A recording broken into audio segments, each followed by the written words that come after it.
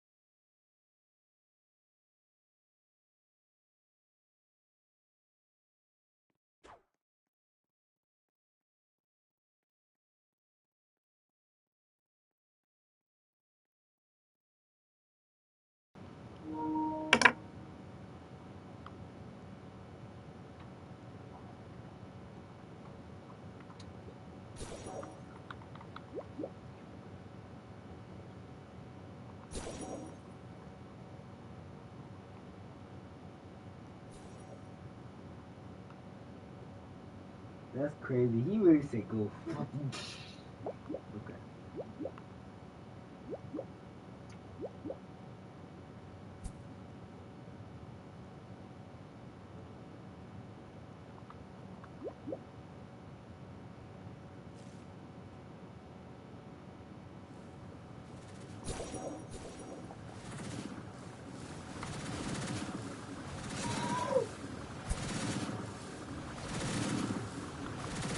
That's crazy, Dad. Start putting some stuff. Please. I'm going. No, please.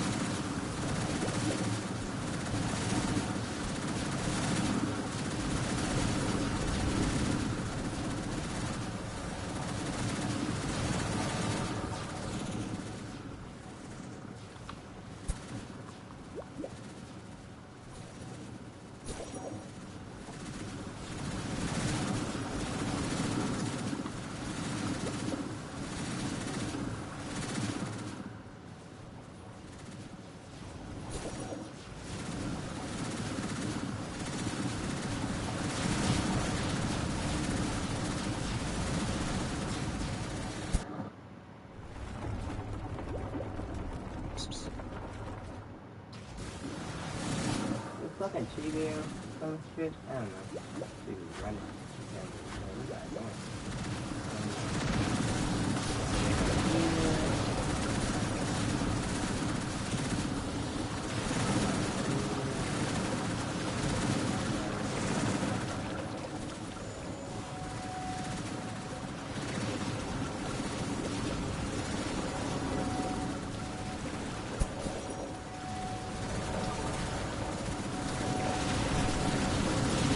Oh shit.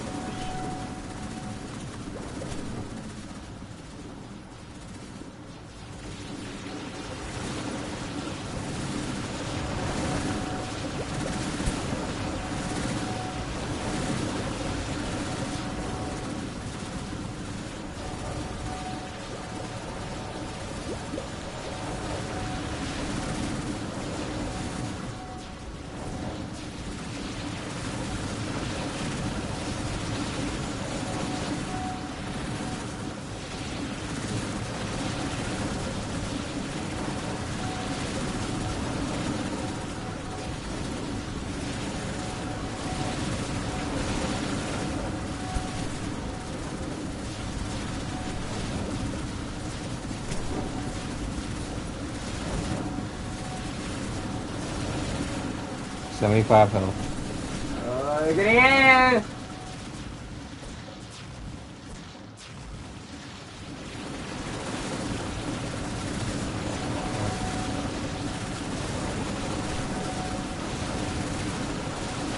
So stupid.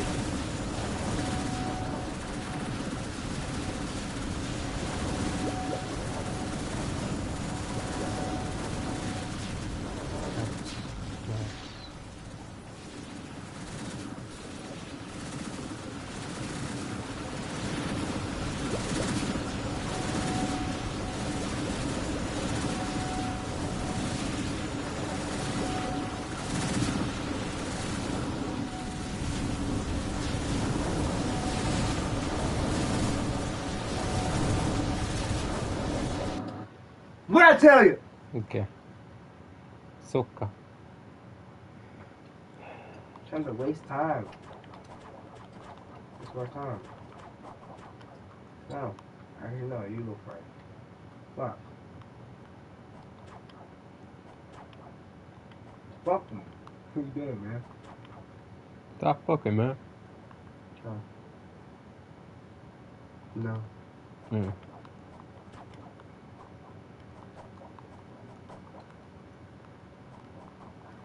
No. I'm just trying to see the next generation. You niggas stop fucking rock time. Let's play the game. I can get up This here. nigga does not want to play. No, no, I'm just saying I can get up here. I can get up here. Come on, bro. Believe me. I can fucking get up here. I'm past. I'm outside. What? You can get in here from right there? Okay, I just made a discovery.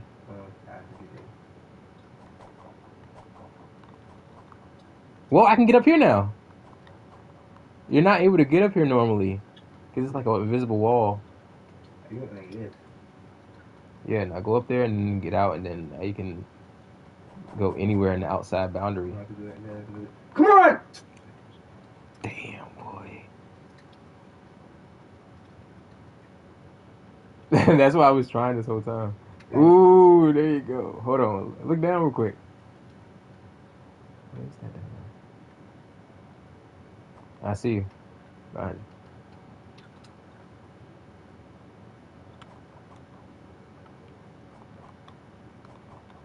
Dang. We go on this. We go to the boat. Nah, it's see-through. It's training. It's through. It's gonna go make you go through it. Oh my god, you can go all the way over here. Yeah, it's like a dark void back there. What the hell? Well, it's a dark What the hell? That's what's going on this boat.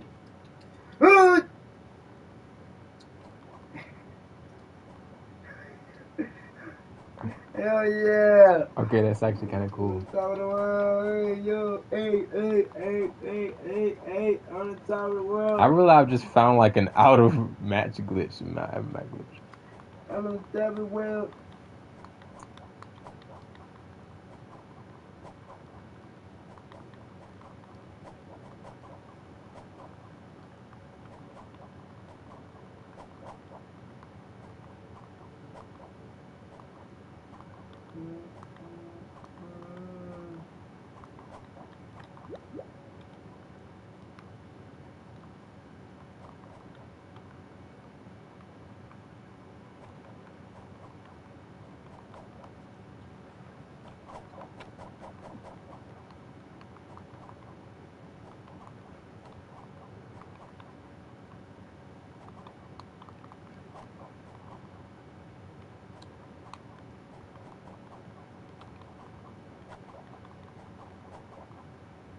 Running. I'm on top of the world.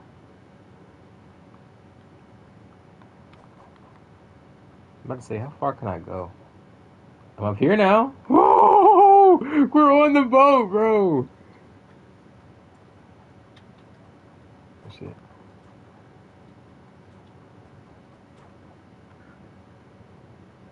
What's that? I don't know what's solid and what isn't.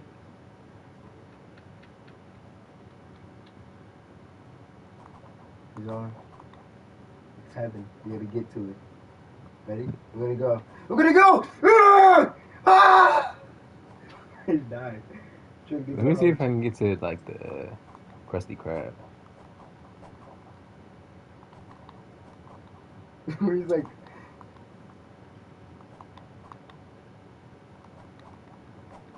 you're stuck. You found a way to go over top of the boundary line. You can't get out. Wait, go out. Just like go out. No, I want to join you. I'm going out too. I'm gonna go out. I won't be out there. Out the boundary line. That's crazy. I realize I found an out of map glitch. Out of bounds. Yeesh. I really found an out. Everybody else doing it. They saw you. No, that's not fair. No, stop. Get away from me, bro. Get away from me, bro. No, they figured it out. No, they're following me. Who cares, bro? They on dicks now, bro. Now they figured it out. Oh my god. My fault. You kept showing it off. Obviously, who cares? Damn. Yeah. I'm out of here. My out of bounds.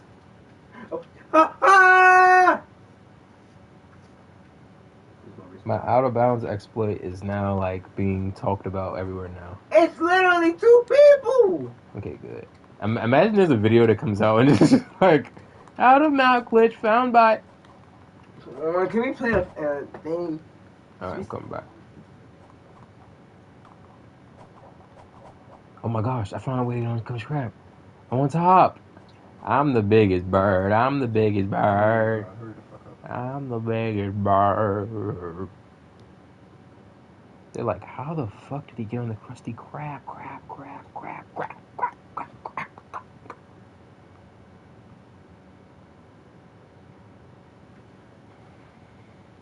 Let's go with my chill spot. Smoke spot. Chill spot. Smoke spot. Smoke spot. Get off now. Get off. Get off now. Get off.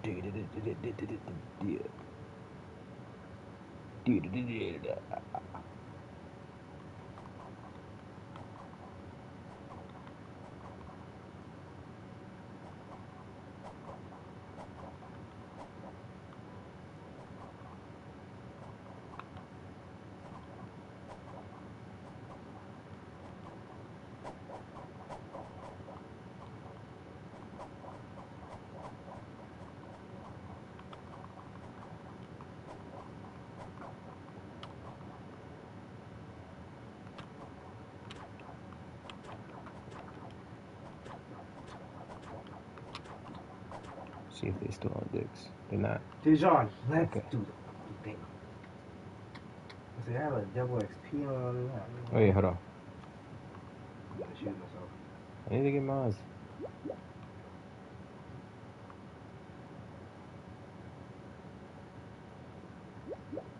I guess he'll be next. Good. And now I'm working on Hakatoa. Shall we stop?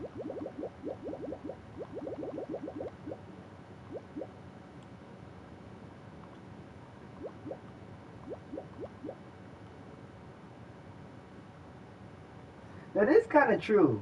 Why was Omni-Man getting this shit kicked in by the Reanimen, who are already shown to be strong?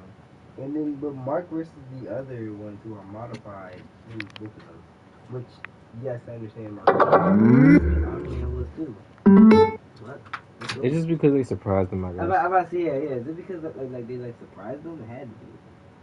I was like, you know, she's been doing the exact same thing to them.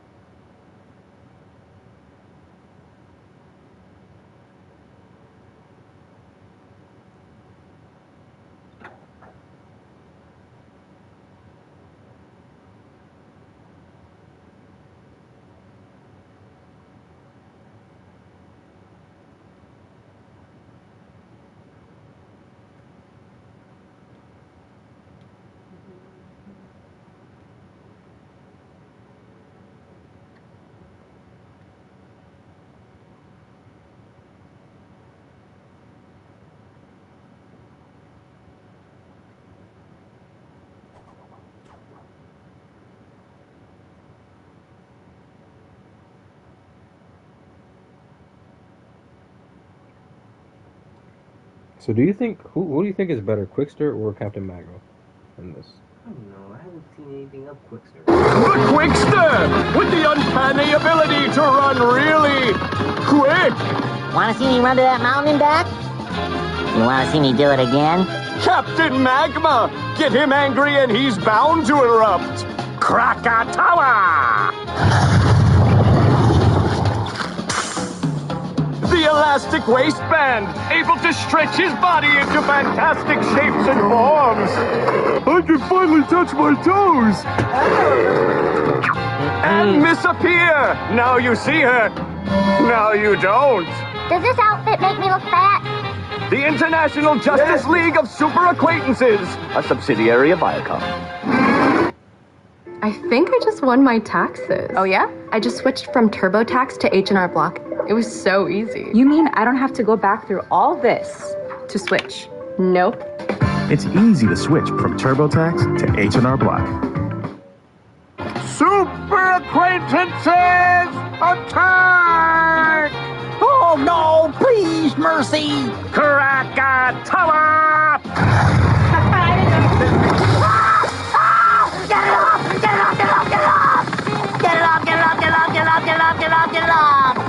save you, Quickster!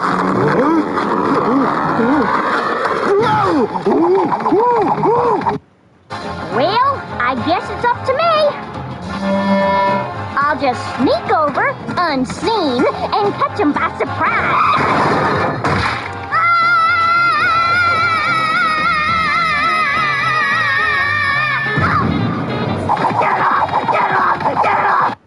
Oh no, please, mercy!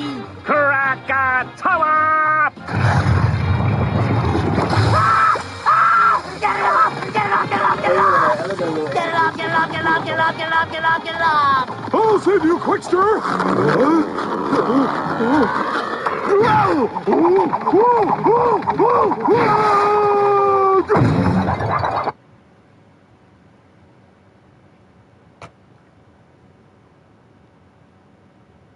Alright, put some down.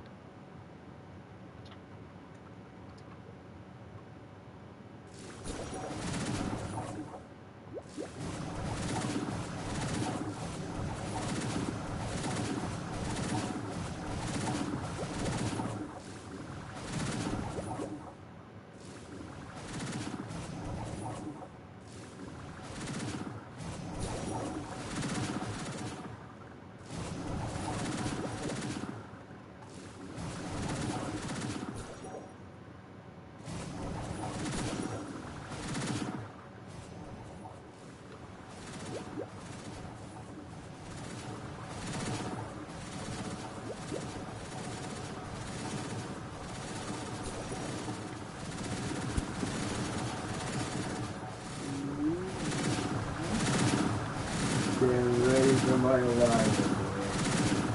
Yo, where can I read Invincible, bro? I'm trying to read that shit again. Ready for my arrival.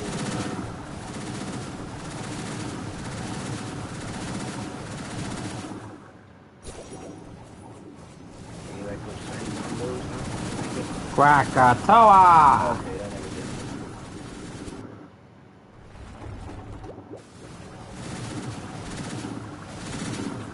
I don't think we should ever do anything.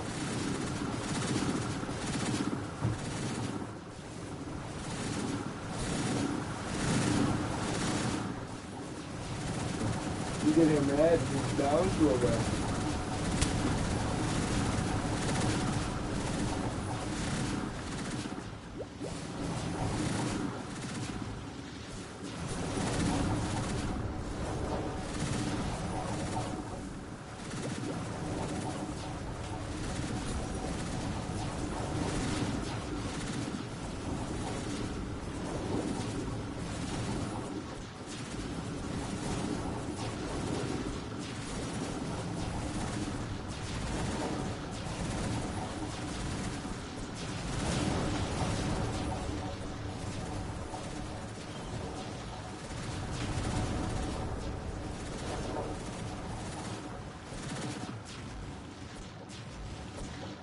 Oh yeah, about it. There's a bunch of ads every 2 seconds, but then again. Wait, let me see. What? Comments. Okay.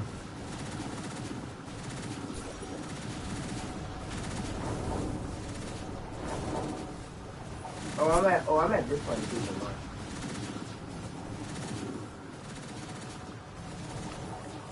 I need to get to the part where like the war starts. He says, "And what is my arrival worm?"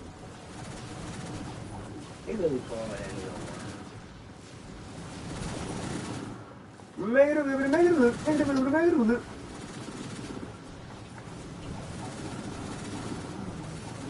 He really has heels? What the hell? No, he just talks to Vespa. But yes, technically they are. And I believe that is show actually.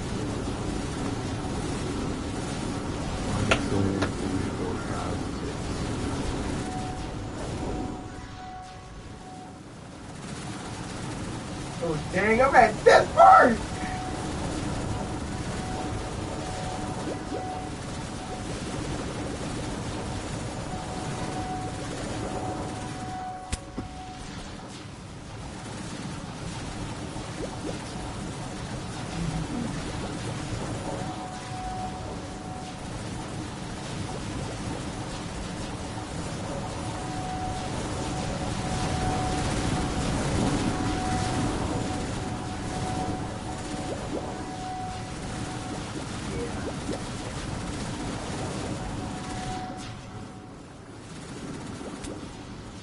Alright, now finish.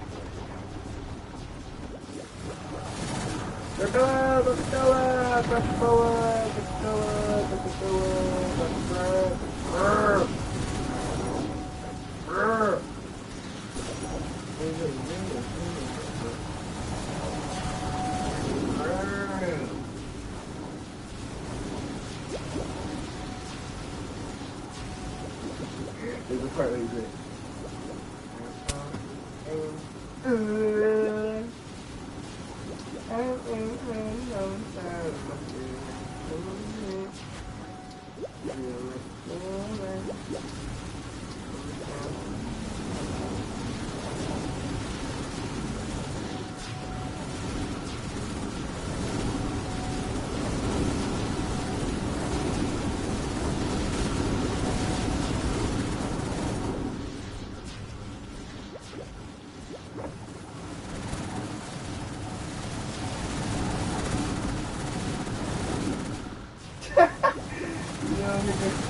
I forgot how funny this comic strip was, man. So his girlfriend was like, oh, don't you wait. He's shy. He said, Alan. And he said, just like, he's going to come and just ask Alan for anything. Actually, I can't wait to see that. I can't wait to see Alan and Army Man just kind of chill a little bit. I want to see the part where him and his girlfriend can't stop banging. And he's just like, he's like, you're not too loud for me. No.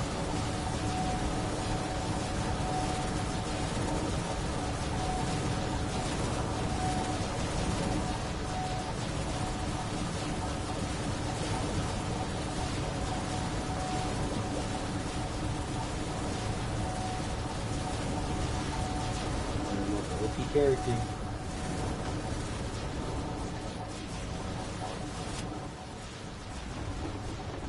That's basically the brother, the writer. No, he got the muscle.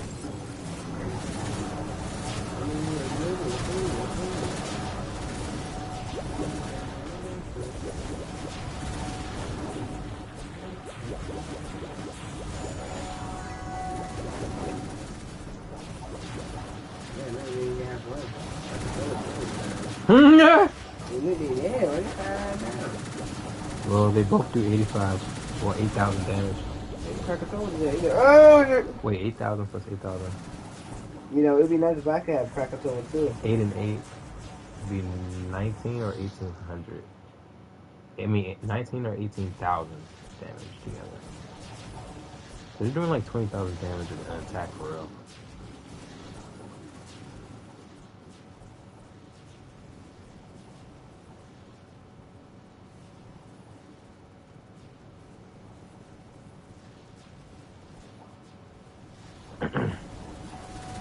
Yeah, when are they gonna introduce the wolf nigga?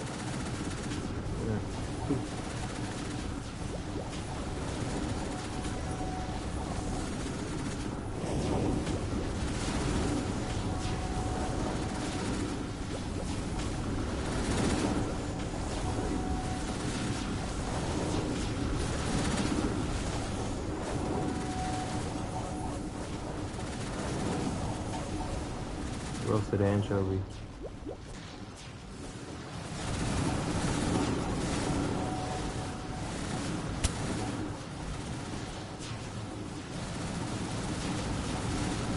So this was the cannon you want to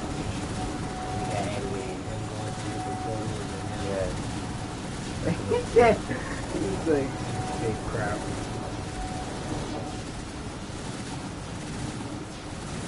Dang, he was trying to say, crap, crap. And he said, shot. When did he fail? When he did his thing?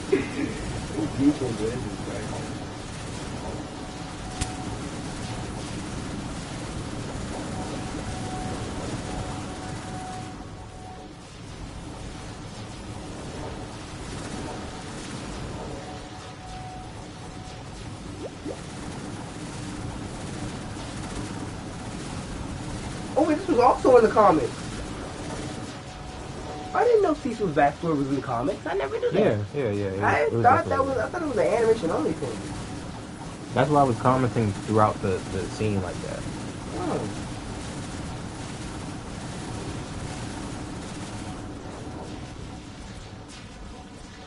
I actually didn't know that. I'm actually reading through it all. He thought it was Cecil.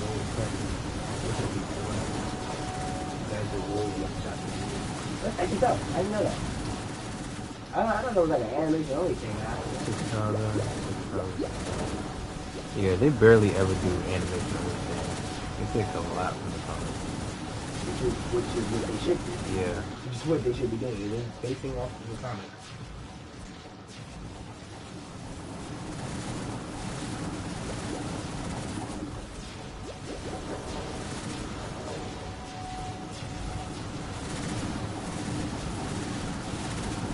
Oh, dang. So actually in the comics what happened was Cecil didn't go in there alone. Cecil's like partner went in there. Like, Cecil got captured, then his partner went in there to go get some iron.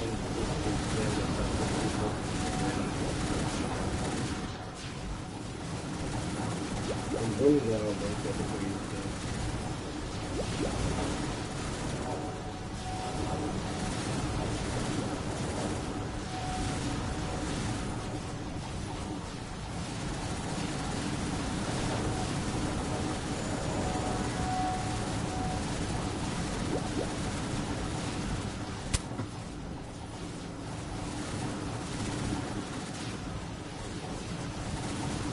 So Spawn was always just posted up with him. He was always just there. Like, Spawn is just canonical to the universe.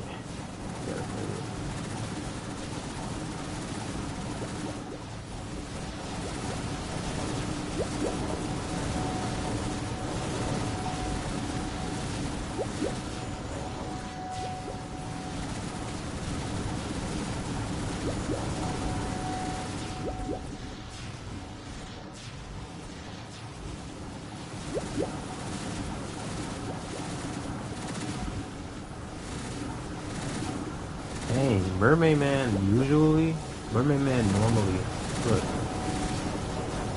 Mermaid Man normally at max would do 6,900 damage, which is more than Mermaid Man SpongeBob at max, and he has a secret formula. I guess that makes sense because, you know, he's the original. Mermaid Man's the original, so he's stronger.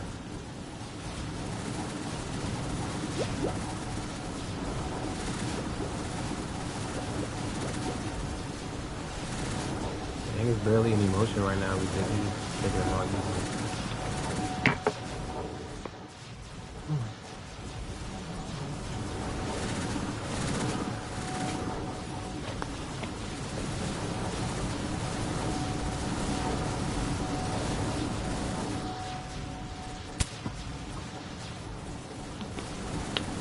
What the hell? I can see her fucking after image. Yeah. What the hell? I've never seen that. She has a fucking after image where she's just like, I'm imagining it as like she's like fighting so fast and she's leaving an after image. That shit is kind of cool, but like, but it's in fast motion. Let's see what it looks like in regular motion.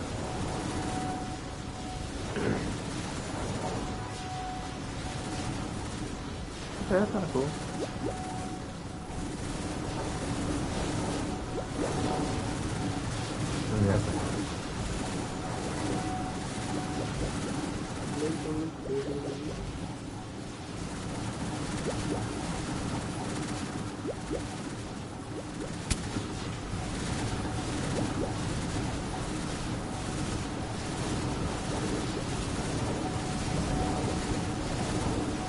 See what the easy game's on.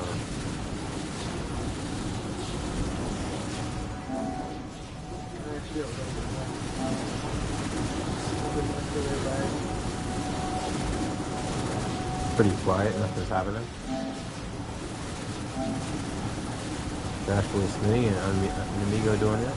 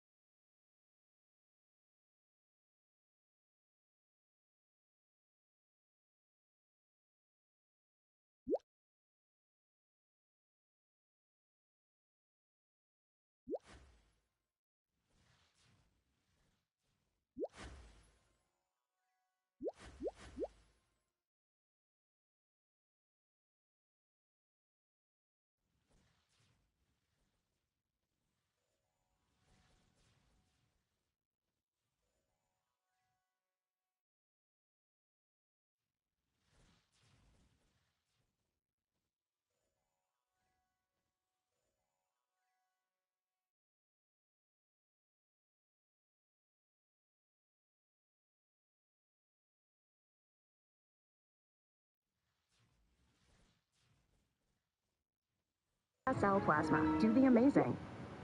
The sales CRM that keeps you on track. Pipe Drive, driving business growth.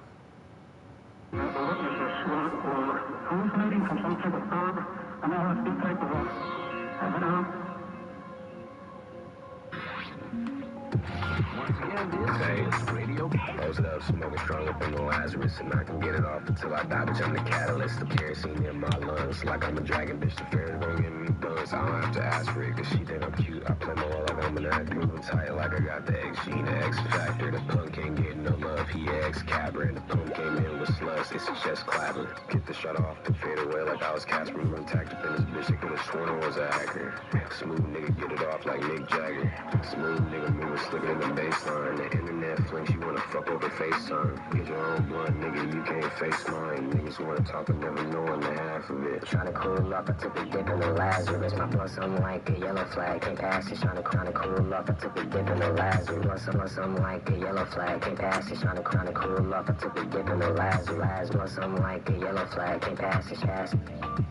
Dip in the Lazarus, my blood something like a yellow flag, can't pass it. Tryna cool off, I took a dip in the Lazarus. Close it up, smoking strong up in the Lazarus. Tryna cool off until I die, bitch. I'm the catalyst. The kerosene in my lung. Can't pass it. Tryna cool off, I took a dip in the Lazarus. She think I'm cute, I play my role like I'm an act. Moving tight like I got the X gene, the X factor. Punk can't get no love, he X cabra. And the punk came in with sluts, it's just clapper. Tryna cool off, I took a dip in the Lazarus. Something like a yellow flag, can't pass it. Smooth nigga, get it off like Mick Jagger. Smooth nigga, moving slicker than the baseline. Something like a yellow flag, can't pass it. Get your own blood, nigga, you can't face mine. Niggas wanna talk and never knowing the half of that. Tryna cool off.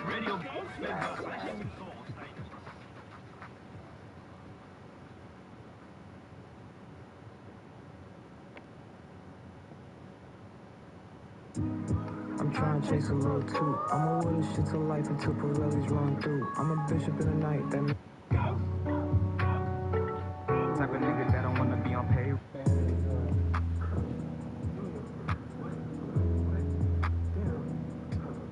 Yeah, shit. BBL, she playing. I'm gonna go settle in. I had it settled in. Mangoes in my residence. Yeah, the package on heaven. Yeah, I talked to the others. Ran and stuck up with my brothers. I know this bitch trying to cut us. I got on my cutters. And them niggas is not playing. I put dope in my watch hands. Cause I be on that time with them. Oh my god. Who called me? They were friends, that bitch still calling. I know her friend, that hoe, she thought I got on this wing something like a hawk. I got on this band stuff, I went to Berlin, told them Berlin. I seen on the bad bitch, told that hoe anything. My hand up like I got new ring. Pulling the Glock out, and he started him. What the fuck I'm supposed to do? Start I'm in this car, nigga, all parked. So I'm looking at hard when nigga all parked. I'm serious with me, like, he had a little fear in that bitch without G. Have you ever met a big get on her knees? I like a ghost, little nigga ain't seen. Alright, back out of spaceship. It's a bitch, don't play shit crazy. I had you see. I'll take a breath away. I don't wanna hesitate. Play deep, my bitch got on anything. She decent.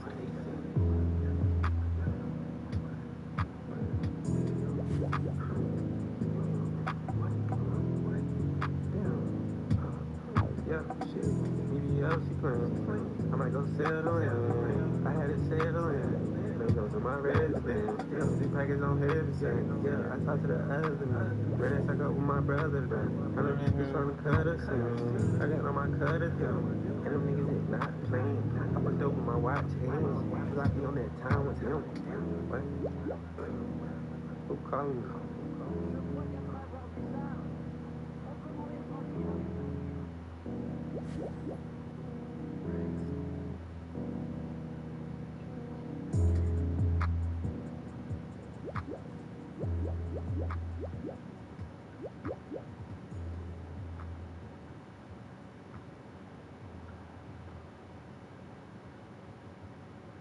Most Planet Fitness clubs are open 24 hours, so you can work out whenever. we're coming in early. Staying late. Whatever works for you. Save $28 or more when you join for just $1 down, $15 a month. Cancel anytime. Deal ends February 28th. Get up to $4,000 instantly for surprise bills, home repairs, and more of life's essentials. When you need money fast, get up to $4,000 instantly. Stay so sweet.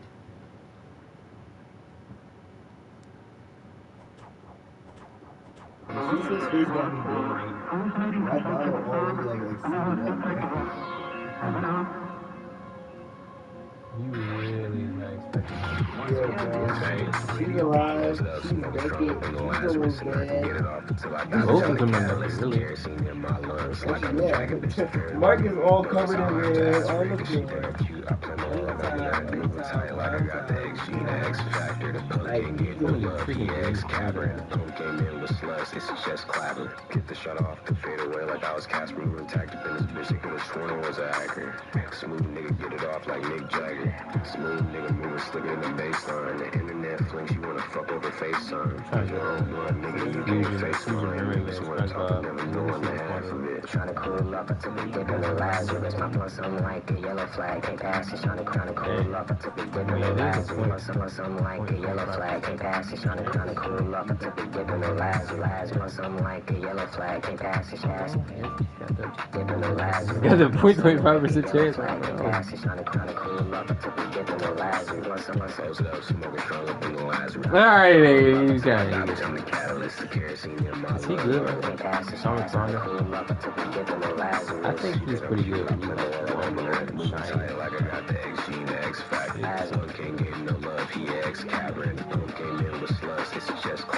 Dirty.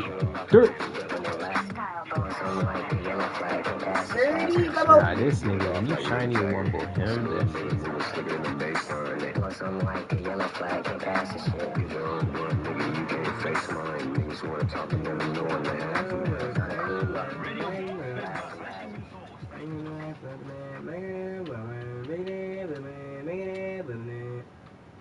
Right. Jamaican banana. It's good, man. Is my only wish. Legend 2 is an absolute triumph. And now streaming on Paramount Plus. Oh my gosh, I did not expect that. Fields are always against me. It's an epic spectacle. He said I'm too good for this. Really He's trying to see the reward. Phenomenal. Gladiator 2, rated R. Now streaming on Paramount Plus.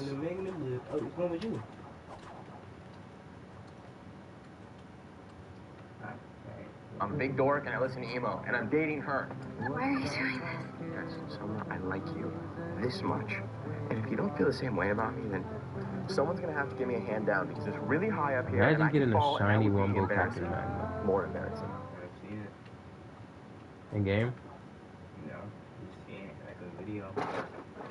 I remember like being like a level 13 and seeing a level 70. That shit was so cool. I'm a bishop in the night. Now I ain't. Say you making news. I don't really see the hype and why you celebrate these dudes. You gon' really see the hype after I step in 1, 2 to the net. They play my shit overseas. Gotta thank the internet and the sea. I'm fishing for seas. I get seasick, lose sleep. Loaded up with loud. I can't see shit. You can't see the kid. I'm trying to chase a little 2 terabytes. You literally left. You left and then she left. Because I was trying to wait for her, bro.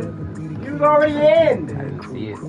Not a button up, we ain't in Cancun. Color cool skin for the chucks. It's nothing brand new bin full of samples. I'm finna scan through. Scantron color in my pockets. I'm copping rare tunes. Toontown, shit get niggy. Trying to chase a little two halves. Then I roll it up until it's all ash. All black, what lungs looking like. Different method, but it look alike. Step out looking light, but she see me and she looking light. I can't talk, little baby, I'm chasing after two. Since a kid can waste no time, I was racing after school. Read a little literature. My mama didn't raise a fool. Fool me once, you can get away. I'm chasing after dude. I ain't trying to chase a shot, I'm trying to chase a little two. Took a little out the bank and the papers came blue. Blue hat with LA on it. I'm making base moves. Move the kick out of the way just to make the base smooth. Let the brothers try to pay. Make sure they get paid too. 2 heads better than one. Ain't gotta learn that shit in school. Let me learn you niggas. School you how to flip and make it cool. A lot of them face 2. Line it up, chase 2.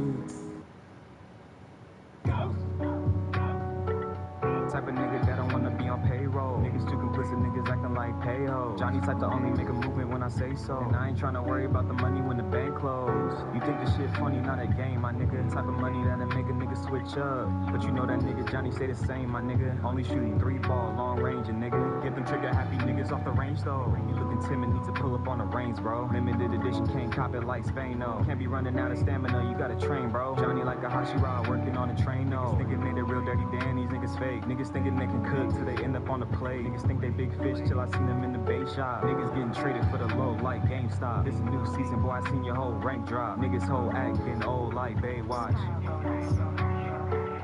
Type of nigga that don't wanna be on payroll. Niggas too complicit, niggas acting like payo. Johnny type to only make a movement when I say so. And I ain't tryna worry about the money when the bank close. You think this shit funny, not a game, my nigga. Type of money that'll make a nigga switch up. But you know that nigga Johnny stay the same, my nigga. Only shooting 3-ball, long range, and nigga. Get them trigger happy niggas off the range though. You looking timid, need to pull up on the range, bro.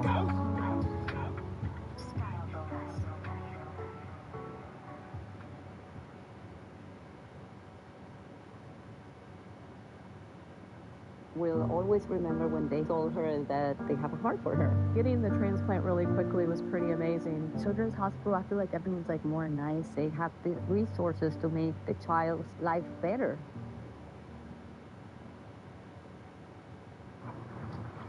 Sweetie. That tickles. Not tonight. When spiders show up, so do we. Terminix it. You can't trust a burden. I'm like, you got what it's hurt on. You got what it hurt on. Like, he put his trust up burden. It's like, yeah, right, it hurt on her. I show him rats in person. I do that, I did it on purpose. You can see that man, he jealous. I get that shit back like it's welfare. Don't break a leg and you don't get no health care. You just robbing, I'm getting myself there. You can see the bag, I'm welling. He said his mouth, he don't do no telling. I'm going to tell you well. Doing me well, it's just like he sold in. I'm doing well, since Benji my best friend. I stay with Benji like Benji got blessed in. Stay listening to word, I'm reverend. When she got booed off the curb, it's great in. If you don't know niggas, somebody tell her. Telling that bitch ain't no need for a weapon. I just lied and I told him I didn't have a weapon. You just cried and you told her she wouldn't do no weapon. Winning and circling, blocking and teeth. Finna go back to the spot with some beats. Finna go back to the spot and get geek. I push out the demon, but push out the G. Got high and told him I wouldn't see him in week. Next time I see Shotty, he said it's been weak. I can pay for that. Should've went cheap. I can pay for that.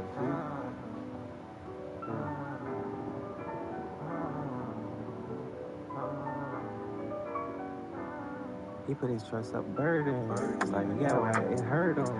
I show him rats in person. I do that, I did it on purpose. You can see that man, he jealous. I get that shit back like it's welfare. Don't break a leg and you don't get no health care. You just robbing, I'm getting myself there. You can see the bag, I'm welling. He said his mouth, he don't do no telling.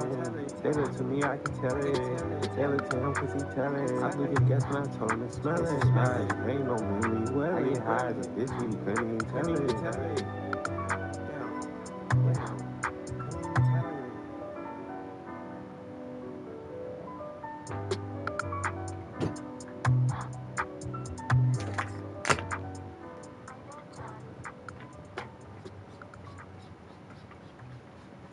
This nigga, stop trying to always get this nigga high. Stop tweaking, man. Whether you're tinkering in your garage or tackling big projects, if you know the value of working with your hands, you know Harbor Freight. And you can be confident knowing that at Harbor Freight, you can get quality tools at prices that work just as hard as you do. Because the only thing more satisfying than a job well done is a job well done, well under budget. Whatever you do it for less at Harbor Freight. You have no heart.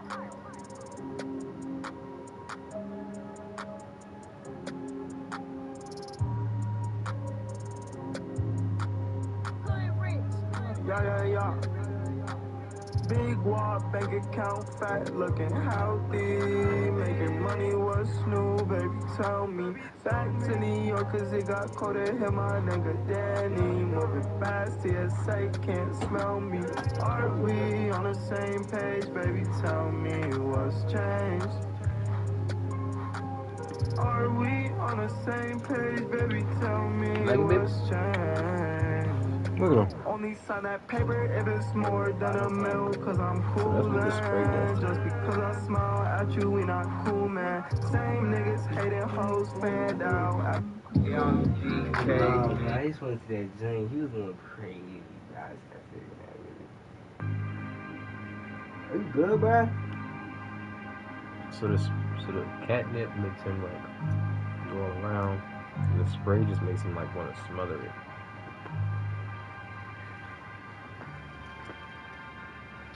Man, you good, buddy? You so cute. I love you, man.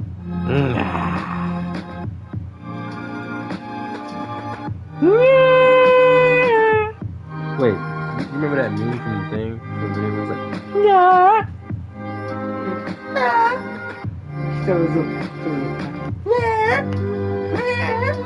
Bruh.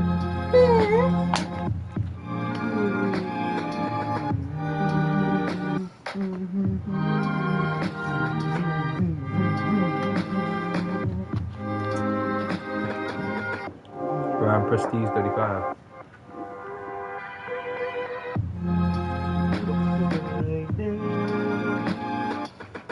Alright, leave him alone. Gosh, you're trying to get yours off. Hold it. Broken. Well, he's broken. You stuck until 6, bruh. You, today. I did? Yes. Last time? Today. You slept until 6 o'clock. Oh, in the afternoon. And mom don't say nothing to you. But as soon as I try to sleep until like 1, get up, boy. It's too late for you. So yeah, I need to stop that. Yeah. Yeah. 3 is the limit, bro. I woke up at 4. You didn't do nothing. I'm not. Stop. I woke up at 4. You didn't do anything. Chill. Cramp that cat that need to calm down. Fine, lower 72.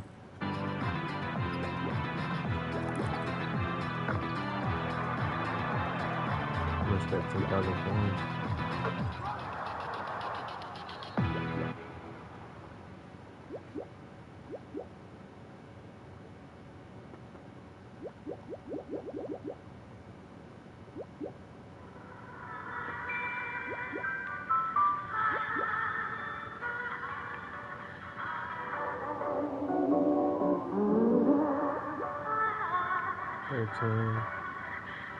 All my characters have like above 1,000 damage per attack.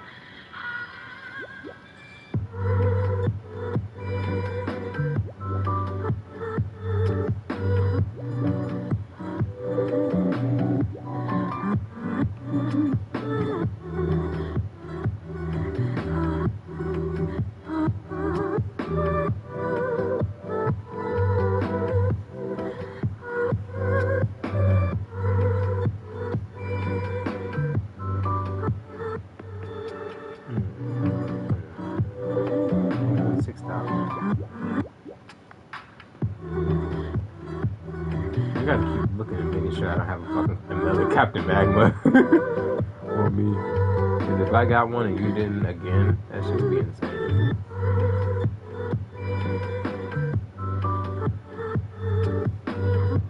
Dang, so that's what the young Brian looks like. Yes, Yeah, she was good. Not like that, sir. Yeah, Dex doesn't look good.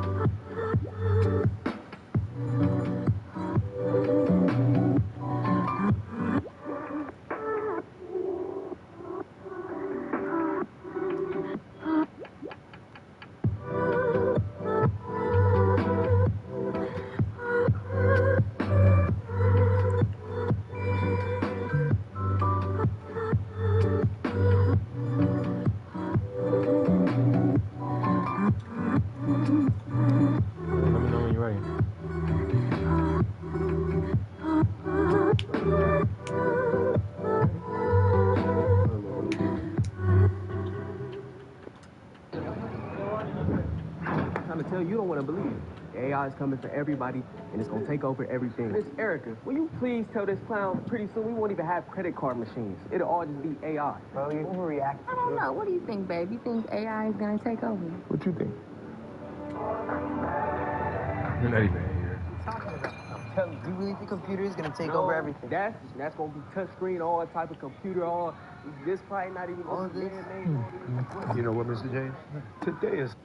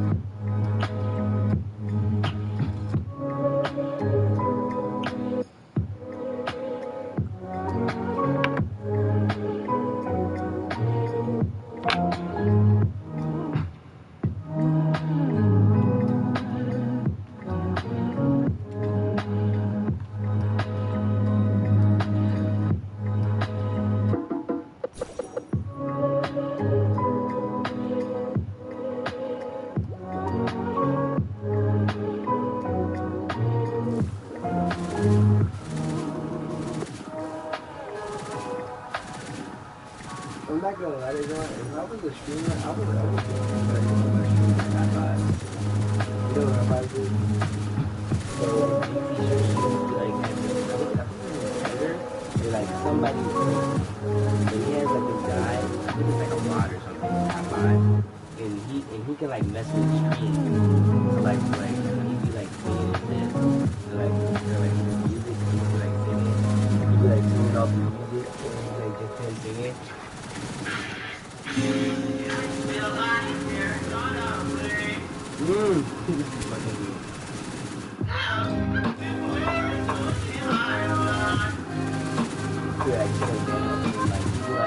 Like one time he took like a JPEG image of an otter, put a headset on it, and then turned off his camera, and then put the image right there so like the otter was playing.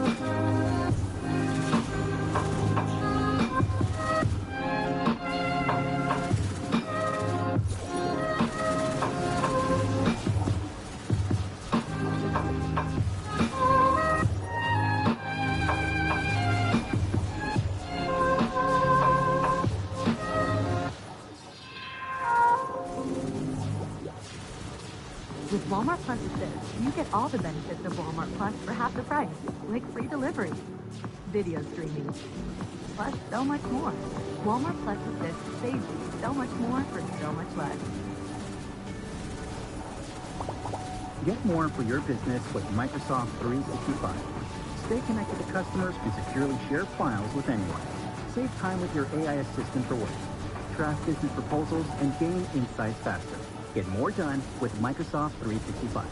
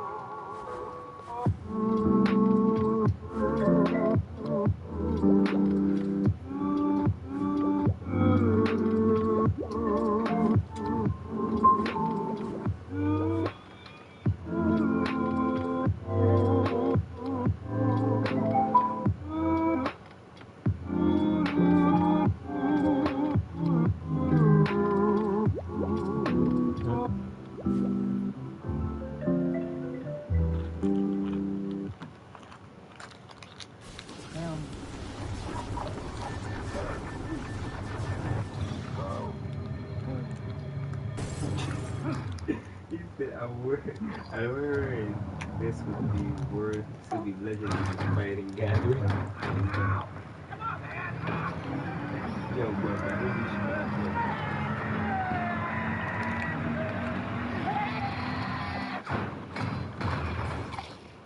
Dorito. Dorito. Yeah.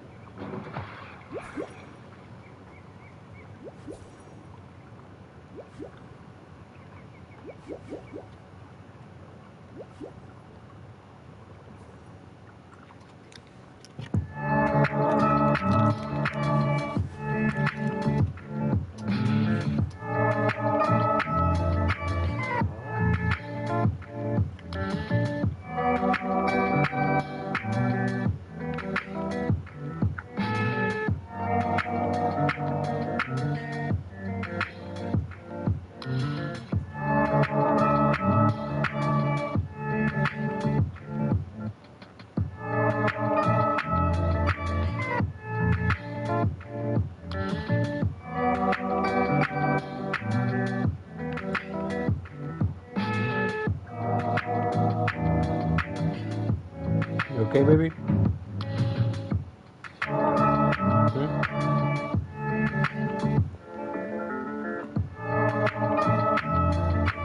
Let's check my email.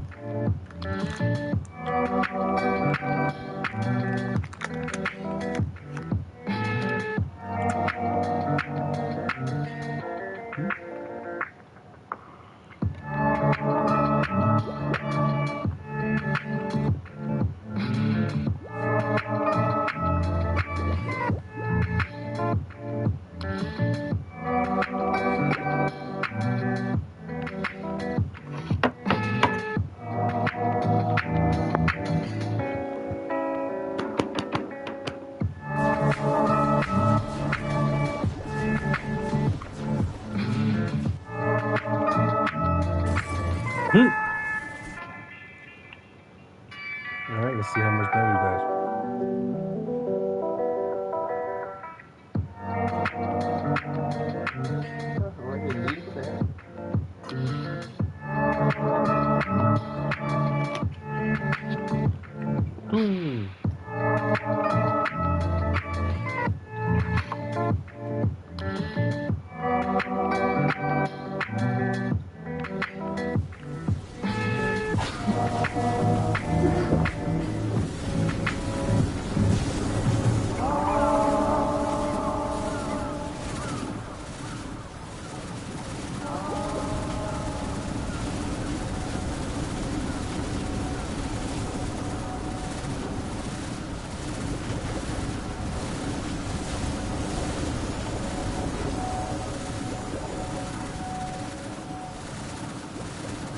Instead of just asking, how can we make Sarah's rich better? At MedStar Health, we ask, how can we better the whole experience? That connects her with a specialist's office. That's great.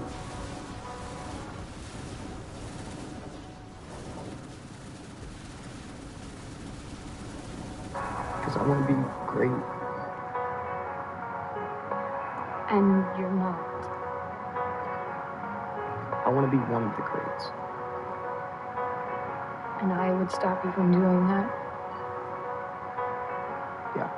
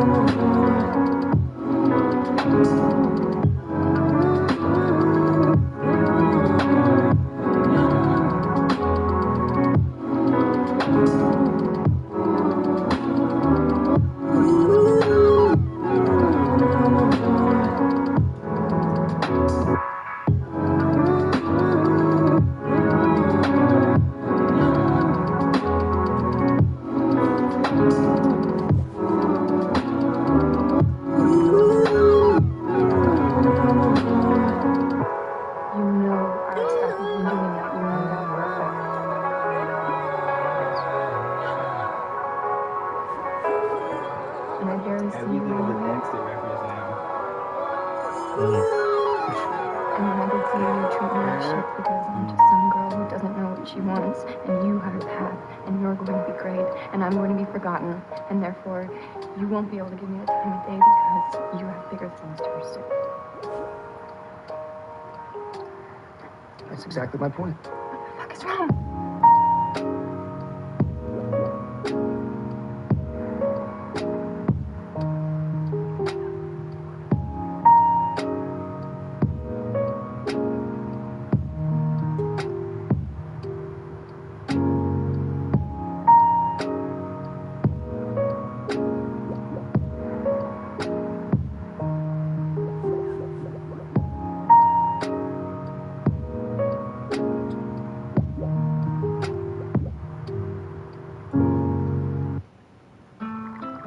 La Marca Prosecco is made for special occasions. Including pajama parties? Find a moment to celebrate with America's favorite Italian Prosecco. Celebrate la moment, La Marca.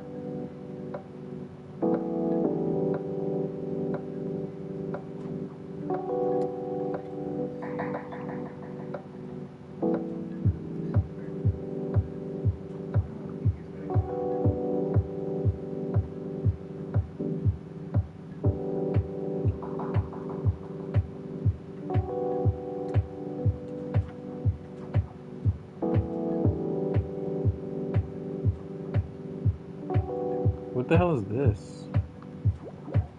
Oh, that. Yeah. How the hell do you get that? I think those are the ones. I forgot. So if you get this,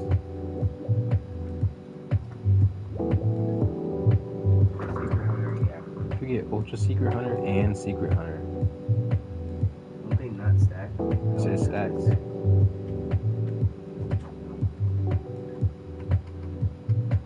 Ultra Secret Hunter, Super Luck, discovering secrets, Secret Hunter, better luck.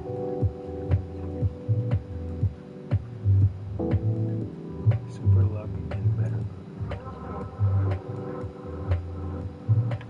I could probably crack that.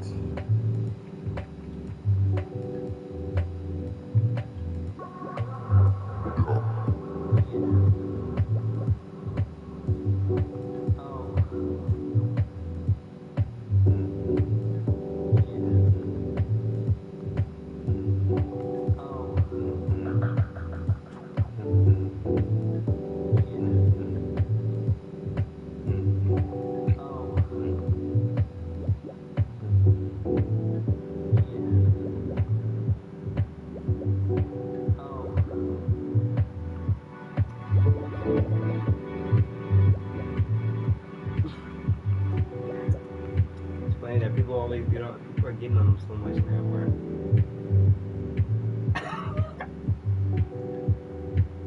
And people would still be holding back. Wow. They're getting on him for holding back, and then when they see that Conquest fight, they're gonna see him at the end, like finally stop holding back. No good. That's what he says. And like he told us some good. Because I've been looking for something to punch really, really hard.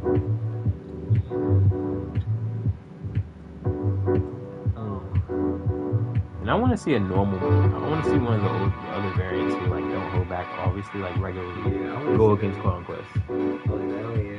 They fight like blood lines. I just can't wait to see them just go in and kill everybody.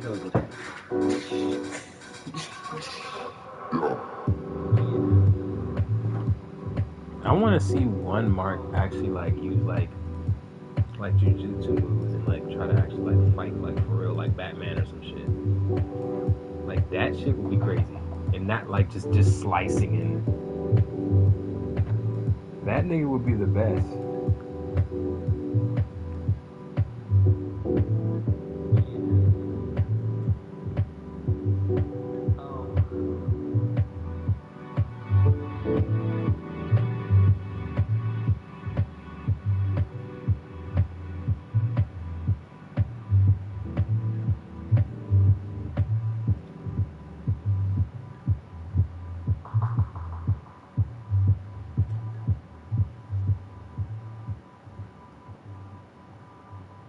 Sakuna.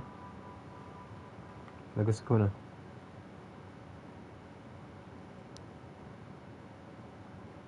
Ooh, and whatchamacallit, and Gojo.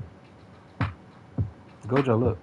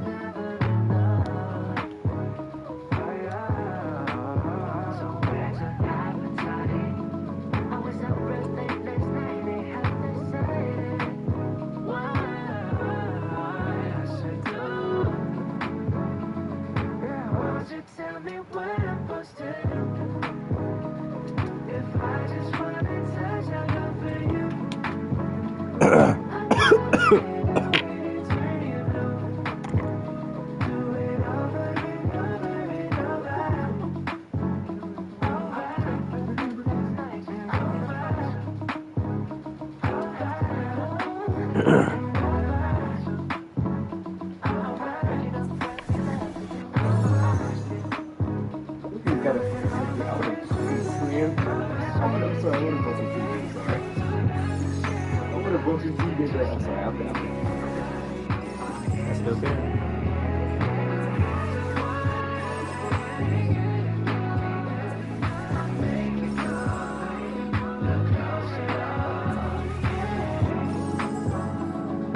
Won't you tell me what I'm supposed to do? If I just wanna touch it over you, I never even waited to you. Do it over and over and over.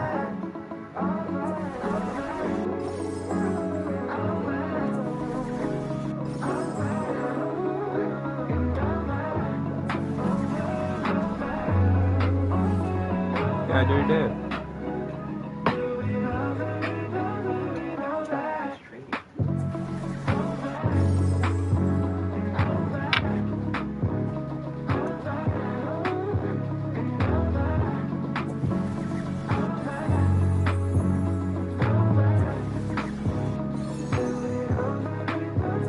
I wonder what the secret sound sounds like.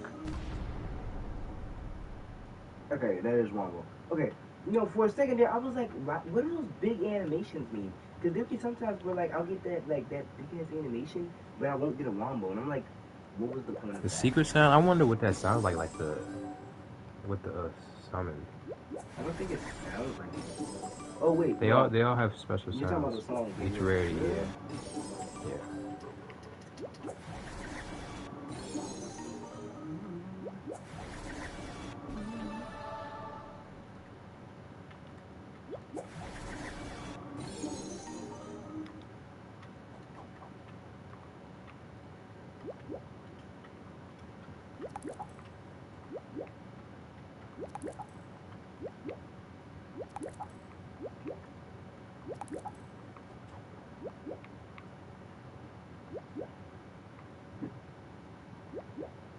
So we're kind of capturing all the points. And the Black Ops 6 update.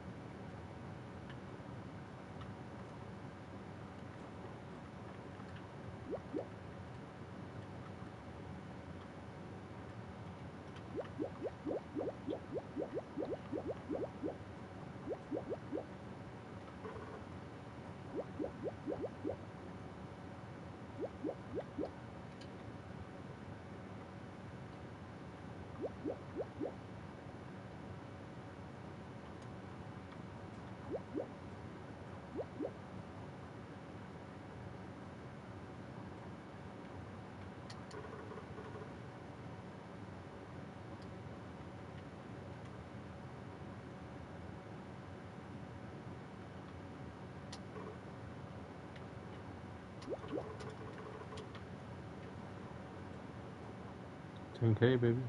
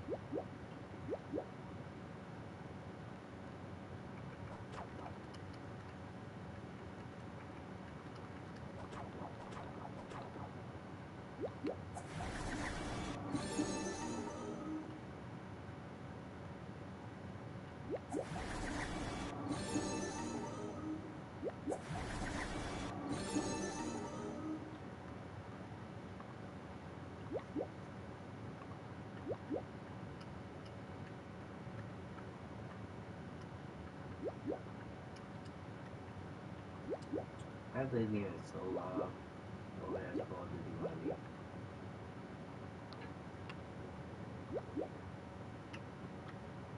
Look at that candy still fly. That's some shit.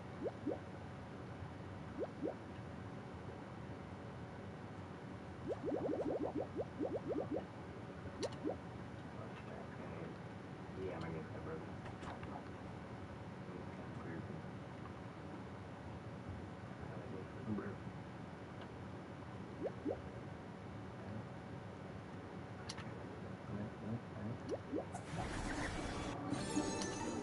Oh yeah, yeah. Okay, window. Okay. Okay.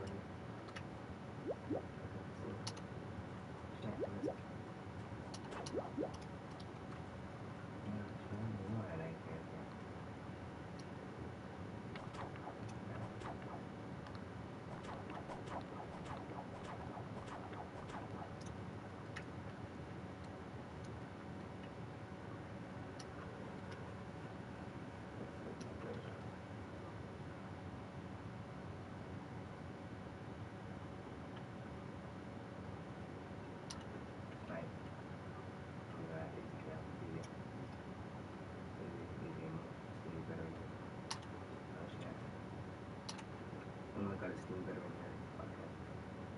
I'm gonna pause that shit.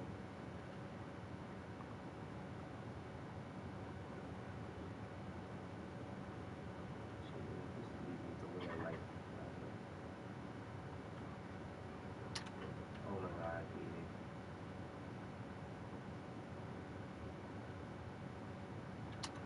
Oh my god. MLG Pro Rect, you stupid, dumb. If you prestige 250 times, you get this. A shiny Wumbo 5 Fusion Secret Unit? So basically, the best. Yeah. But who the fuck? That's like 15 years. 15 years worth of gameplay. Oh shit. Gotta die. No. And you can't buy prestige points either, so it's like... You have to waste 30 years of your life. Right, right. They're still getting that other shit. Fuck you. Fuck rich people. The only realistic ones are these. Oh my god, yeah. I think if I prestige 5 times, I'm just gonna get the 25 mythic. 25 legendary chests. Fuck the mythic.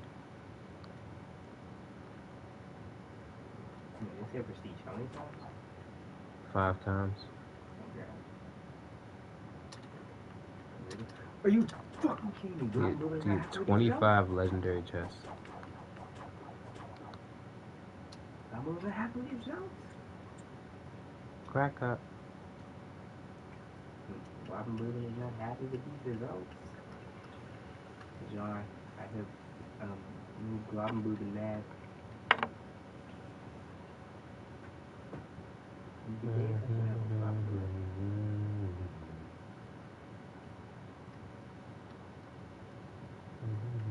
That was so fucking dumb. I'm not gonna lie. If I had a choice between playing Black Ops 6 or this, I think I might have to choose this. Wow. Still never been my favorite.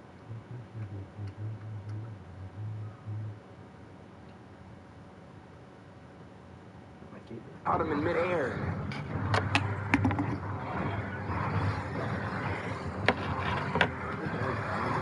What am I supposed to do there?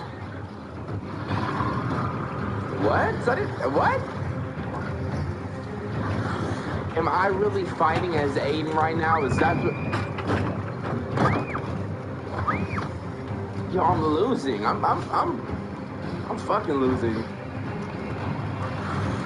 No, I caught you. I caught you.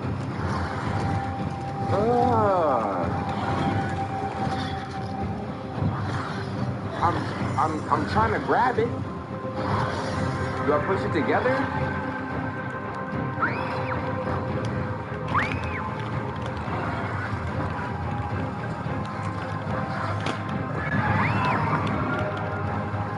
Oh my gosh.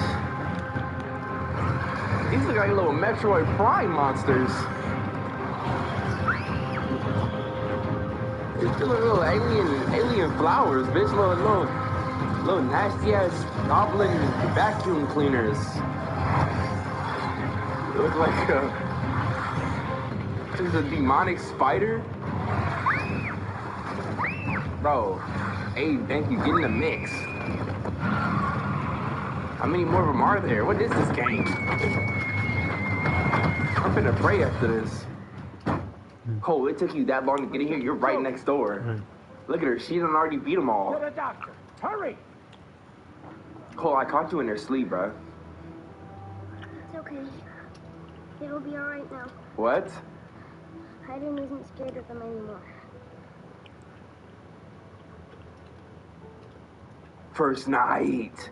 That was the first night Aiden saw them demons. Aiden wasn't there in the bedroom. Y'all remember that? Aiden was not there in the bedroom. First night for Jody in the new place. First night for Aiden catching bodies. He caught 3 or 4. Okay, Aiden, that's one way to start it. Didn't spy on Dawkins and parents. I tried to. Where were they at? Oh my gosh, bro. Vanquished the entities. Of course I did. And then 91 woke up cold.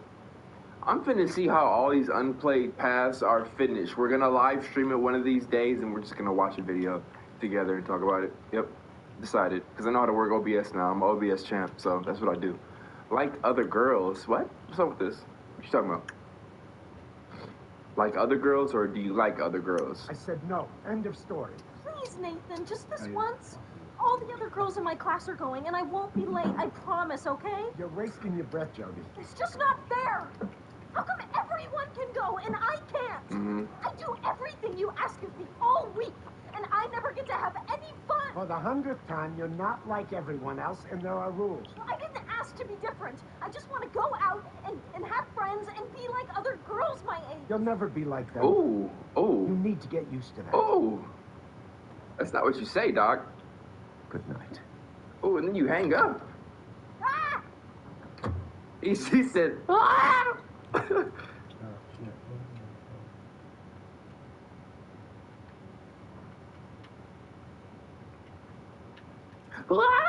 Yeah.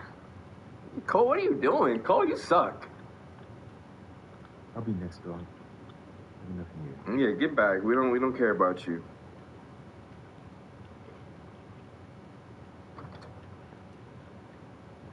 We don't care about you, Cole. Sorry. That teenage angst. Boy, I remember that. I used to give my mom such hell. You know, my pops, he wasn't around. He was around, but like he didn't have to deal with much. Man, I really put my mom through it. That's why I be paying her bills. You know, I owe her. She put up with it. She's probably like, man, I'm mad. I moved your black ass out here to the suburbs. Like, Mom, where else I'm gonna be? You better deal with this teenage angst before I forgot what I was saying. Got interrupted.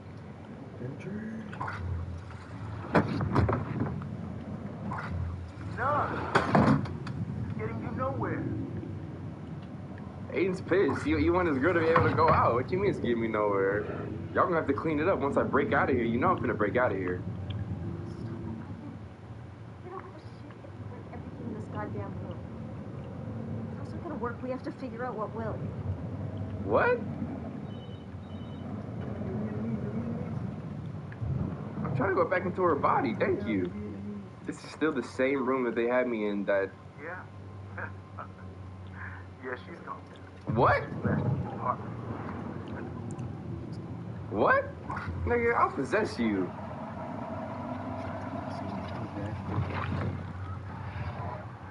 He really dropped the phone, though. Oh my gosh. I'm in this man cold body. Sure, Jody. You can leave for the party. Wait, did you paint that the fucking UI? I'm really sorry, Cole. UI, dude. I hate myself for doing this, but you understand, right? Don't. Why are you asking him? You know who's in there. I need to go out tonight.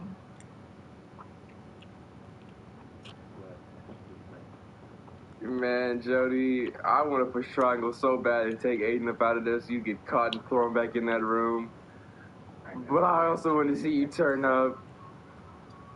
This is your second party in life?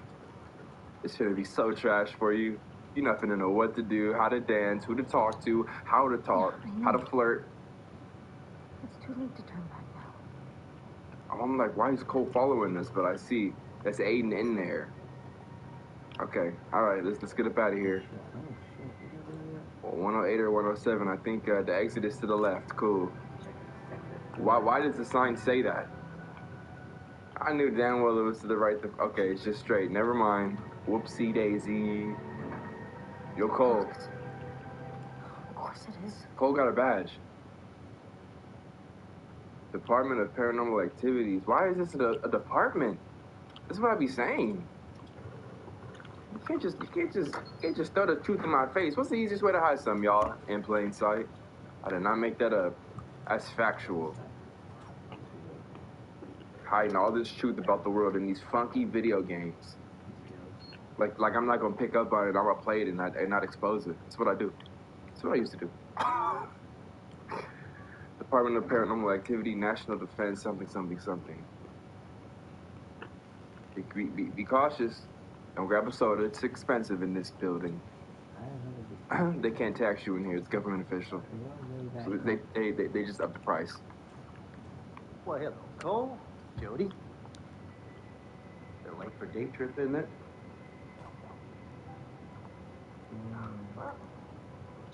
What's Nathan's idea? Some kind of like night training in the deep. I mean, as if my days weren't enough for his experiments. Funny, because, I just spoke to Professor Dawkins. I didn't know who Dawkins was. Yeah, he just called myself. And, I didn't know who Dawkins was. I don't know, it's just like a sudden flash of genius or something, and so, yeah, he wants me to do this new experiment. This is a terrible choice. Well, you go inside, just so you never stop. What's up, Cole? Dad got your tongue? Hmm?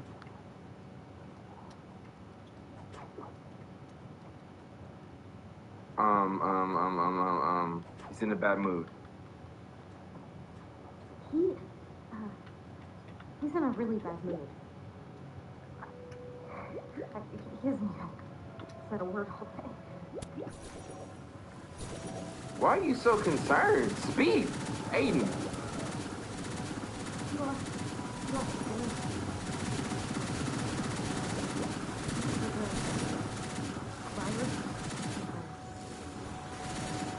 That's more than I got out of all day long.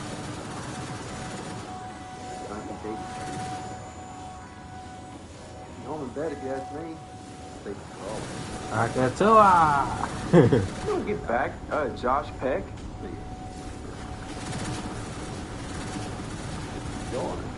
Let's go, Jody. What are you waiting on? Get to that party. I'm gonna see you turn up a little bit. Shake that ass, shake that booty. Shake that back.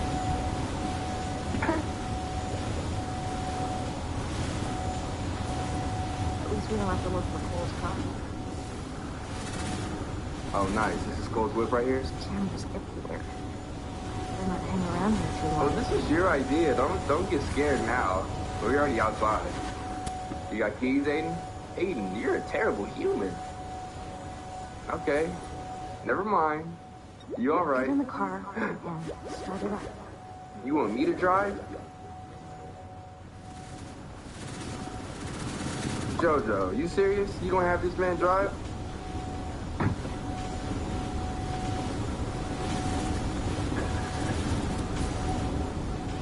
Oh, this is gonna go terribly wrong.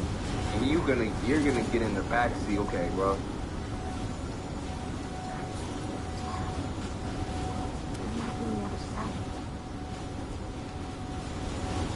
What does that even mean? Not really out of sight.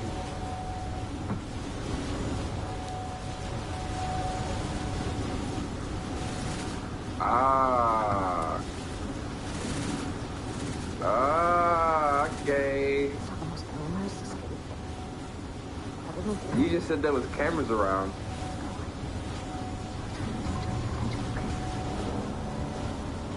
This man Cole finna get pulled over.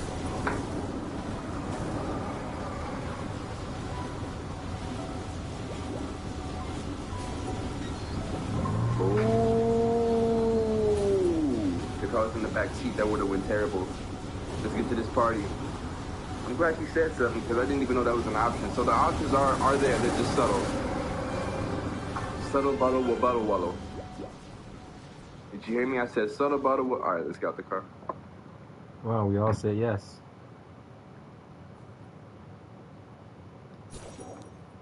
All right, Jody, come on.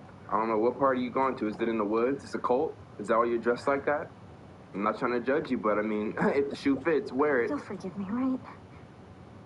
I'll be back soon. Don't worry, I'll be fine. Is she talking to Aiden or is she talking to Cole? Okay, Aiden, take him into the forest. Make sure he's safe. You saying Aiden is Aiden. Damn, get it together. I don't want to play as Cole. I want to get him some hoes. Normal. Take him into the woods. What do I look like? Sasquatch?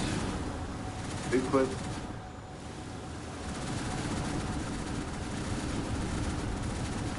And you tell me you don't have me foot it in any direction.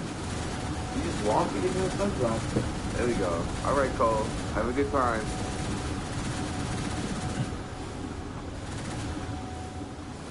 Oh man, it's all random stuff.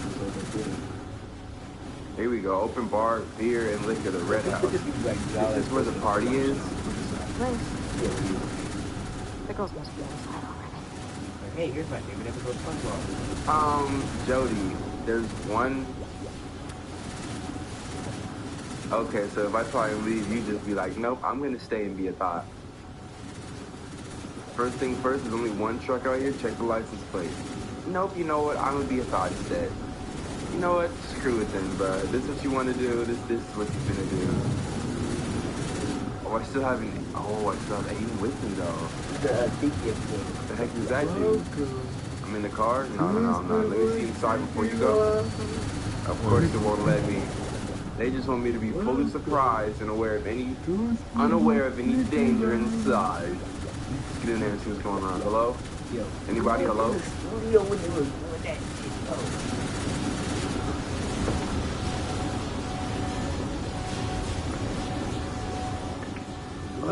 Man.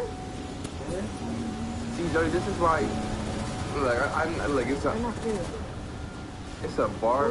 We'll wait. She says it's a bar full of dudes drinking, getting horny. They can't act on it because they're only with men. That's why they all looked at her. No, that's why they all looked at her. Old enough. Where? No. Yo, I'm not gonna lie, school was actually one of the funniest. What are you doing there, bro? You too precious for this. Oh, the skeezer. This one on the left. Wait, his thing? He look like all he do is get divorces. Did you Google one? What kind of lemonade is that? It looked like bathroom cleanser, bitch. That shit on my face. Lemon juice. No. Get up. What are we doing here? I'm finna drink that spiked drink. You ain't foolish. Why that shit suds in like that? I heard that. Fuck out of here. What bar owner asks you what age you are? I say 21, looking like I'm damn near 16, and you just like, yeah, don't even say anything. You think I'm a cop? That's why. You gonna bring me a... So you wanna get in here on Tip Top Blick Block. Okay, don't make me smash buttons like I'm actually getting off, because I don't even see the screen yet. What? Did I just lose? What game has you pushing the 1-player or 2-player option repeatedly? Yo, what are you looking at? Fat Keanu Reeves? Oh, here he come. Yo, get off the game. Get off the game. What? No. Say no. No. Fuck away from me. Come on. We're just passing the time. Pass it with your boys. Jody, I just said no. Don't show me her waist like it's supposed to be a sexy scene. It's not sexy. Just a few minutes ago, I was looking at her getting scared because she couldn't find her bear buggles or whatever the fuck that bunny's name was. Now all of a sudden you want me to be attracted to her? Cut it out. What? Oh my gosh, a squid with abs. What you doing in here, Oh gosh. Look how Bro, close the he window getting, y'all. Sounds like a plane. Evade. Oh, it is a plane. I should have told him the truth so he knows more people are coming. The truth shall set you free, Jody. I'm finna tell the truth. I didn't lie, I just said evade. Don't worry about what I'm doing. Truth be told, huh? You look kind of young to be in here. How old are you? Tell the truth so you can... Nearly 17. Old enough. You gonna touch me still, bitch?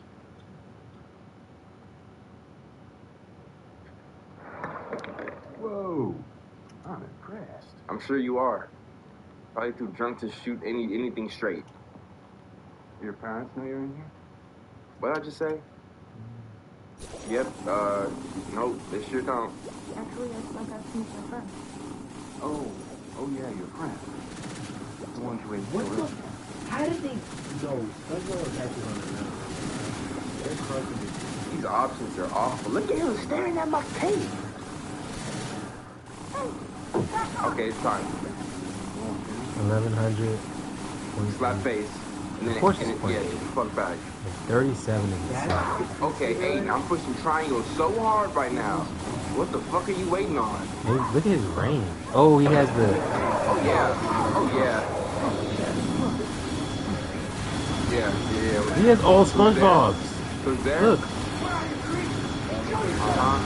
Where am I? Where am I? 2200. I'll show you. It says 0. What's up? What's the deal? What's the deal? His freaking, the time between his attacks is 0. Fuck these cheap-ass IP of bar schools. He could just place him and it would be good. But he has Blue People Who Rock SpongeBob, Dirty Dan, and Quick. What else can we do? What else can we do? I got him. Oh, yeah. Yeah, anything. Oh, good move. Good move.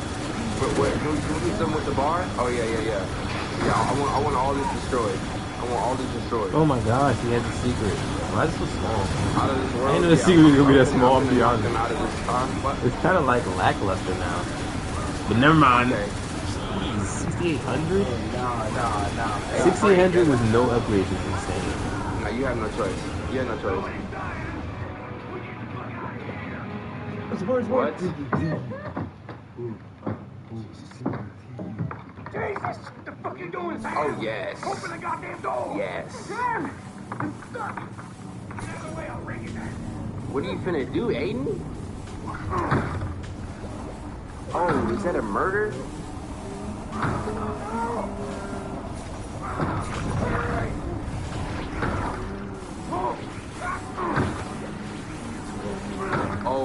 yeah!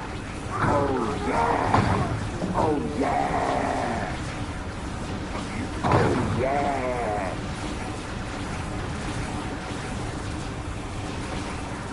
Oh wow! We're already on wave 9.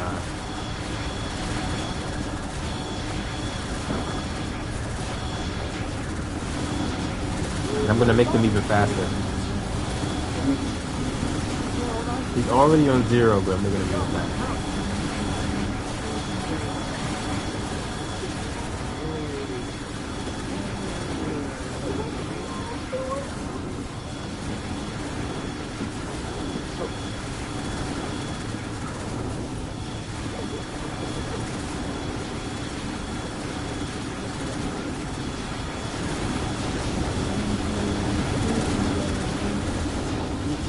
I feel kind of bad for Cole. I feel like this whole time he's like, man, I'm really surprised Doc ain't fired my ass yet. First I fell asleep on the girl first night here. Then I get possessed, and the girl catch 3 bodies. This is blood on my hands. Cole, you going through a lot, but let's see, I did majority of what everybody did. Killed at least 1 attacker, of course. Stayed in the bar, snuck or rushed out the DPA, beat the attackers, didn't hear the customers, passed the entrance guard. Like other girls. Interesting, interesting, interesting. And then alone. This will be the last chapter we play today. Alone. Alone. Alone. Alone. Alone. Alone. Alone. Alone. Y'all remember that from SpongeBob? Probably don't. Probably too young. Just playing. I know y'all remember. I'm just playing when I say that shit. I'm just playing. Everything related to SpongeBob. Oh, look at Dad coming back. Mr. Stress. I don't know how to tell you this, Jody, so I'm just going to tell you. Uh-huh. Mom and I, we've been transferred. We have to leave the base. We really want to take you with us, but we think... Everyone thinks that it would be better for you to stay here with Professor Dawkins. Wow. I don't even want to hear this. I kind of want to go off. Yo, Dad, is that really what you want to come in here and tell me? You never wanted me to begin with. We'll come to see you whenever it's possible. And when you're better, you'll join us in our new home. Okay?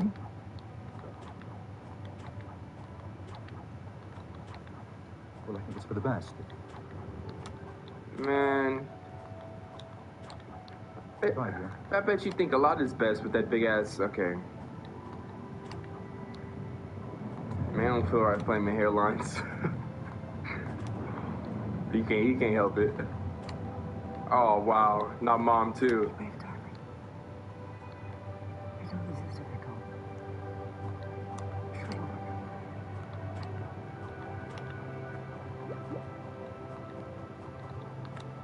it. Look at this little girl, bruh.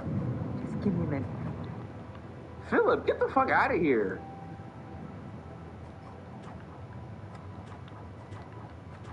Look at Aiden trying to get in the mix. Goodbye, Mom. It's enough. Come on. Philip, get your bitch ass on, dude. You look like every day's a migraine. Oh yeah. Oh yeah. Oh yeah.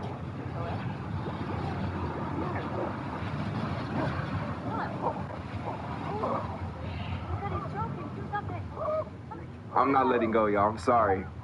I've had enough. Jody, stop. You hear me? Stop immediately. So Pursuit is good for soaring You're fish. joking. Jody. Soaring starfish. I think Jellyfish Jam is pretty good for Monterey. Is perfect. Vortex is good for him. I need to get Hopper to it. That is a better thing. You hear me? Pursuit. That's not bad. That's not bad. Yeah, Hopper to it does need better range. Now thinking about it. I don't care. Oh yeah. Fuck your hands off me, dog. You know how I feel, dude. I might just start watching. Ooh. Ooh. Ooh, about what? About me trying to kill him or about staying here? I know I made the right decision.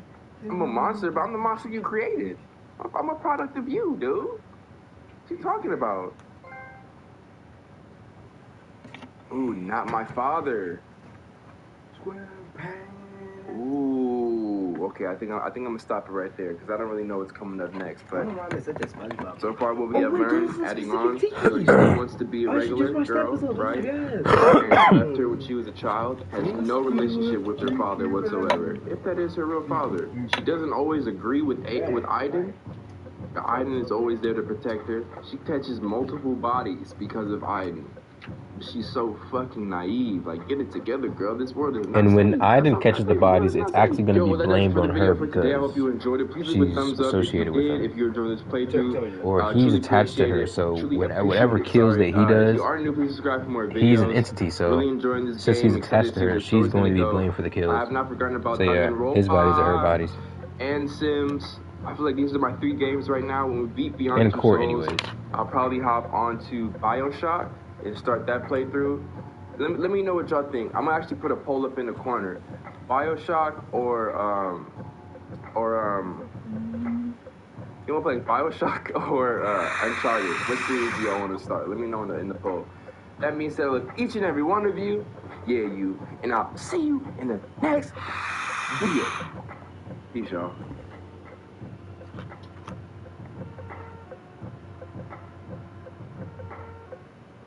Watch it show me at the very end of this chapter. It's gonna be like 99% of players stayed in the room and went to sleep. Like, how do you get out? Make it.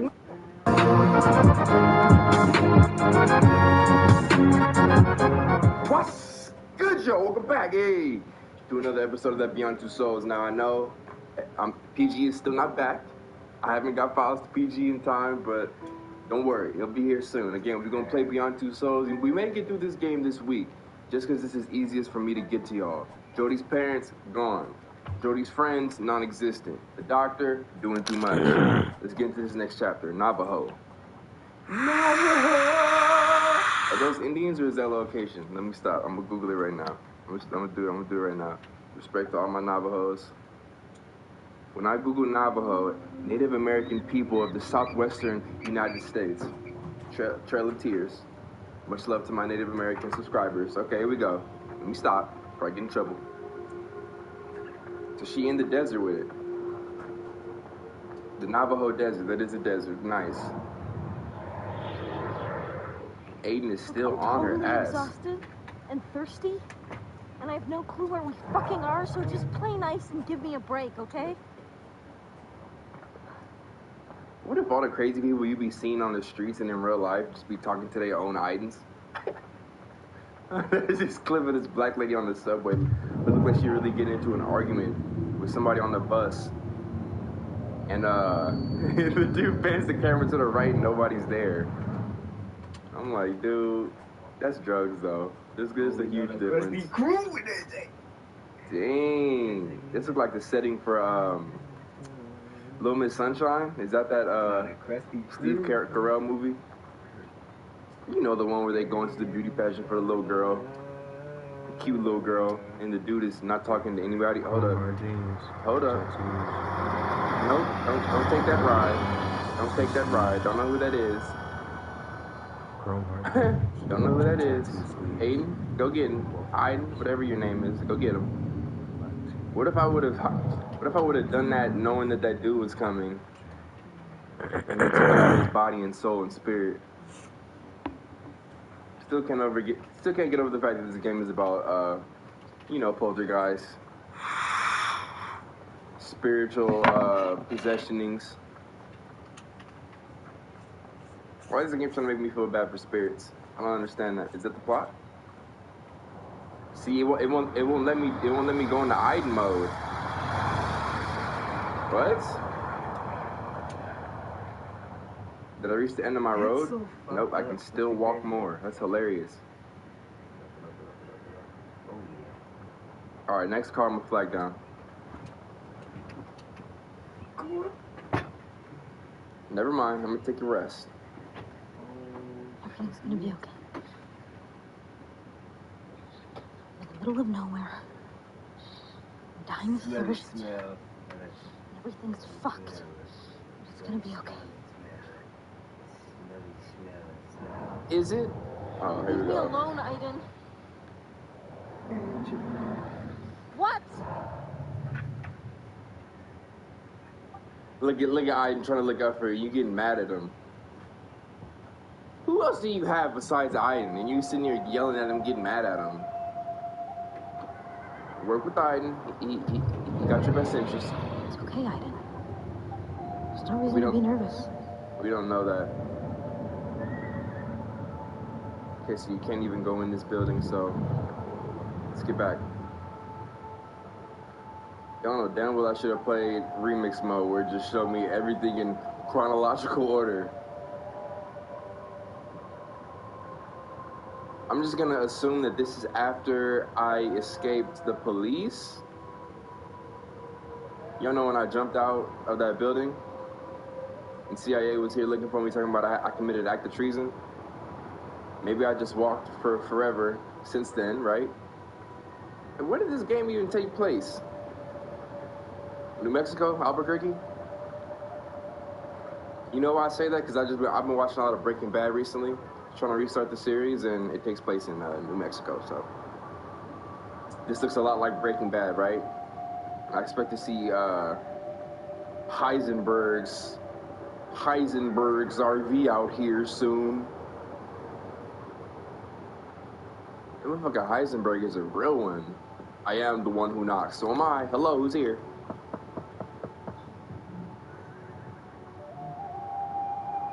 Get inside, make moves.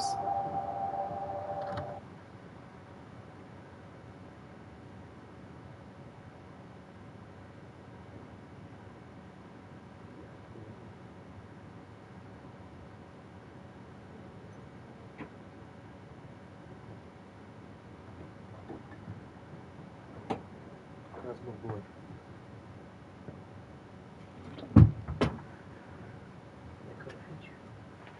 The moon haunts you.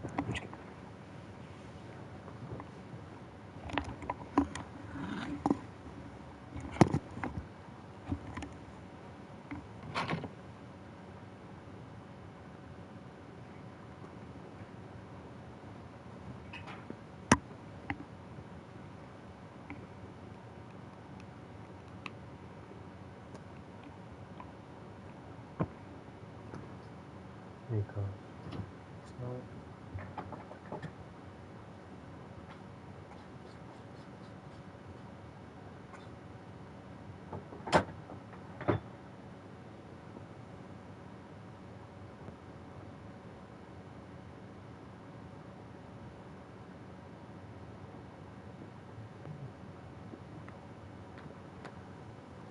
Hey, there you go.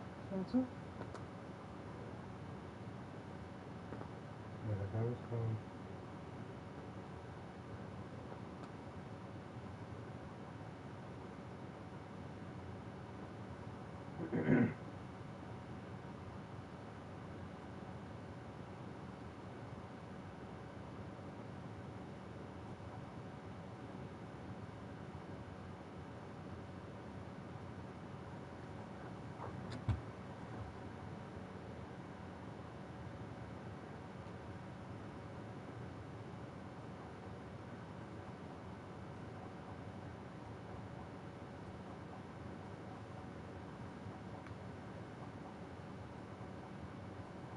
You know where that from?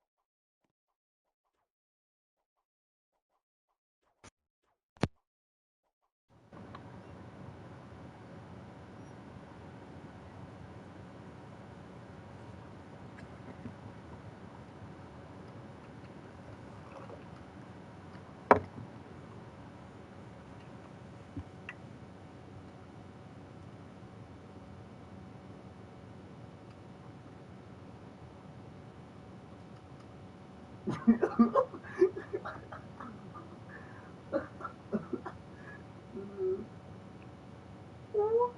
kind of place is this?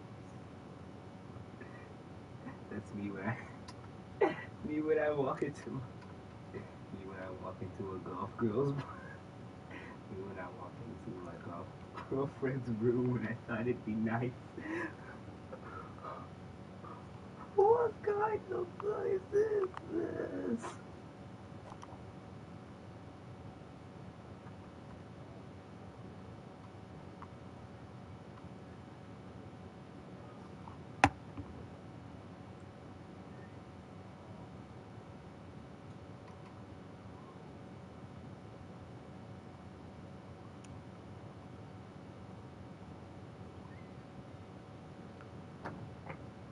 The live picture of a starfish and a fucking sponge is hilarious.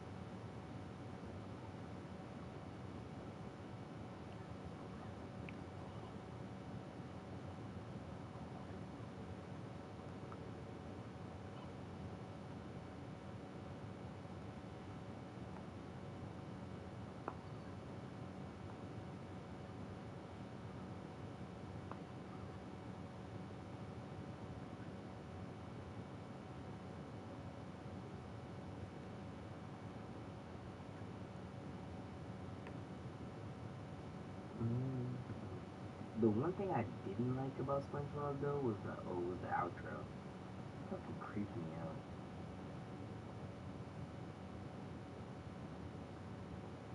Mm-hmm.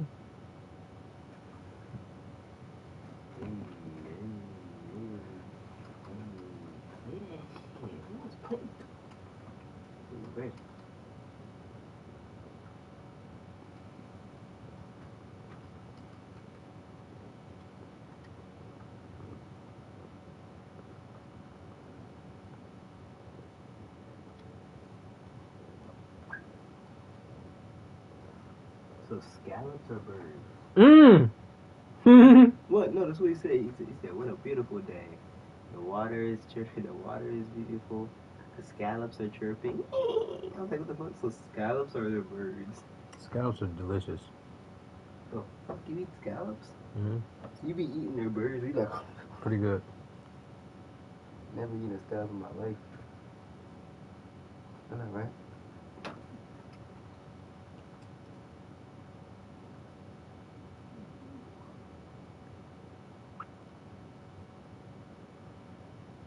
Oh my god, it was supposed to no, but school. Don't ever say that ass nigga again. School, please don't, but don't. It's so ass. Oh, I wanna. It's so ass.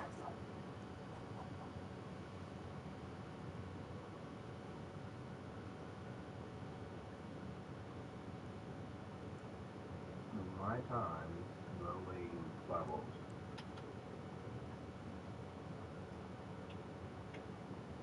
Wait.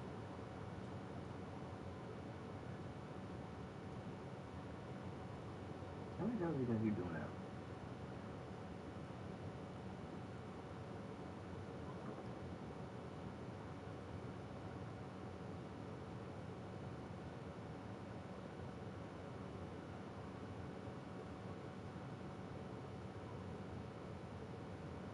Okay, my question is for one.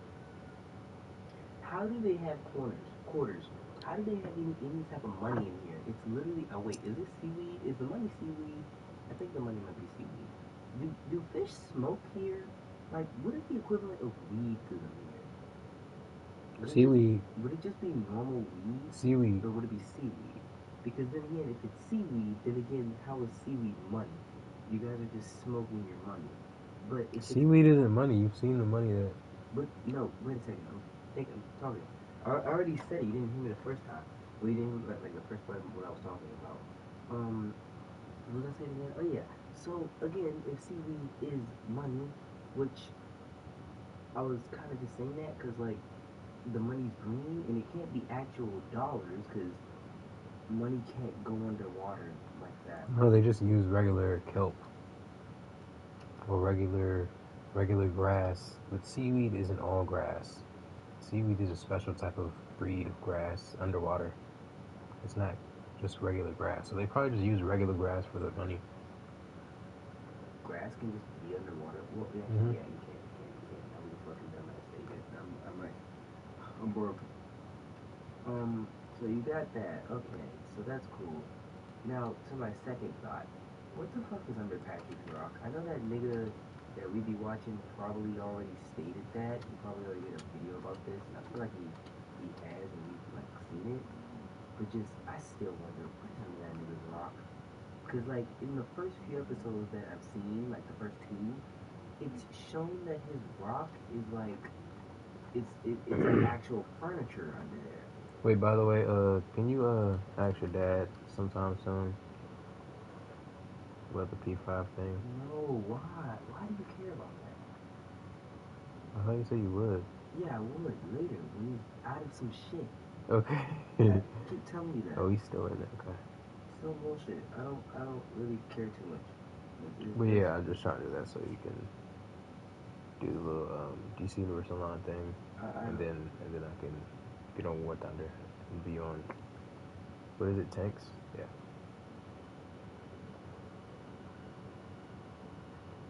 I'm probably gonna have a whole phase of tanks. First of all, I gotta fucking figure out what country you like. What the fuck? Why did I start killing boys? Yeah, I gotta figure out what country you play.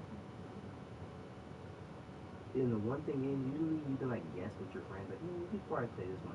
I literally have no idea what country you play. I have literally no idea. Maybe Russia? But at the same time, you probably play Germany, because we're not talking about planes. For planes, it's really simple. The tanks is a little bit different.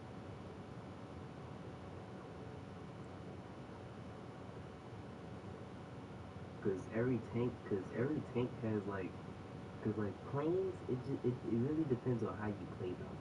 Tanks, it kind of depends on the tank and a little bit of you, but like if I have a specific tank and if you have a specific tank, even if they are in the same battle rating, if I have the better tank, I'm going to whoop your ass.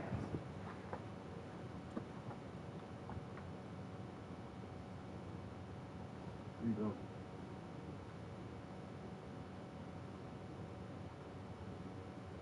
And different tanks have different different countries have like different better tanks and categories. So like, you know, depending on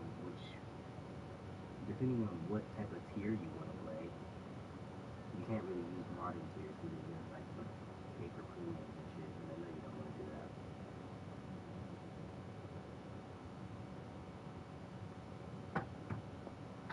Does anything rust under here, bro? Any fucking metal rust?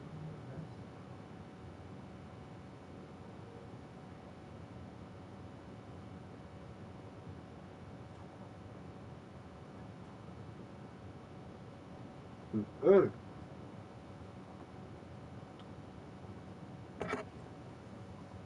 Man, you know, are you looking at the Patrick Rugby video I was talking about? Bet you get a video on that and I'll do. That's what I put. I can't wait to see what the rewards are gonna be on the Hall of Legends or whatever. He's still in the Hall of Champions. I'm gonna stay on it.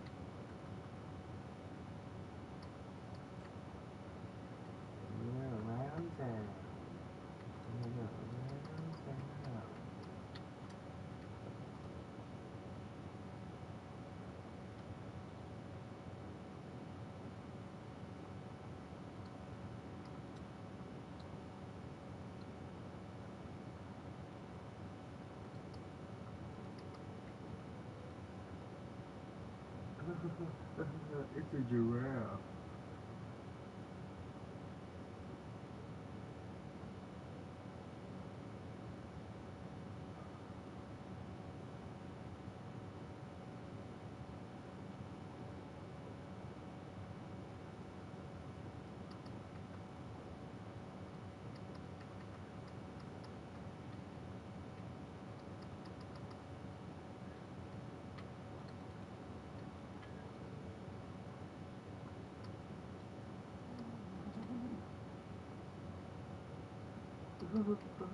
It's a giraffe.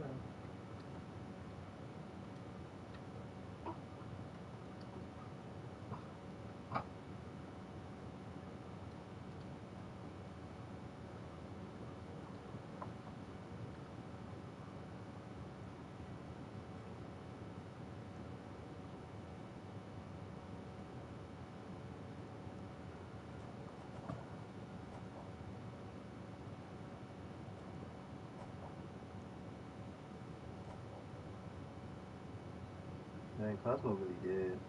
Off the party getting dead. You know, man, I'm not tired.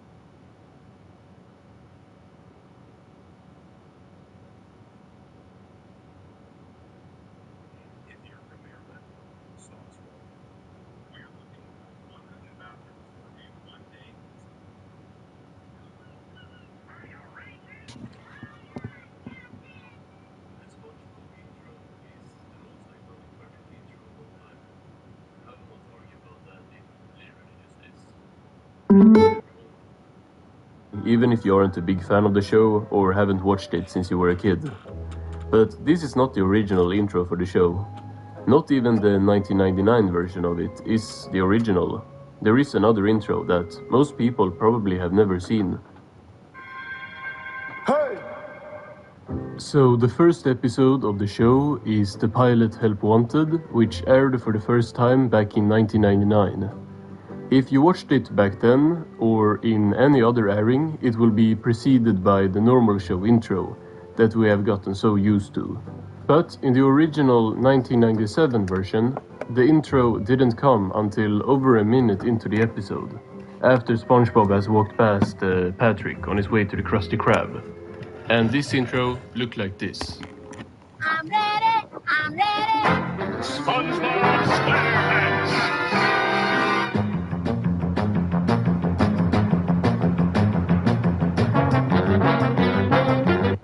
I obviously love the normal intro as much as everyone else, but this just has a completely different vibe. I love these painting backgrounds so much. It reminds me a lot of Ren and Stimpy, which is my other favorite cartoon show. And the music just matches the atmosphere of this so well.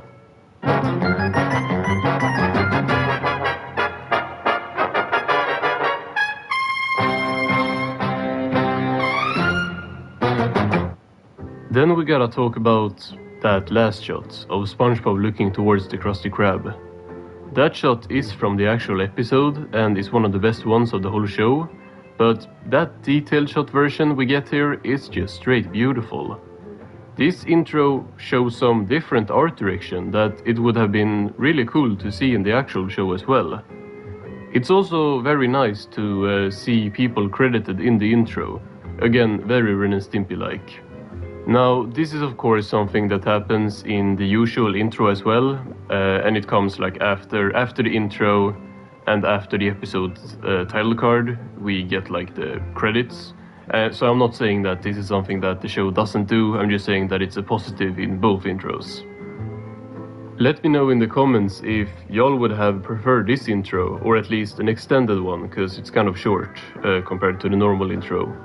I think this intro is very fitting for season 1, but seeing it before a modern episode just wouldn't make much sense, to be honest. I just think it's like perfectly fitting with the cell animation in the first season.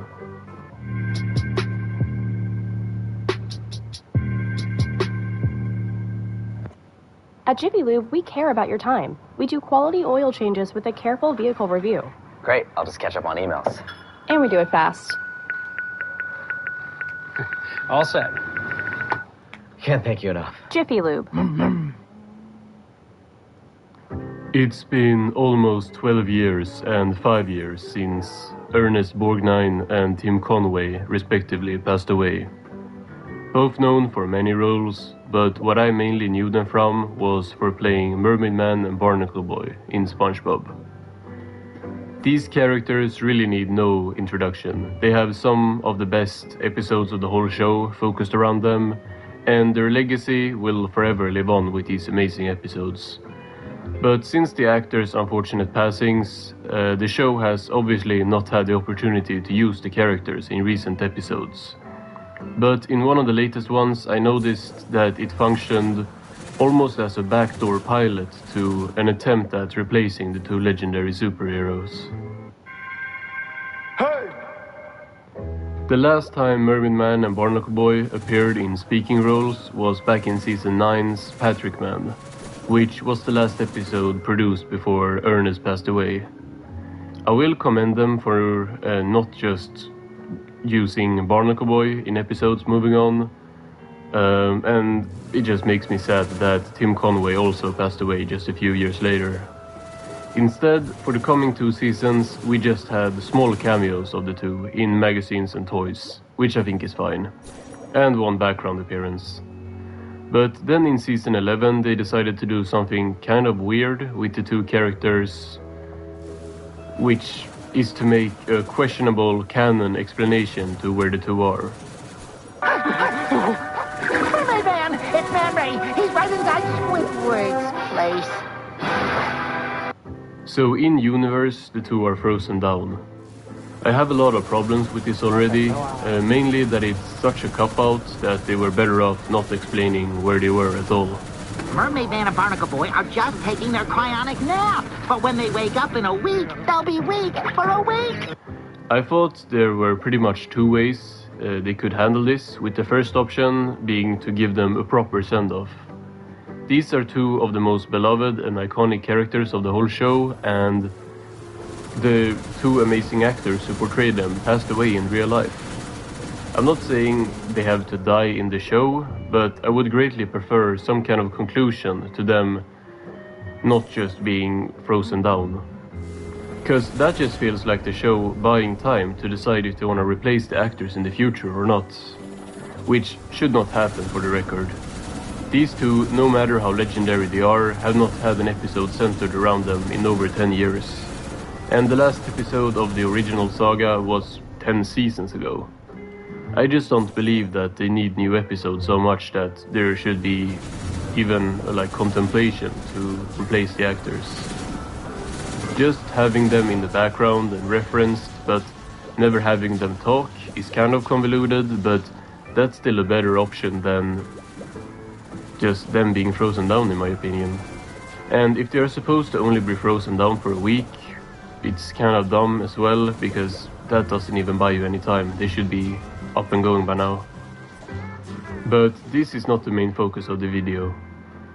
We Love Hoops is a season 14 episode that's sadly not about basketball, but it's certainly doing its best to dunk on the legacy of Mervyn Man and Barnacle Boy.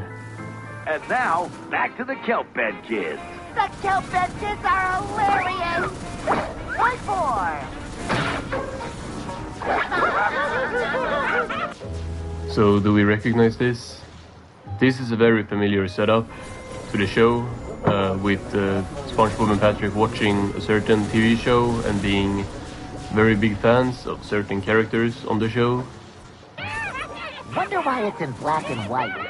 It's a artistical choice. All right, Kelp Bed Kids. There was an episode back in season 8 that was just SpongeBob and Patrick watching a Mervyn Man and Barnacle Boy episode. This also feels a lot like a concept for the Patrick Star Show, although I have not been keeping up with that show since my old video about it. Don't the Kelp Bed Kids kind of look like people we know? I don't know any people we know. Patrick, what did they do to you, man? You used to be so funny. There was also an episode last season that was kind of similar to this, with them watching two, I think, originally Patrick Star Show characters on TV. I'm not sure where they appeared first, but I can't even separate the shows anymore, but I guess that's what they are trying to accomplish. Oops! Hiya, Ajax! It's empty. I'm gonna give everyone here and their old man... Hoops throws a hoop onto the kid and activates something that captures him. He has cool gadgets as well. You just got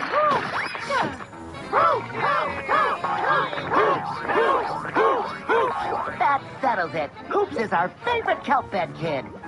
It's also that cheap writing trick where you have the characters exclaim that they love this new character. Just like that awful scene from Camp Coral where SpongeBob just flat out says that Narlene is so cool, so that the audience will think the same. It's the new year and you might be looking for a science-backed way to elevate your cells, or salivate, not to be confused with being celibate. Take a quick look at today's sponsor, Fatty 15, which is an award-winning vegan supplement that uses the fatty acid C15 in its pure form. Just show us the character being cool instead. You don't need to have the SpongeBob in the show spoon-feeding opinions to the viewer. Let's get out our official Hoops that I bought on eBay. Way ahead of you, Pally. Of course, they have also bought this merchandise. They pull out the hoops and start playing with them for a while until realizing that there is an address printed on them. Should we? Should we? Ring his doorbell and run away? No. Toilet paper his house? No. Switch out his regular for decaf? Humor is subjective, right? But to me, this is not funny. I'm not gonna lie, it sounds like I'm big time hating, and I probably am, but just compare this to any time Patrick does something similar in the earlier seasons. Patrick, pretend I'm SpongeBob. And who am I? You're Patrick. Can I be Mr. Krabs? No. Wait, why? He's a good leader. Would you butt out? Hey, you can't talk to Mr. Krabs like that, Squidward. It's just not the same. They go to find Hoop's house, which is in Bikini Bottom, and SpongeBob is too scared to knock on the door, and they both start freaking out. But what if he's a cannibal and wants to eat us? What if he's a cannibal and doesn't want to eat us? I couldn't live with the shame. They scream and run away as the door is opened by one of the Old Man Jenkins. Let's give them the benefit of the doubt. This is too similar, so maybe this isn't Hoop after all. Oh, he said that he got no mail. That's 'cause I got it. It's addressed to Hoops. This is the right place. They look inside and see that the house is full of kelp bed kids stuff, so they decide to break in before getting captured by a hoop. Is that Hoops? No, it's Old Man Walker again. Remember? From the mailbox? Oh, yeah! He starts screaming at them, calling them hooligans and swindlers, and the two start crying and screaming that they love Hoops and are fans who just wanted to meet him. I'm Hoops. Okay, old man. So let me get this straight. SpongeBob and Patrick watches a TV show where their hero is young and fights against villains, and then they go to meet their hero to find that he is old. Am I the only one saying this? I was Hoops when I was a little kid, many years ago. You're telling me there have been many years? I don't believe it. That's the first good line. Actually pretty funny, and of course it's Patrick that gets the good line. He is still probably the funniest character in the show, even though I think he is kind of ruined. This line is not funny, however. It was in the past. I think you're trying to pass one over on us. Pass one over. Who did it? Old Man Walker says Hoops' catchphrase, which makes them realize that this is in fact Hoops. At least the first Mermaid Man and Barnacle Boy episode didn't have this annoying plot of characters not believing that this is who they are looking for. Patrick, Old Man Walker is Hoops! He just kinda, sorta, decayed.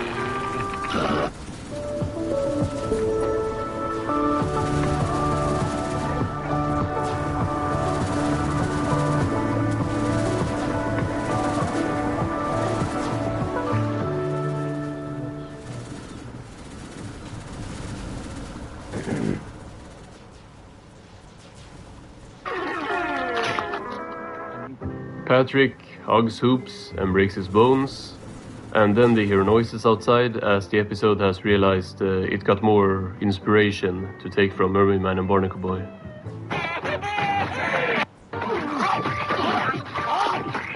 Dagnabbit, it's that ruffian Ajax McGee. Ajax? Isn't he the mean kid in the Kelp Bed Kids show? Yeah, so Atomic Flounder. Only difference here is Atomic that this Flounder guy seems to kinda still be a bad guy. What the fuck? But yeah, so Atomic Flounder. Only difference here is that this guy seems to kinda still be a bad guy. But then again, every villain in the Mermaid Man and Barnacle Boy episodes are from their old. I mean, it's the epic.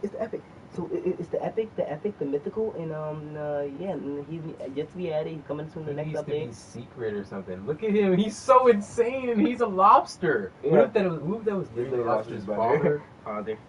No, but okay, he's coming in the next update, and he's coming in the third one. He's coming in the next Christmas update. He should like birth like some babies or some shit, and that should be his. Yeah. Oh my, that shit is crazy. That's He can what it add is. so They're many the same people height. from the SpongeBob universe that like Yeah, like him. so much content. So much content, bro. Show. He was. Now he's the mean adult at Shady Show's retirement home. Oh, that's what you get for being a Kelp Bed Kid! They even live in the same place as Mermaid Man and Barnacle Boy lives. Or I guess lived, now that they are frozen down. Or no, they should probably be back there now as well, canonically, since it's gotta have been a week with the like 100 episodes that have come out since that one. Hoops of poops. Classic. Hey, I just had an idea. Revenge. Let's get back at Ajax. They do some really funny old people jokes, and then SpongeBob says they can build their own tank and gather materials the Kelp Bed Kids way.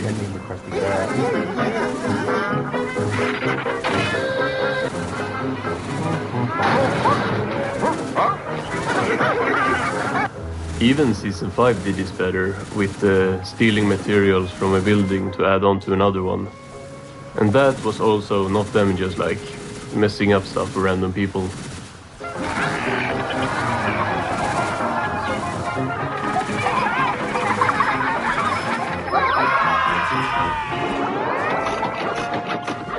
Oh god, it's the garage. I take everything back. Like everything bad I've said, I take it back. I'm out of reviewer mode. Now it's lore time.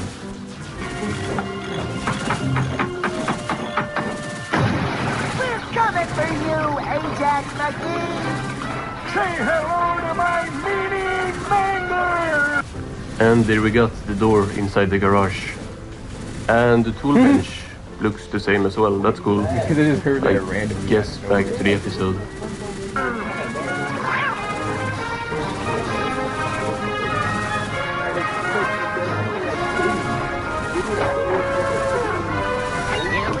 Let him have his emotions. SpongeBob wants Hoops to call out to the mean old man with the megaphone, but he's old, of course, so they just do what they would have done with Mervyn Man and makes him ask for his prescriptions, as he like isn't getting what's going on.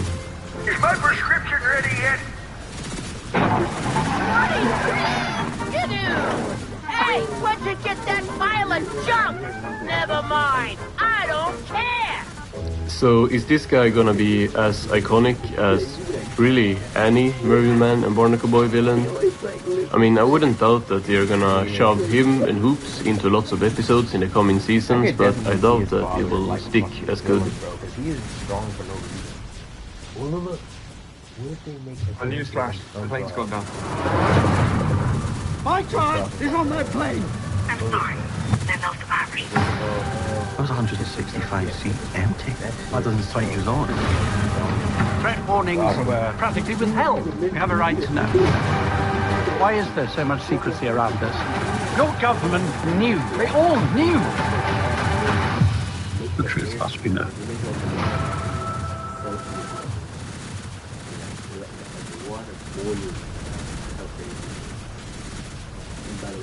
Only 4 seconds. Yeah, only 4 seconds.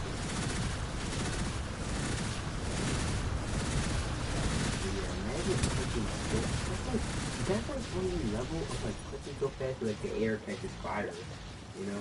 Like the friction from the air. Imagine them at like outside of a whale.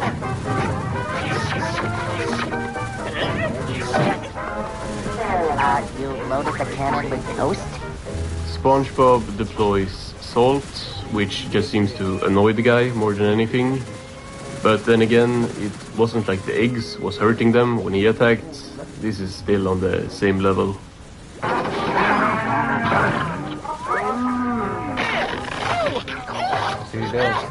Tongue is so rough! He shoots an egg inside the cannon, which lands on Gary's eyes, which makes him go crazy and drive the thing in hyperspeed. What's the ethics behind this driving system?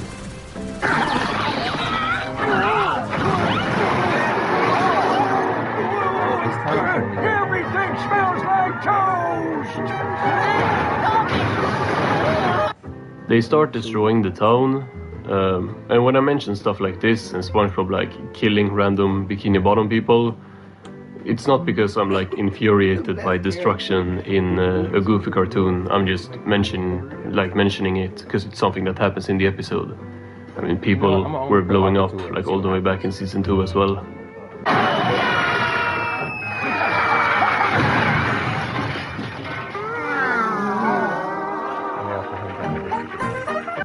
They see the mean kid roll away, telling them that he'll get them next time, and I'm sure there will be like plenty of next times. Say my name. I'm Hoops the Hoops. Classic. Best Jump and Kids adventure ever! Play 4! And then the episode ends with Hoops dropping the two and like a TV watching them turning off. I don't know, to me it doesn't hit the same.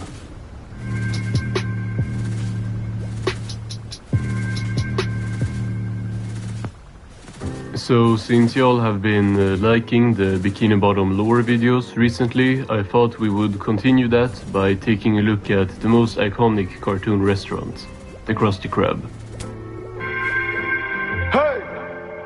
The Krusty Krab appears for the first time, like many things in this show, in the pilot, Help Wanted. There it is. The finest eating establishment ever established for eating. The Krusty Krab. Home of the Krabby Patty, with a Help Wanted sign in the window. We have already talked about the inconsistency in the road to the Krusty Krab, but there will be a lot of new ones to talk about with the restaurant itself.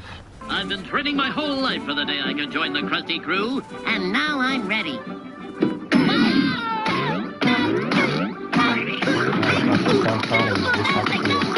But the dining area is probably the most consistent one. In here we got an often changing number of tables. In the pilot it first looks to be at least 7, with us seeing 5 in the middle, but then they are kinda gone later in the episode and there's only a couple to the side. Are you ready to rock, Squidward? No. Good, 'cause we've got customers! Here, please hit me as hard as you can. The boat register is pretty much always there though, and that's of course where Squidward spends most of his time in here. Inattentive, impatient, a glazed look in the eyes. Look carefully at the "I really wish I weren't here right now" button. Above him we got the menu, or the galley grub. The menu at the Krusty Krab changes a lot. There are often a lot of new food and drinks for specific episodes that we don't see on the menu. For example, in Pickles, the menu is very short, and Bubble Ass orders something that's clearly not on there.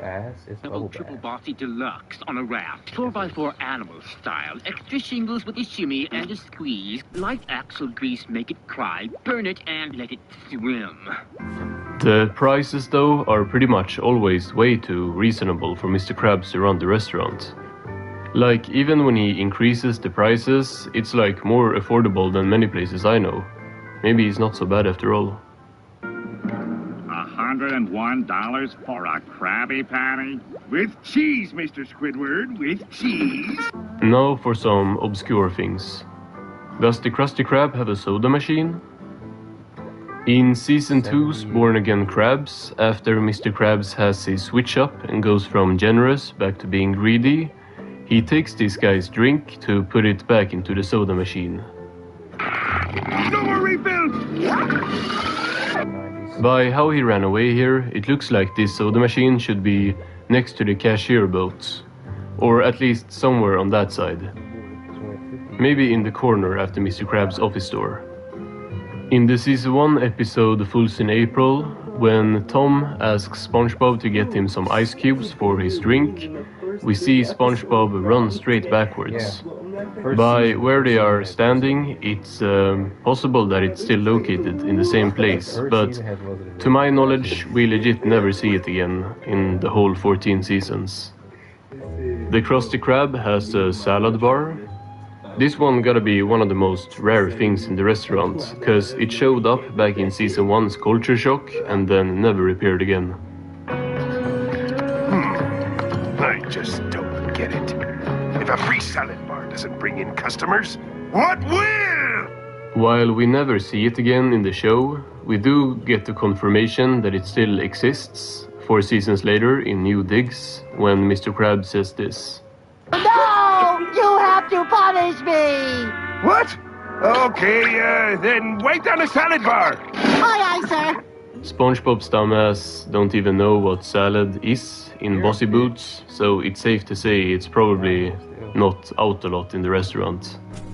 The salad bar does appear in multiple video games though, but I'm still waiting for the Season 14 episode that's gonna bring it back for an episode. There are 3 doors behind the cash register, leading to 3 different rooms. The door to the far right is to the restroom. Now let's see how Squidward prepares for his shift.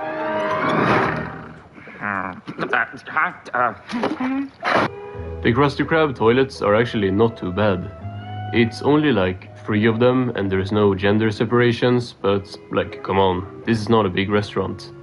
Most days, especially in the early seasons, it never had more than like 10 customers.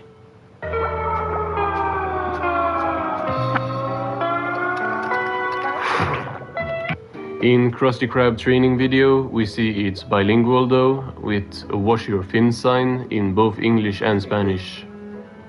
The door next to the restroom door, of course, leads to the kitchen. Your workstation. It's important to keep your area tidy and free of droppings. Here is where it gets really inconsistent. The grill is usually in the front, right under the order window, so SpongeBob can grill patties while breathing into Squidward's neck. But in multiple episodes, the grill is in the back of the restaurant, like in Season 2's Your Shoes Untied. Ta-da! A perfect patty. All right, SpongeBob, hand it over. Well? Here it's instead the fryer that's under the window, but usually they are both over here.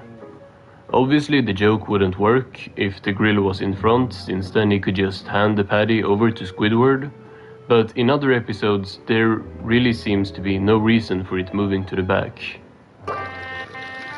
SpongeBob! Thanks for finally getting rid of that horse. You're welcome, Mr. Krabs. Now if we could just get rid of Squidward. In Employee of the Month, the grill even moves mid-episode from being in its usual spot to being in the back instead. Faster, SpongeBob, faster! There's nothing to this patty flipping, Mr. Krabs. I'll easily double your output, Sponge Hog. Boys! But if you pay attention here, it actually looks like the grill is still in the front. And this is a new, way wider grill in the back. And then we got Neptune's spatula, where it's on the side of the room. Your cursed stove has burnt my finger. Feel thine own wrath, stove! Sometimes there's a freezer in the Krusty Krab kitchen, and it can really be anywhere. Let's start with SP129 in Season 1.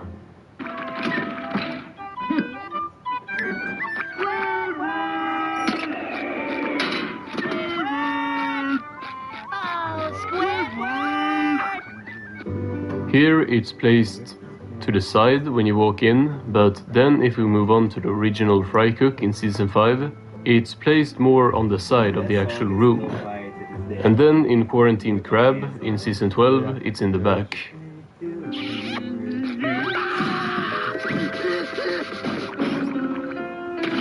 All I ask is that you remember me as I was, full of life. Then we got Just One Bite in Season 1, where there is a big-ass patty vault right in the middle of the kitchen, like it's taking up a lot of space.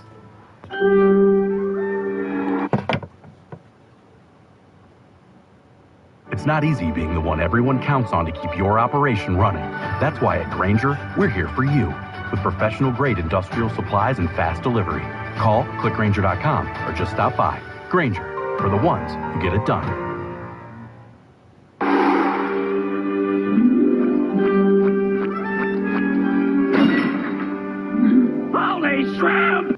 In Pat No Pay, we learned that this smaller vault is the refrigerator with ice inside.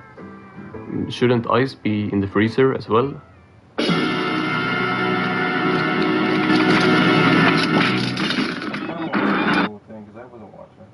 So, since y'all have been...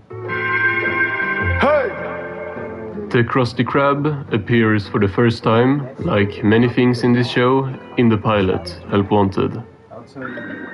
There it is. The finest eating establishment ever established for eating. The Krusty Krab. Home of the Krabby Patty, with a help wanted sign in the window. We have already talked about the inconsistency in the road to the Krusty Krab, but there will be a lot of new ones to talk about with the restaurant itself. I've been training my whole life for the day I can join the Krusty crew, and now I'm ready.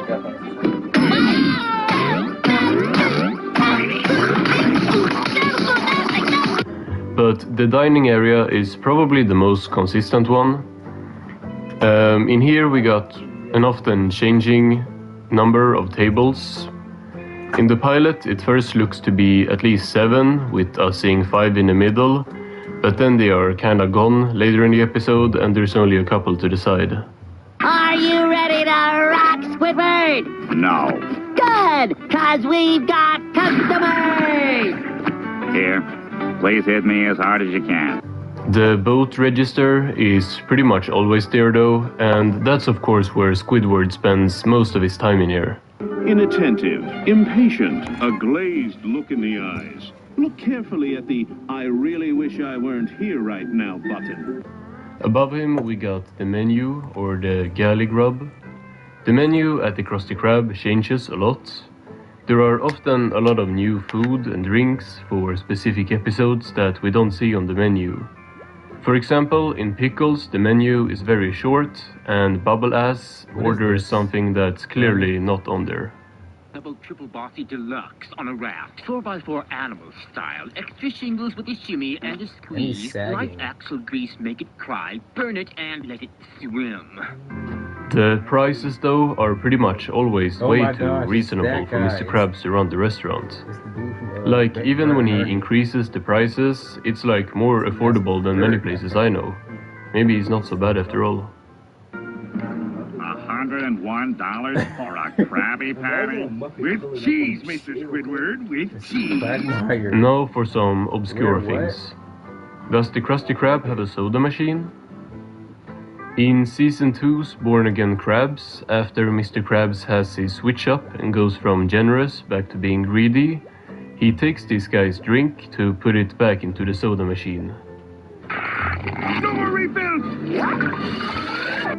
By how he ran away here, it looks like this soda machine should be next to the cashier boats, or at least somewhere on that side. Maybe in the corner after Mr. Krabs' office door. In the Season 1 episode Fools in April, when Tom asks SpongeBob to get him some ice cubes for his drink, we see SpongeBob run straight backwards. By where they are standing, it's possible that it's still located in the same place, but to my knowledge, we legit never see it again in the whole 14 seasons. The Krusty Krab has a salad bar. This one gotta be one of the most rare things in the restaurant, cause it showed up back in Season 1's Culture Shock and then never appeared again. I just don't get it. If a free salad bar doesn't bring in customers, what will? While we never see it again in the show, we do get the confirmation that it still exists 4 seasons later in New Digs, when Mr. Krabs says this. No! You have to punish me! What? Okay, then wipe down a salad bar. Aye, aye, sir. SpongeBob's dumbass don't even know what salad is in Bossy Boots, so it's safe to say it's probably not out a lot in the restaurant. The salad bar does appear in multiple video games though, but I'm still waiting for the Season 14 episode that's gonna bring it back for an episode. There are 3 doors behind the cash register, leading to 3 different rooms. The door to the far right is to the restroom. Now let's see how Squidward prepares for his shift.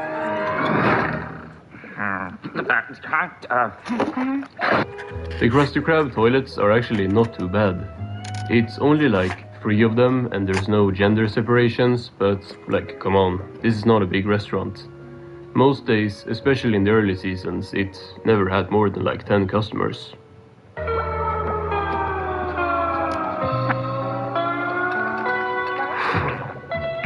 In Krusty Krab training video, we see it's bilingual though, with a wash your fins sign in both English and Spanish. The door next to the restroom door, of course, leads to the kitchen. Your workstation. It's important to keep your area tidy and free of droppings. Here is where it gets really inconsistent. The grill is usually in the front, right under the order window, so SpongeBob can grill patties while breathing into Squidward's neck. But in multiple episodes, the grill is in the back of the restaurant, like in Season 2's Your Shoes Untied. Ta-da! A perfect patty. All right, SpongeBob, hand it over. Well? Here it's instead the fryer that's under the window, but usually they are both over here. Obviously the joke wouldn't work if the grill was in front, since then he could just hand the patty over to Squidward, but in other episodes there really seems to be no reason for it moving to the back. SpongeBob! Thanks for finally getting rid of that horse. You're welcome, Mr. Krabs. Now if we could just get rid of Squidward. In Employee of the Month, the grill even moves mid-episode from being in its usual spot to being in the back instead. Faster, SpongeBob, faster! There's nothing to this patty flipping, Mr. Krabs. I'll easily double your output, SpongeBob. Boys! But if you pay attention here, it actually looks like the grill is still in the front. And this is the new, way wider grill in the back. And then we got Neptune's spatula, where it's on the side of the room. Your cursed stove has burnt my finger. Feel thine own wrath, stove! Sometimes there's a freezer in the Krusty Krab kitchen, and it can really be anywhere. Let's start with SP129 in Season 1.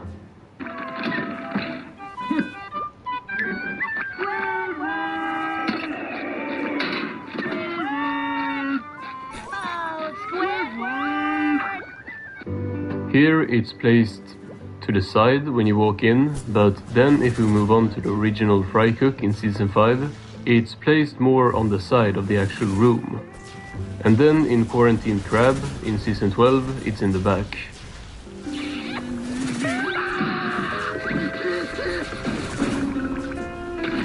All I ask is that you remember me as I was, full of life. Then we got Just One Bite in Season 1, where there is a big-ass patty vault right in the middle of the kitchen, like it's taking up a lot of space.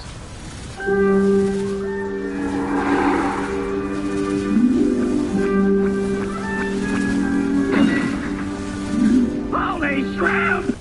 In Pat No Pay, we learned that this smaller vault is the refrigerator with ice inside. Shouldn't ice be in the freezer as well?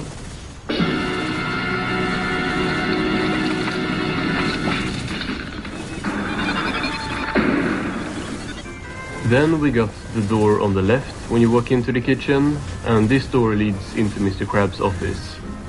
Also, the last door behind the register leads there as well, but Mr. Krabs almost always walks through, I don't know, the other door, like out from the main restaurant, like from the dining area. He always takes that door, even though it would be like way faster to take his office door to get into the kitchen. SpongeBob, you wouldn't last even one day in the wild.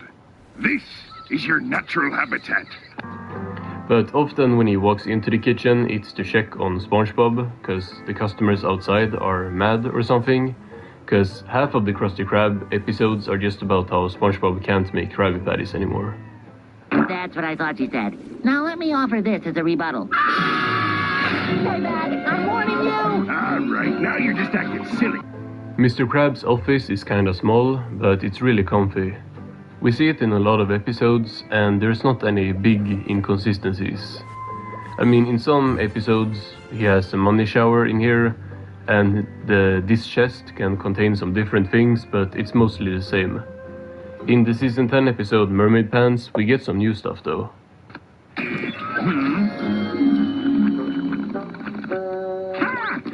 You're a comic book geek. Don't touch those. They're mint condition.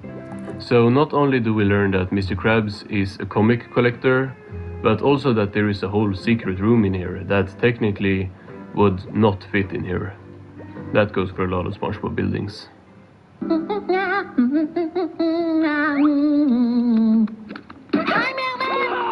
Like I said before, there are usually 3 doors on the wall behind the register. And that's true for most SpongeBob episodes, but in Season 12's Break-In, we get this scene.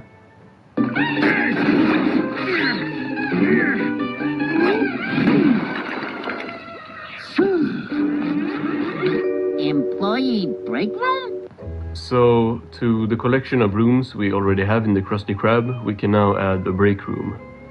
And the new rooms don't end here. There is a whole ass vent system in the Krusty Krab. In True for Square, we first get the return of the freezer in the back of the kitchen.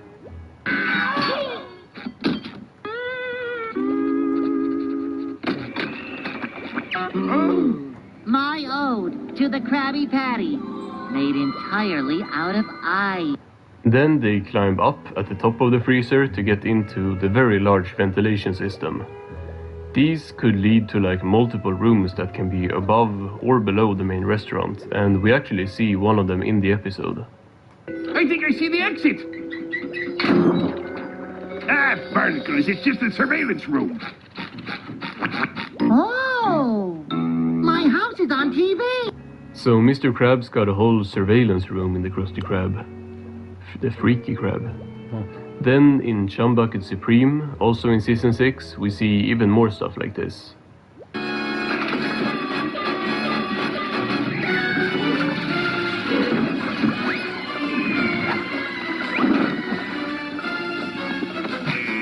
Mr. Krabs is not only a freak, he is like a spy mastermind.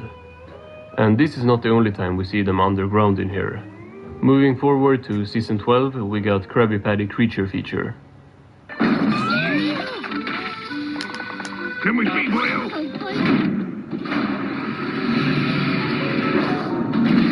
Whoa, what is this place? Now we got like a elevator freezer where Mr. Krabs' office door is supposed to be. Mr. Krabs says that this is his secret lab where he experiments on food, and now... Come with me, Boyle. Moving forward to Season 12, we got Krabby Patty Creature Feature. Come with me, Boyle. It's like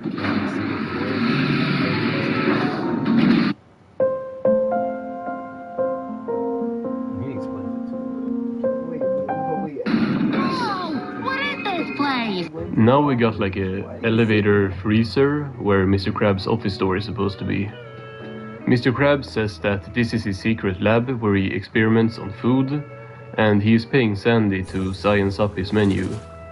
Makes sense, you know, with how like many new weird menu items that they come up with over the course of the show. So it's been Sandy. Here you go, sir. A king-size Ultra Krabby Supreme with the works. Double batter fries. On a stick.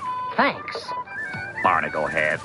Then we got a drive-thru that we see in the episode Drive-Thru of the same season, and then like a couple of other appearances. SpongeBob, your man in the drive-thru. When do we get a drive-thru? I realize there's a lot of young people on the go these days. They don't have time to sit down and eat. Then we got the storage room that we see in Accidents Will Happen in Season 8. What's all the ruckus? It looks to be connected to the kitchen, but that means that there is even more doors in here. And of course, we can't forget that in multiple episodes, the door in the back leads outside. For example, in the Splinter. Patrick? Yeah? Thank goodness you're there. I got a splinter in my thumb and... Oh, I see. Well, I'm pretty booked today, but I think I can fit you in. Thanks, Patrick. But then, in other episodes, there is no door here. Then in the Season 10 episode, Lost and Found, we get more underground stuff. Is there a ladder? Yes.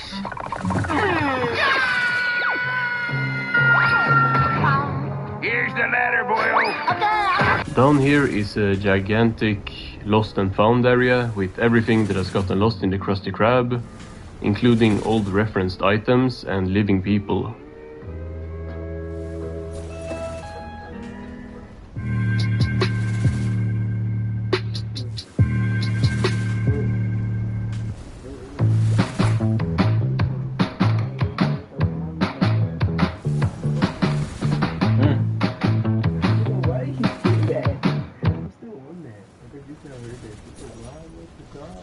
When he said that right after? Yeah. So the whole Plankton movie leaked. He's saying he deserved it because he went to college. You guys at Nick or Netflix or whatever might want to get like better security or something, because this is the second SpongeBob movie that leaked this year. I watched the Plankton movie and I have some mixed feelings about it. So the plot of the Plankton movie is that Plankton goes too far and finally pushes Karen over the edge and she leaves him. Not only does she leave him, she builds a giant three-headed version of herself that almost destroys the entirety of Bikini Bottom. And she does this in an anime-style segment while singing one of this movie's very many songs. Then the movie follows Plankton's struggle coping without Karen, and a lot of it is spent on flashbacks and SpongeBob having a long therapy session with Plankton, making him realize that he hasn't appreciated Karen enough. Let me start with the positives of the Plankton movie. The animation is leagues above the Sandy movie, and for the most part it looks really good.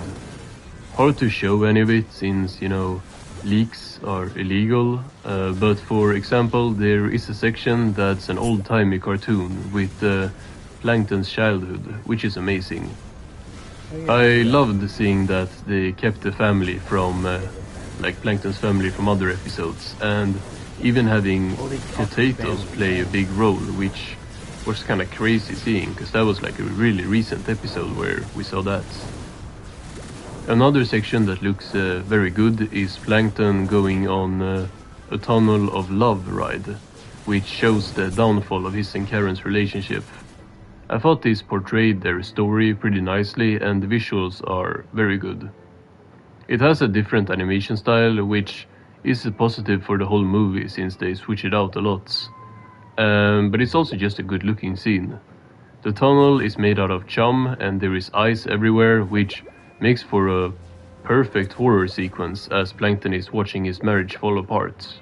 There are a lot of continuity nods and references in this movie, and I liked some of them a lot. Like we saw that Spot returned in this movie, and we also got to see Plankton go to college. I like the lore we get in this movie. We find out a lot that we didn't know about Karen and Plankton and their like earlier days, which is good when it's stuff that hasn't been covered before. However, there is unfortunately some retconning and poorly done references in this movie that takes away from how cool it is to see Plankton in his college days. This movie retcons many things, among them Friend or Foe. That's of course the season 5 special that gave us the backstory of Plankton and Krabs. I'm taking the recipe and fixing it. No way! That recipe's mine! Stop! You're gonna... You want to fight over this recipe? I'll give you a fight you'll never forget! In this movie, Plankton just randomly ends up at the Krusty Krab and decides then and there that he's gonna steal the formula, even calling it the secret formula for that sandwich. And then he just finds a bucket that he turns into the chum bucket to be close to the Krusty Krab. Wow. The lore in this movie, especially with Plankton and Karen as younger, is legitimately interesting, but I really wish they didn't have to, like, go against stuff that legit, like, every fan knows. The scene is just super unnecessary and almost feels thrown in with the sole purpose of retconning the old episode. How Plankton decides that's what he's gonna spend the rest of his life doing has little to no importance to the movie's plot. And the scene is only here so that Plankton can start yapping about everything he's gonna do to get the formula and take over the world, and leave out Karen to create a rift in their relationship. And that's a fine plot point, but I don't see why you had to make a new backstory for why he wants the formula, like it's not relevant at all. Plankton neglects Karen all the time. I find it very hard to believe that there wasn't a better way to do this. Sandy one, yeah. Yeah, and you couldn't show any of this because, you know, it just came out. That's the... Yeah, they should add that as a secret. So this is what you want? Yeah. Yes. That's what you want, the secret you want. Or mythic.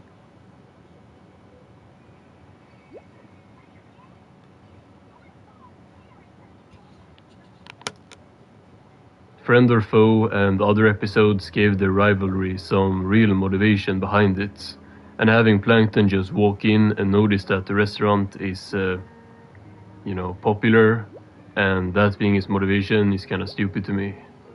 And it's not the only thing that's stupid in this movie. Of course, this movie also goes to the surface. Multiple times, actually, because live-action humans were in the first movie, so they had to be in every movie after it. One of these scenes has Plankton in a tank, shooting, like, rays at a very young child's feet and, like, tickling her. Then she tries stepping on him, so she, like, chases him with her foot. And I just don't get why, like, children's feet have to be everywhere. Like, I don't know. I don't know why shooting, like, rays at a very young child's feet and, like, tickling her. Then she tries stepping on him, so she, like, chases him with her foot. And I just don't get why, like, children's feet have to be everywhere. Like, I mean, Dan Turner is not even part of it. I don't know. I don't know why it's in every single Nickelodeon thing. Like, there is something going on. I also don't get why SpongeBob needs to be everywhere. SpongeBob sucks in this movie. He is so annoying and unfunny. It's actually crazy. Like I mentioned, he is here as Plankton's therapist, and they do the same joke of SpongeBob talking with a German accent. I think it's German. They do that, like, so many times in this episode, and that's the only joke, and it's, like, it's never funny. This leads me into another point, and that is that the movie overall isn't very funny. I think that might be an unpopular opinion, but I just didn't find most of the jokes very funny. Plankton has some lines, I guess, but the other characters don't.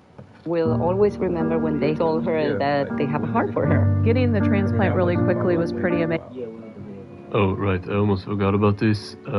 Plankton, after having, like, learned empathy, because he gets, like, Karen's empathy chip installed into him, he jumps on Patrick's stomach, like, almost into it, and starts doing, like, you know, the raspberry, the thing you do to, like, babies. And I don't know why, that just made me so uncomfortable. There are many cool references in a scene where they go into Plankton's basement, and like, they do callbacks to his old, what do you call it, old inventions, and I thought that was cool. However, I thought the scene was kind of redundant by SpongeBob, like, literally saying out loud that these are his old inventions, and, like, running over at them and, like, pointing at them and everything. I mean, it doesn't ruin it or anything, but I feel like just having them be in the background could be cool as well. Also, Plankton has, like, the chum bucket hats from the first movie here, and one of them falls on SpongeBob's head, and he starts saying "All hail Plankton," which, you know, ruins that the first movie is the canonical finale. Like, that's out of the window with that. But to be honest, they've been doing that for a while, so it's nothing new. The Plankton movie overall is, like, alright to me. The visuals carry a lot. It's a good looking movie, even though it's, like, not finished yet. It's a leak after all. But it looks good. I think the flashback segments are good. However, I don't think the story is more than just, yeah, alright. And I didn't find it very funny, like the movie. Still a step in the right direction for this franchise. There was way less live-action humans. Narlene and Nobby didn't appear. Like, I think overall, yeah, it's an alright movie.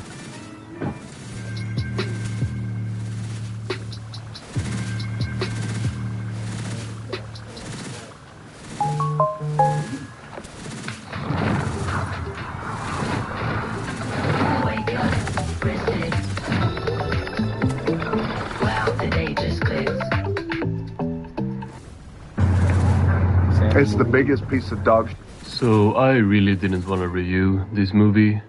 Or actually, I never had any problem with reviewing it. Because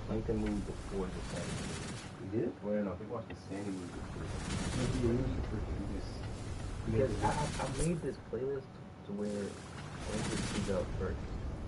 So you can focus this one before this one. I guess just need to focus. was that I didn't want to watch it. And I am of the opinion that it's sometimes necessary to watch what you're reviewing. But people have been asking me to review this movie, and I was pleasantly surprised to see it was less than 1.5 hours long. For some reason I thought it was gonna be like 2.5 hours. I forgot it was a animated movie. But I watched the Sandy Cheeks movie, and I regret it. Hey! So this dumpster fire actually starts off not so dumpster fire-ish.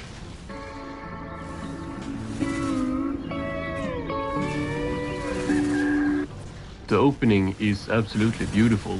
It's one of the few things in this movie that aren't like the worst thing ever. And I'm not over-exaggerating. Well, I am, but I really didn't like this movie. Let's get into why that is. Number 1, the villain.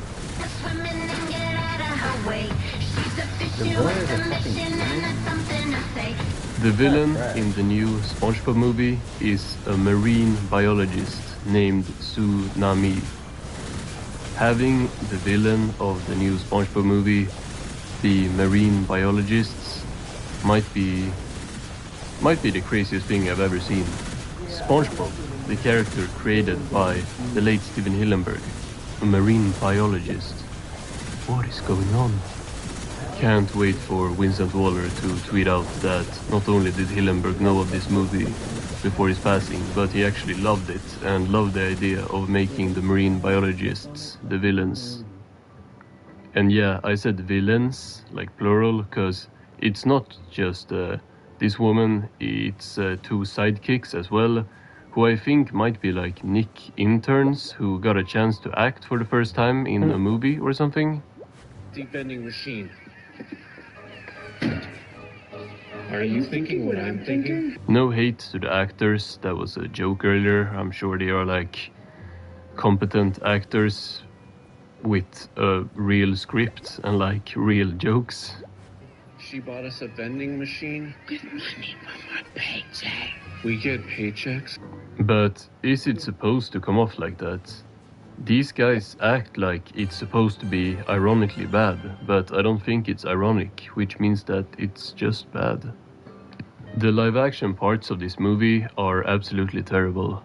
This is legit reminding me so much of one of these like late 2000s, early 2010s maybe, live action movies where they had like animated creatures or like CGI creatures living with real humans. It's the Garfield movies all over again. At least that one had Bill Murray. But while this takes up way too much time of the movie, there are still animated segments in 3D, and they are thankfully not as bad. Here, Sparky, Sparky, Sparky! I kinda miss having 2D movies, although it at least makes this movie stand out more from the show right now. Not Camp Coral though. But this doesn't really look like Camp Coral, it looks exactly like Sponge on the Run. Similarly to Sponge on the Run, the best parts of this movie is the beginning before the live action disaster ensues.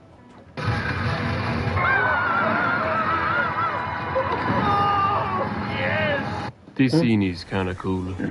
It certainly has some hit and miss jokes, with most of them being miss. Like, the humor is not good whatsoever in this movie, but I think this scene works well and is very cinematic. Refresh your space with a mid-century makeover at Ashley. From rich, solid woods to velvet-like...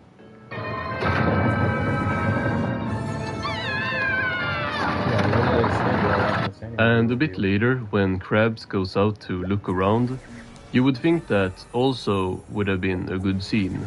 Just like, you know, keeping the same dark, scary, moody vibe. No.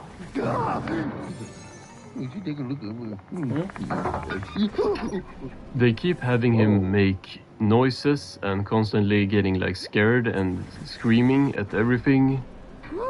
Whoa, another. So there is absolutely no atmosphere here. Like, it's legit. This scene is totally ruined by the sound design.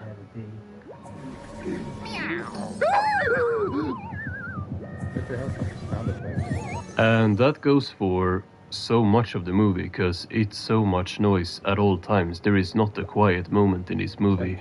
And SpongeBob is a big victim of this. And all my streaming videos on demand. I can't demand them anymore. Bro is yapping and yapping and yapping. Like, it's the Sandy movie, but I don't think they had enough confidence in her, so they added SpongeBob to tag along. I don't know why. Like, he doesn't do anything except just non-stop talking. Taking out people's brains and making them fight in a terror dome. Maybe they're replacing everyone with robots. Actually, saying he doesn't do anything is kinda dishonest, because he actually does a couple of things. SpongeBob in this movie smells poop, and he likes it. Wow, Texas sure is magical. It would be... Who is this for? Like, SpongeBob right now is not the most intellectual show or anything, but this shit gotta be the most infantile the show has ever been. Also, I haven't really talked about Sandy whatsoever so far. It's her movie after all, so what does she do?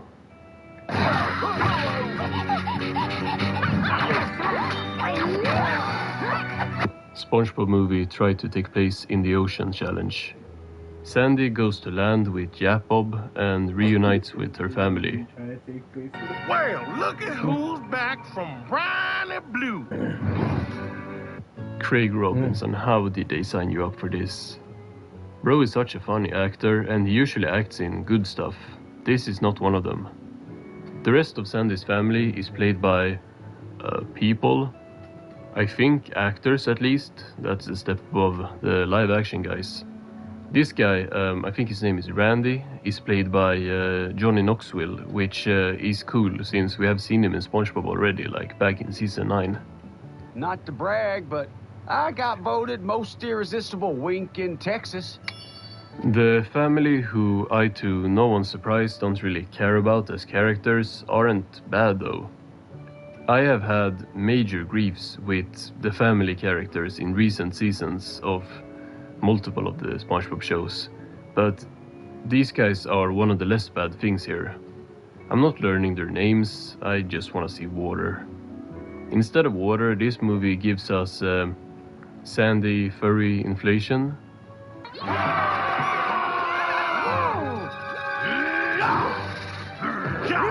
This surely feels a lot like SpongeBob.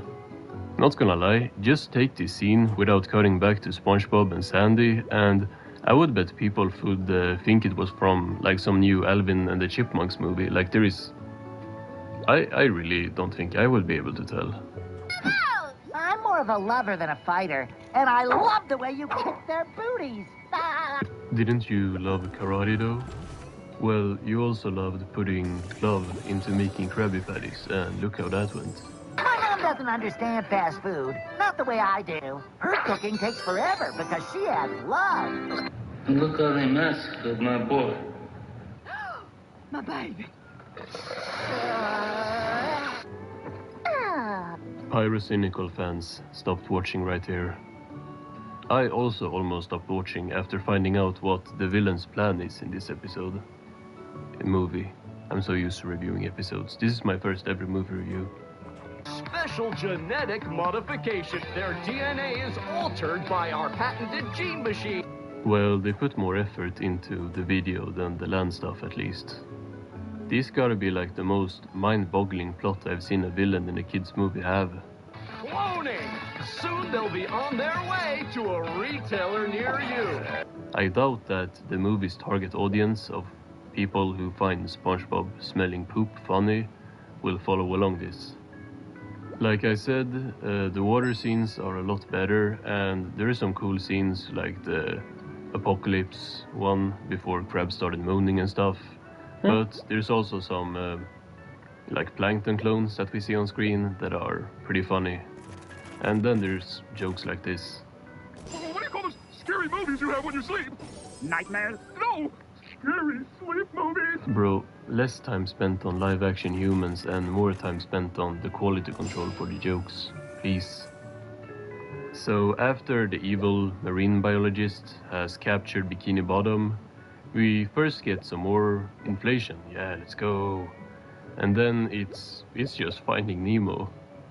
Finding Nemo meets the good SpongeBob movie. Out of Water is pretty good though. You go get him. Oh, but dang it. I just got here. Ma? Least believable interaction ever. Her struggle in this episode, oh my god, I keep saying episode. Her struggle in this movie is like kind of not a struggle at all. There is like one single line about her staying at home versus staying at Bikini Bottom that was earlier in the movie, but it has really not been a plot point. I was actually thrown off so hard by her having like any second thoughts whatsoever.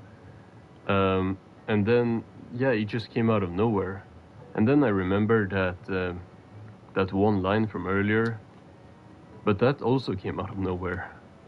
Can't have that, set up earlier because we gotta have SpongeBob yap more. Take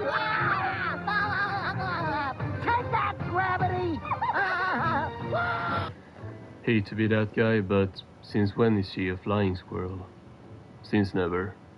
Well, we're free falling from 114,000 feet, and we're gonna land on that itty-bitty target. That thing's kinda dangerous! Not as long as you got a big old parachute. We have also seen her like so many times as a realistic squirrel, and it's always a normal one. Are you ready? Are you ready? Are you ready? Ask your doctor about Leafalvi. See if you're eligible to save with the...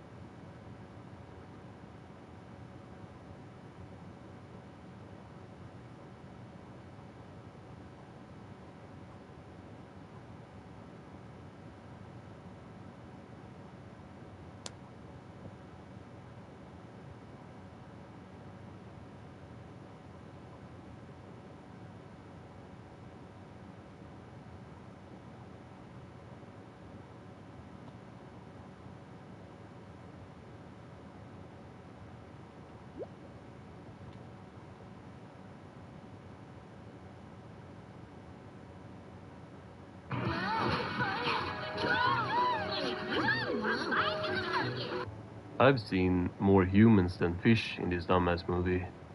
And now that there is real humans here with no shoes on, you already know that Nick is finna do some stuff here.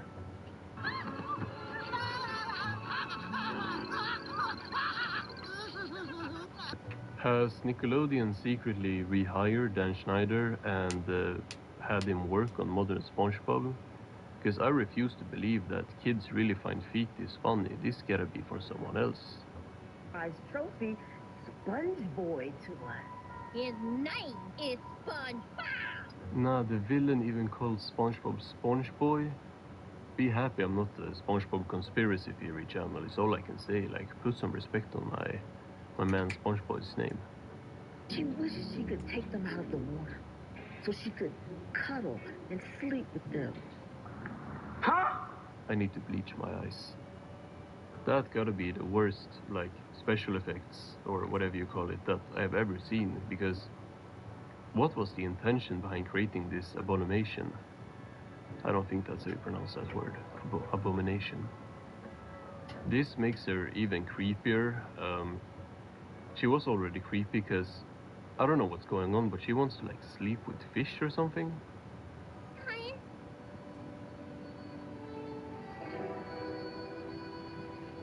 Would it really have been that hard to show old clips, or at least use one of her real inventions and not like this random thing that they just invented for the movie? 1,000 references each episode, except when it would make sense.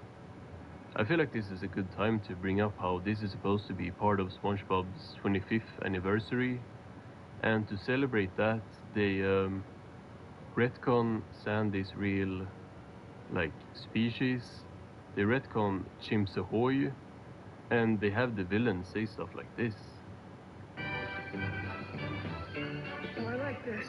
What is this? Riverdale? What am I doing? Why on earth is a character in SpongeBob making Riverdale references? Who asked for this? Which one is the real me? Which one is the real me? Gotta be the dumbest line I ever heard. Maybe when the whole thing is full of same-size sponges, but it's probably the huge one at the top that is currently speaking.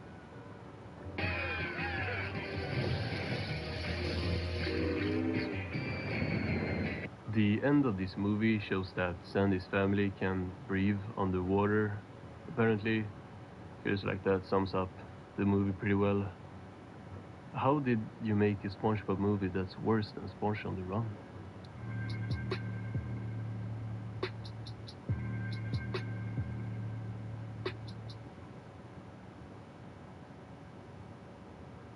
The bosses in SpongeBob are very iconic.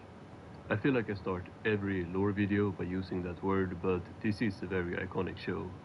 If you like overthinking everything about SpongeBob like I do, you might have thought about the buses at some point. Where do they really go to, and where are the bus stops in Bikini Bottom? Hey! The first appearance of buses in SpongeBob is in the first episode, Help Wanted.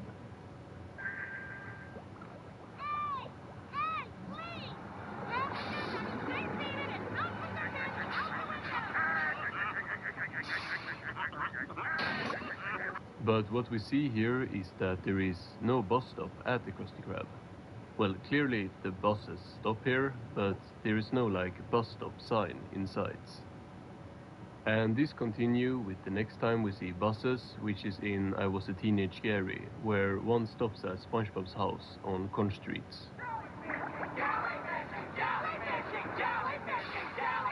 The bus is here! The bus is here!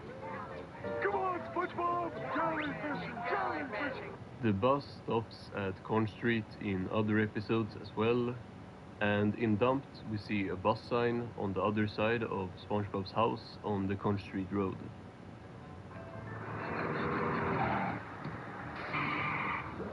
In The Pink Purloiner in Season 4 there is a bus stop on the same side, but by the looks of it, it's a bit further towards Patrick's house.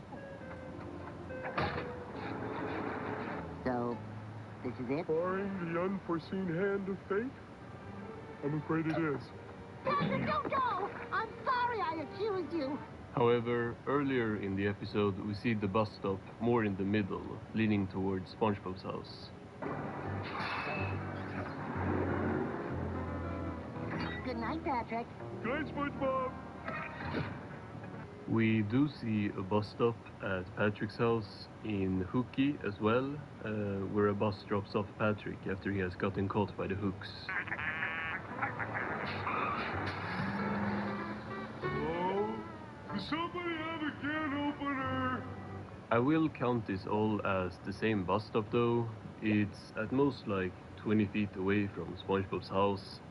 And the bus stopping at SpongeBob's house, or like closer, is something we also see in Roller Cowards. Look, the bus is here!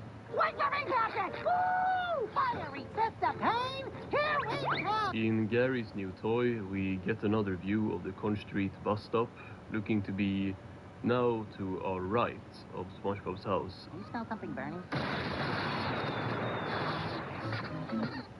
This might actually be a different bus stop because of it switching sides and being a bit further away, but I mean it's still close. Maybe they like broke the last one. So I'm just stupid.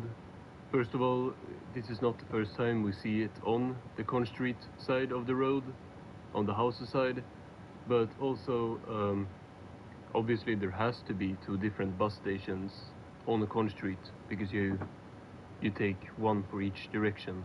Because we have seen them take the bus to the left and to the right. So yeah, you just kind of ignore that. There are two different bus stops on Conch Street. In Hocus Pocus, it's here as well. I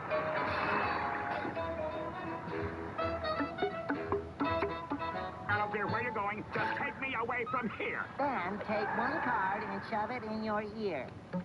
And in Breath of Fresh Squidward, we see the same thing with a bus dropping Squidward off in front of his house. Good night, Squidward! Patrick, did you notice something different about Squidward? New glasses?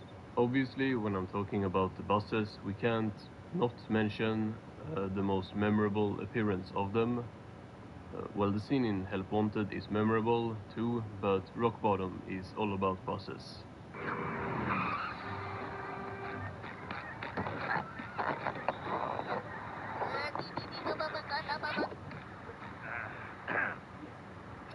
Let me get my wallet. In this episode, SpongeBob and Patrick take the bus from Glob World, leaving Bikini Bottom and going to Rock Bottom. Hey, SpongeBob? Yeah, Patrick? Where's leaving Bikini Bottom? Where did you see that? We just passed the sign. You are now in leaving Bikini Bottom. What? What's wrong, SpongeBob? Patrick, I think we're on the wrong side! Rock Bottom is not even the last stop, like buses leave to both directions here. But, sir, we need to get back to Bikini Bottom. Oh, well. Where is the SpongeBob? And later in the episode, we see Patrick going back to Rock Bottom with the bus driving past the houses on Conch Street. Home at last. Don't worry, SpongeBob, I'm coming back for you! Now, if they actually are on the wrong bus is up for debate. I mean, yeah, SpongeBob said it, but it's not like they were paying attention to the stations going by. Show me what you got at Glove World. Okay, here's my glove light. Wow. I see you. I got gloves for my glove action figure. Cool. But Patrick does go by Conch Street at the end of the episode. Now, it is Patrick, so he might be on the wrong bus, but we know he did get back to Bikini Bottom on the bus that he took from Rock Bottom. Hey, SpongeBob, the bus is here!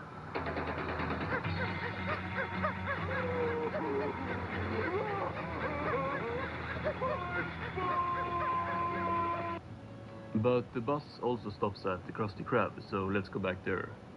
The Krusty Krab didn't have a bus stop sign in Help Wanted, and the same goes for Graveyard Shift and Band in Bikini Bottom, where buses stop there.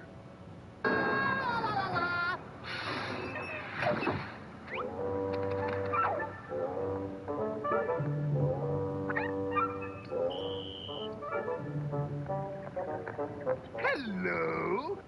And also in Season 7's Squidward in Clarinetland.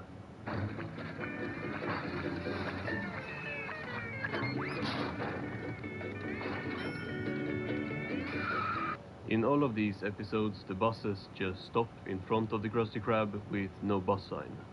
In Wishing You Well in Season 4, the bus drives on the backside of the Krusty Krab, where there now is a road. The only thing I wish for is to be far away from here.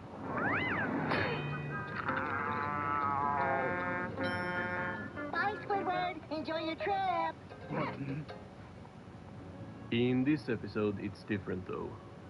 1, the bus doesn't stop here, it drives straight by, and 2, he did wish to be taken away in the wishing well, so the bus just spawned in, probably. Another one that shouldn't count is in Chum Bucket Supreme, where the bus stops at the Chum Buckets.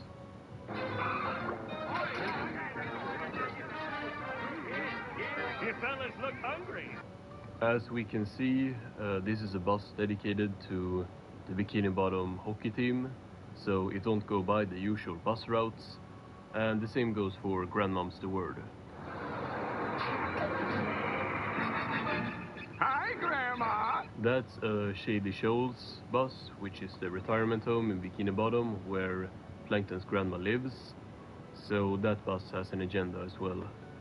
But it does stop at the same place that normal buses have before, so it really doesn't change anything. Now, if you have watched my video on which way the Krusty Krab is from SpongeBob's house, which got set to YouTube Kids without me having any say, by the way, you would know that after me yapping for 10 minutes, the conclusion was ultimately that we don't know. So placing the Krusty Krab on the Glove World to Rock Bottom route is gonna be hard. Also, we have no idea if it's the same bus route or how many different buses there are in Bikini Bottom. The Season 12 episode, Squids on a Bus, naturally has a lot of important bus lore for us and even starts at a bus stop. Where's that bus? I've been waiting for almost an hour. Almost an hour, he says.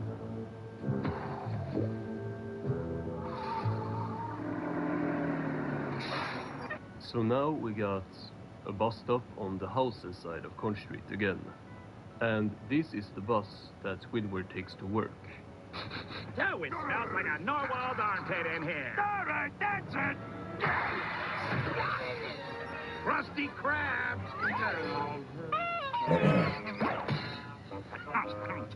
Squidward is the backseat driver, so he and the bus driver gets into beef and decide to switch jobs to prove the others is easier. Oh,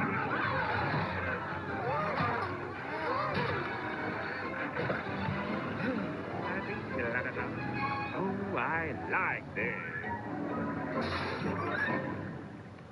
Good morning. The first bus stop is impossible to place. It's an old woman in sand with no houses around, and that's the case for many of the bus appearances in SpongeBob. You don't really know where they're at. The next one is in the same boat with SpongeBob getting on. This stop is Coral Boulevard. Thank you for riding with your merry bus driver, and have a beautiful day. Wait! We don't see the Conch Street houses in the background, and clearly his ass ain't working, so he could really be any. Join Planet Fitness today and save $28 or more. Just $1 down, $15 a month. Deal ends February 28th. Anywhere. He even admits later that he don't have a stop to get off on, since it's his bus riding day. We see the bus driving over a bridge, or whatever you call this, like a highway in the sky. This takes him into the Bikini Bottom city, and the next stop is Patrick in the middle of nowhere. How do y'all even get here?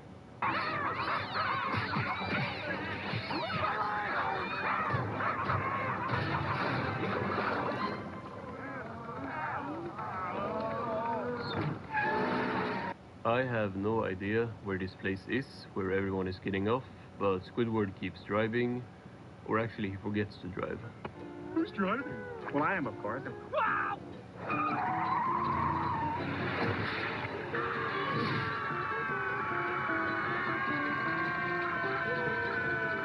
At this point, we kinda can't read into it anymore, cause if I'm not mistaken, that was probably not the right way to the next stop. However, what we do know from this one is that the bus goes past Squidward's house, past Patrick's house, to get to the Krusty Krab. So basically, our left when looking at the houses. Going back to the Pink Purloiner, this episode showed them going from Jellyfish Fields to Corn Street, but we also saw them get off at Jellyfish Fields at the start of the episode. You know, Patrick, the jellyfish migration is my favorite time of year. No bus sign, but they get off at the Jellyfish Field sign, and later when they are going back, we see a bus sign. I would kill for a net like that. You know, something small like a carrot. But not spiders, they're icky. Here we also see the bus coming from our left, putting Jellyfish Fields on that side of the route as well. Realistically, that would be further away from Corn Street than the Krusty Krab, but who knows, like, the bus could be driving in circles for all I know. Sandcastles in the sand shows SpongeBob and Patrick get on the bus at maybe Corn Street. Little sunscreen, and I'm sure you'll be fine. I'm spending the whole day at the beach with my best friend. You're hurting me. Like, they were just in Patrick's house before, but we don't see where they get on. This bus takes them to Goo Lagoon, but we can't place it on the bus route since it isn't shown to be connected to any of the other bus stops. And we don't even see the Goo Lagoon stop since they are kicked off the bus a bit before getting there.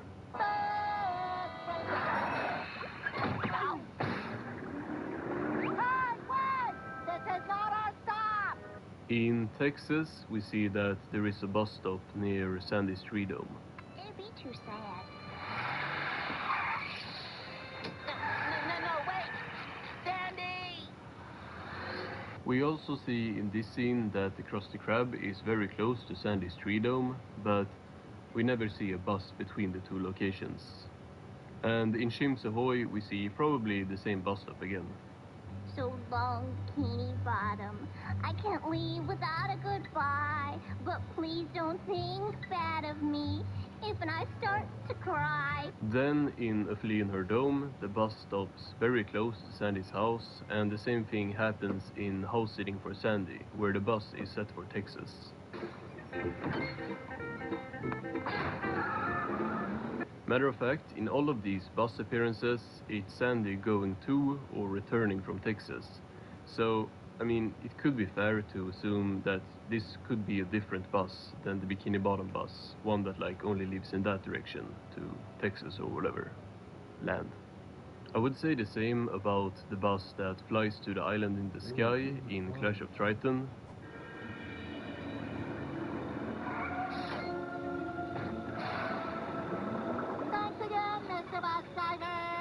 But I mean, it's possible it's after Rock Bottom or Glove World on either side. It's just no way. Stop.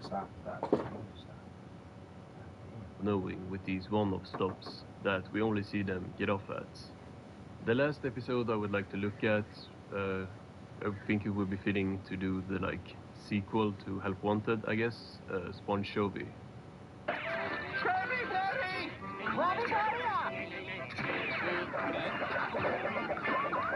SpongeBob follows the anchovy into the bus, which goes from the Krusty Krab to our left and stops at Goofy Goober's.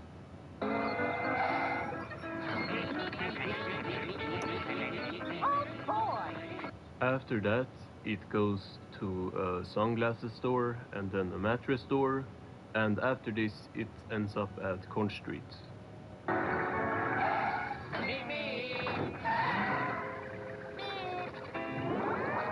Coming from the right direction as well, or like the left direction.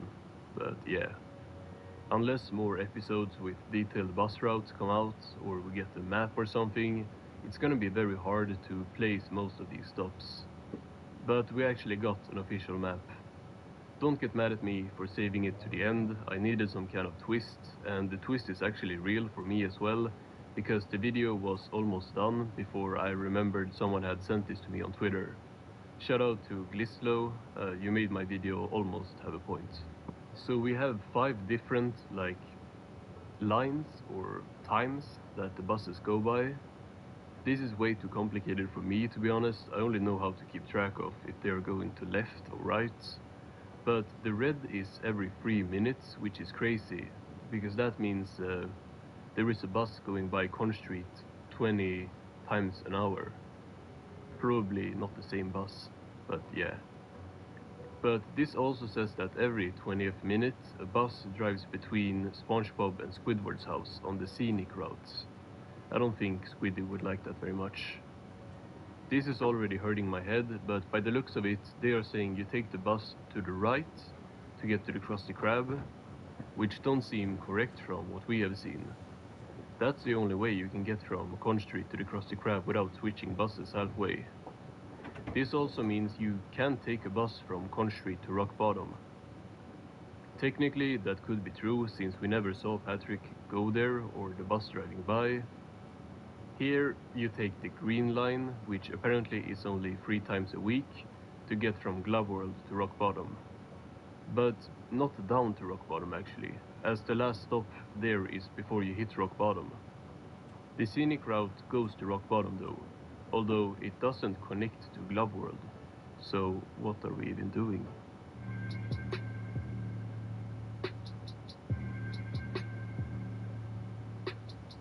Monumental savings are in store during Sheehy's President's Day sales event. Hurry in and browse the Mid-Atlantic's largest selection today. Sheehy makes car buying easy and affordable with savings like thousands off MSRP or special low-rate financing. Plus, get the most for your current vehicle when you sell or trade in. Discover how Sheehy makes car buying and trading easy during our President's Day sales event.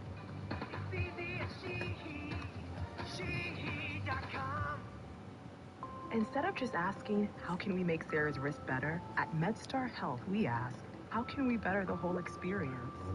That connects her with a specialist's office, that schedules the appointment, that gets her in for surgery, that makes only a tiny incision. That means she's home that day with her post-op instructions at her fingertips. Her much-needed fingertips. How we get Sarah back to her life is about so much more than how we treat her wrist. MedStar Health, it's how we treat people. We have talked about 2 of the 3 houses on SpongeBob's iconic street, so it's only right we take a look at the 3rd one. 120 Conch Street, aka Patrick's Rock, is what we are doing a deep dive on today. Hey! Patrick's Rock is just that, a rock. But somehow it ends up being probably the most complicated and interesting building in Bikini Bottom I have talked about yet. In Help Wanted, we get our first look of it, very briefly. I'm ready. I'm ready. I'm ready. Go, SpongeBob! So here we see that his home is very small under the rock, with just a lamp, a chair and a TV. But the next time we see the inside in Home Sweet Pineapple, it's even smaller. Good night, SpongeBob. Good night, Rockmate. Good night, Gary. Here we see Patrick's Rock is only used as a blanket, since there is absolutely no space underneath. Is it time already to ruin Squid's day? Hey, SpongeBob, don't start without me! We also learn in this episode that he made his house himself. We can't build a house. Well, sure, it's easy. I built my house all by myself. The version of Patrick's house with just a TV chair and lamp is pretty consistent though, at least throughout the first seasons, with it looking like this in Season 3's Rockabye Bye Valve. I'm going back to work. What? He got hit in the head with 2 coconuts. So, this is work? You know, it's not as easy as it looks. Sometimes I gotta move the antenna. But then in the secret box, the season before, things change a lot, as Patrick's house is now a lot bigger on the inside.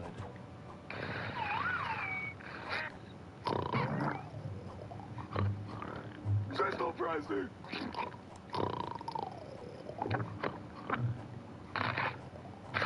Who's it? Now he don't even have the chair and TV, but a lot more space and the bed.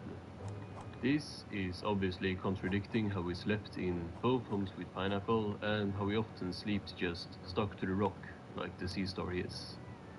Also in season 2 we got I'm with Stupid, where we get some important lore. Need furniture!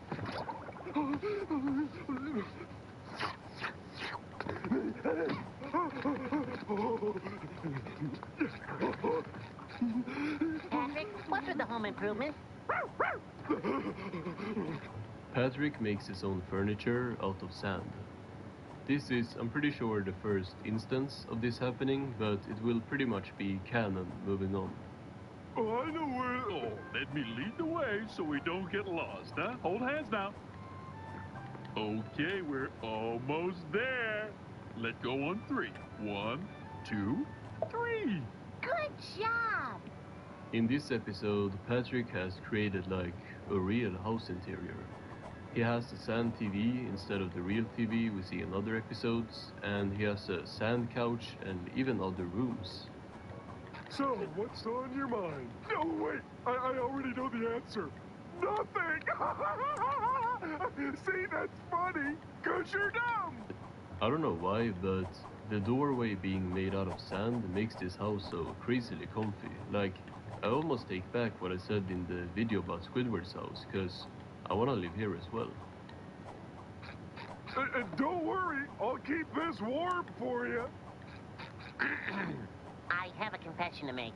I lied about being stupid. Then at the end of the episode, it looks like the house has imploded and it's now just some sand on the same level as the rock, like in Home Sweet Pineapple. And then if we move on to season 4, we got Patrick Smartpants. I can't help but feel good. I can't help but feel fine.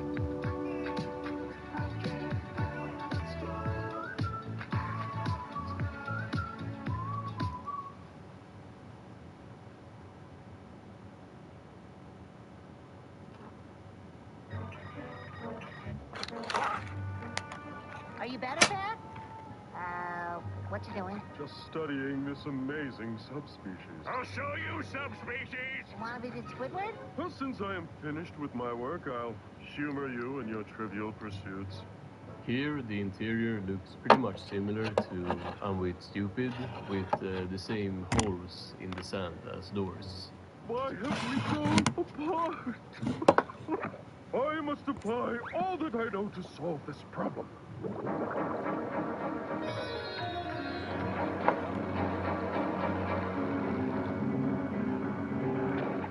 Then later in the episode we see some mixture with real books on the sand shelf. So I guess sand books are out of the question. Well, it's Patrick, so it's not like books are gonna be very important for the lore here. In Bummer Vacation, also in season 4, he has the same big space, but nothing here at all. Who do they think they are? I've given the best years of my life to this place, and they think they can just fire me like that? Like trash? I don't think so. SpongeBob?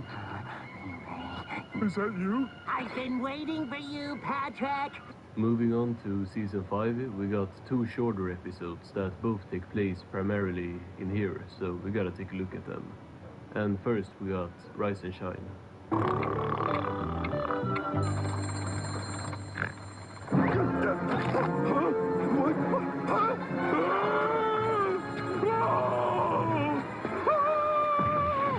Here Patrick has yet again some sand furniture, but a real clock. We see him get some food out of a sand locker, and then he watches a sand TV that actually works. And now, live from Bikini Bottom, it's Bikini Bottom Live.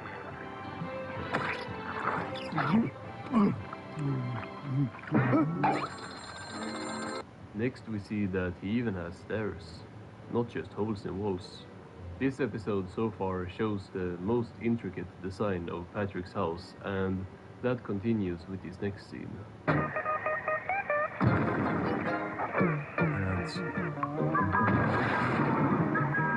A clean mouth is a happy mouth.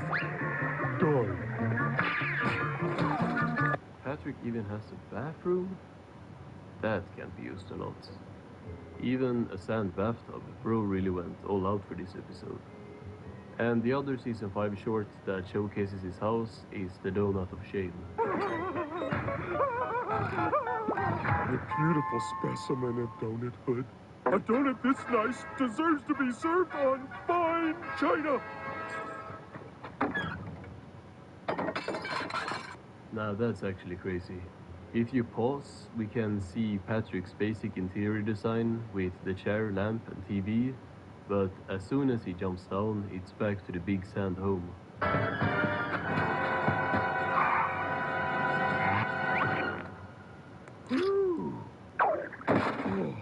Then later in the episode, we see Patrick flush the donut down the sand toilets, and then we get one of my favorite jokes in the entire post-movie SpongeBob. The attic!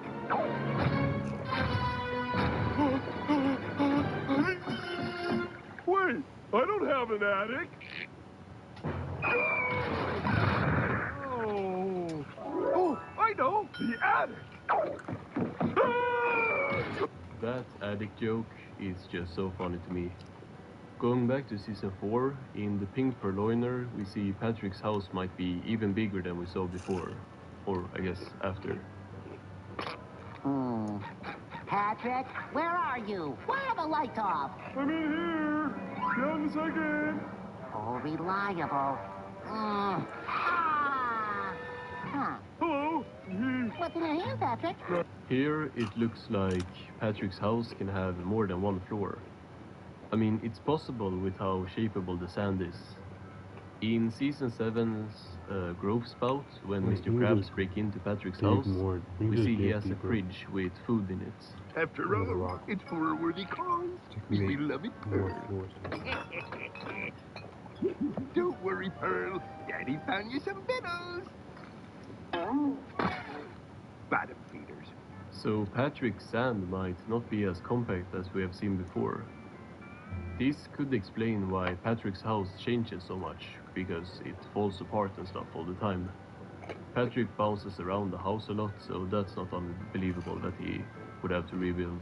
In Rule of Thumb, Patrick's rock is rebuilt into a castle. Yes, sire? I need your opinion on something. Do you think the giant flat screen TV should go over the fancy egg display or the indoor swimming pool? But that means a lot of new rooms and stuff is added, and most of it ain't even in sand, so it's not really relevant. Also, this episode sucks. In the season 9 episode, Patrick the Game, Patrick has a sand clock, and his home seems kind of shrunken down compared to the last appearances we have looked at. Good evening. Please step into my gameatorium.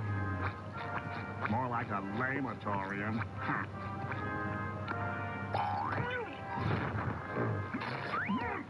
Welcome, gamers. In Pat the Horse, in season 11, we start the episode at the Rock, where SpongeBob is reading a bedtime story to Patrick. Okay, Patrick, one more book, then you go to sleep, okay? Okay.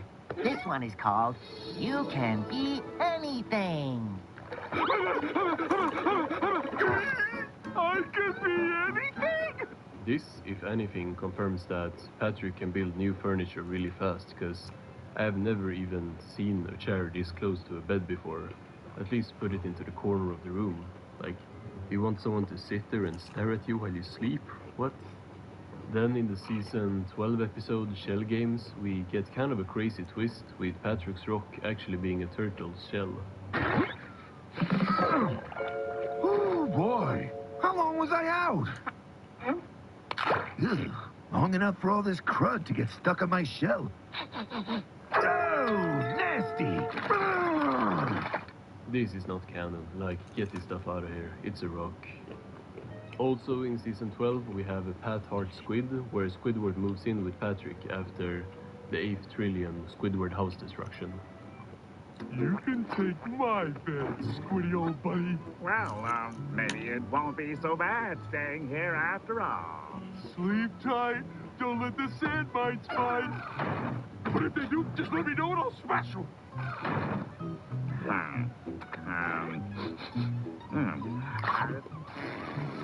In this episode, Patrick has a bedroom for Squidward, while he himself hangs from the rock ceiling.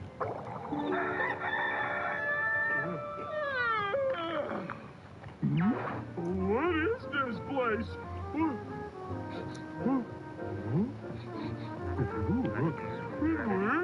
Did you do all this? Well, I figured if I have to stay here, I might as well make it livable. The rest of the episode has the house changed, since Squidward makes it more like his own home. Well, Patrick, time for another lovely day in the flower garden of life. I love you, Brick. I love you, Brick. So yet again, I forgot to record an ending.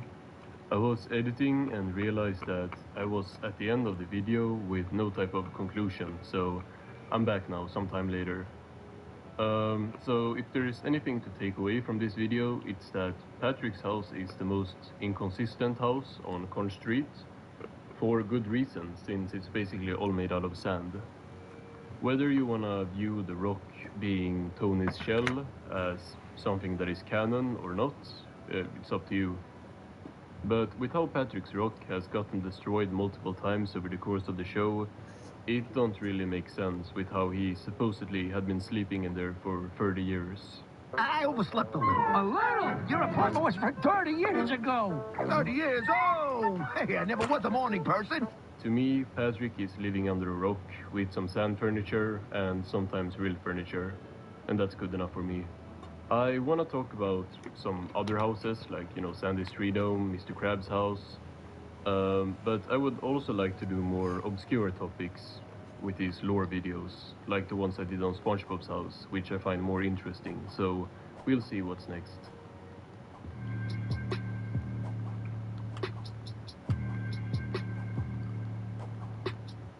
You mastered your mind. And all the while, you were on the train home. Audible. There's more to imagine when you listen. So it's spooky season, and we just probably talked about the horror episodes in SpongeBob. But the spooky stuff is not contained to just episodes.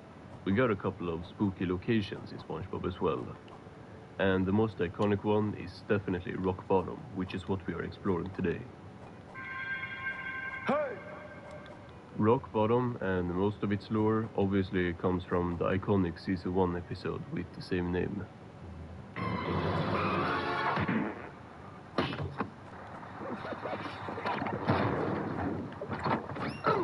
But, sir, we need to get back to Bikini Bottom. Oh, well. Where is this, SpongeBob? This just makes me happy watching, not gonna lie. Brings back such good memories. Fun fact, I actually wanted to use this image as the background for my videos instead of the Conch Street one at first, but it didn't fit as well with the things on screen. Rock Bottom. It sure is weird around here. Kinda different. So we can see that right at the bottom of the horizontal road, no, the other one, the opposite of horizontal, it goes up. Anyway, down here is the bus station, and SpongeBob goes inside here later in the episode. I'm getting to the bottom of this right now. I want a bus to Bikini Bottom. I am first in line, and no one is gonna tell me otherwise. There is not much stuff in here, and it's a very spacey room. We just got a couple of benches and information booth. Makes sense with how this whole house is full of people waiting for information later.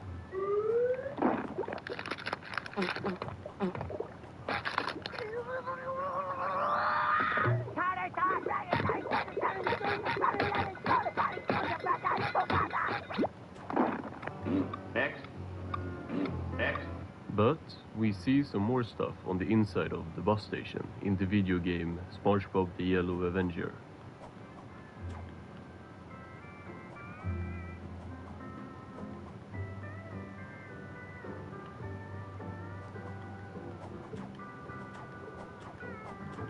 All credit to the channel Keybait Blox.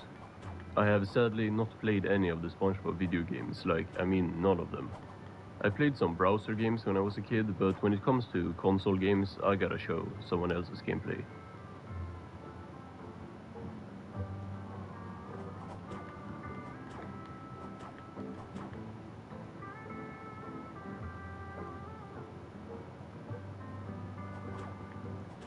Here we now have a vending machine as well, which of course is funny since we all know it usually is somewhere else. And by usually I mean in that one episode. Now Rock Bottom does appear in multiple episodes of the show, but that's for later. Now we gotta talk about the vending machine from the original Rock Bottom. Hey, what's that? Candy machine. Help Nougat Crunch. This is probably supposed to be the same one that we just saw in the Yellow Avenger. I guess they just put it inside there to make the game smoother or something. That's something we're gonna see a lot. I'm not leaving this spot no matter what. I'll only be gone a second.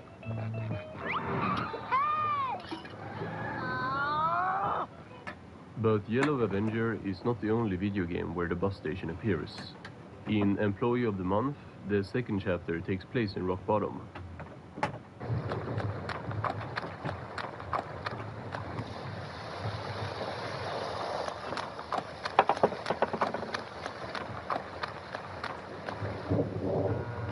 I have to put a quarter in the slot. It's actually crazy how similar this level looks to the Season 1 episode. I'm getting very interested in playing some of the video games, and especially this game.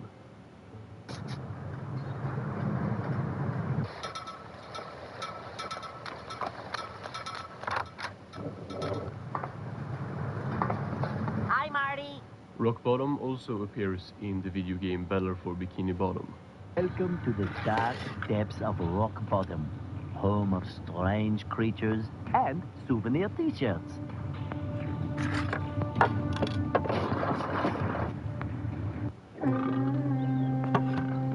The restrooms were there back in Rock Bottom as well, but this game also introduces a new location, which is the Rock Bottom Museum. Sometimes pushing a single button is the most satisfying.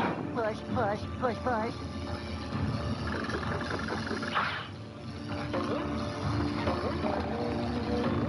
This also appears in the rehydrated version of the game, which from what I have seen seems to be a very close remake.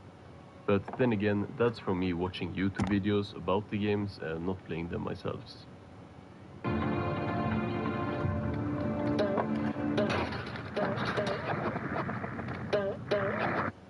I chose to launch my business with LegalZoom.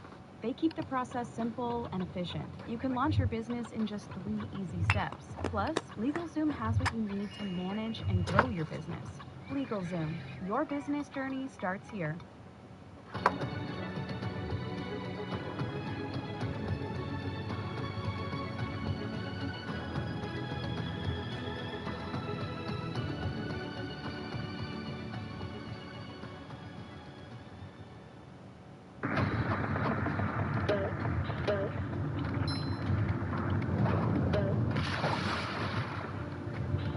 But it's not only video games that include Rock Bottom. Well, obviously the original episode as well, but the city reappeared in multiple episodes of the show. Left, stop,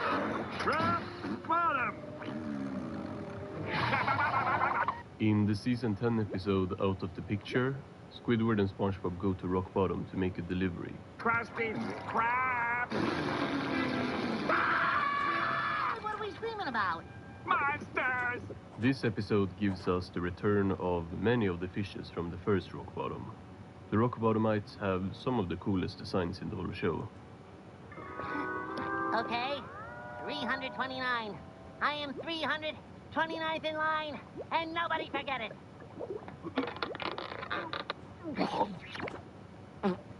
All of them are different species of fish you can find like deep down in the water. I think some of them can't be real. Okay, second. I am second in line. Okay, third is good. Fourth, not bad.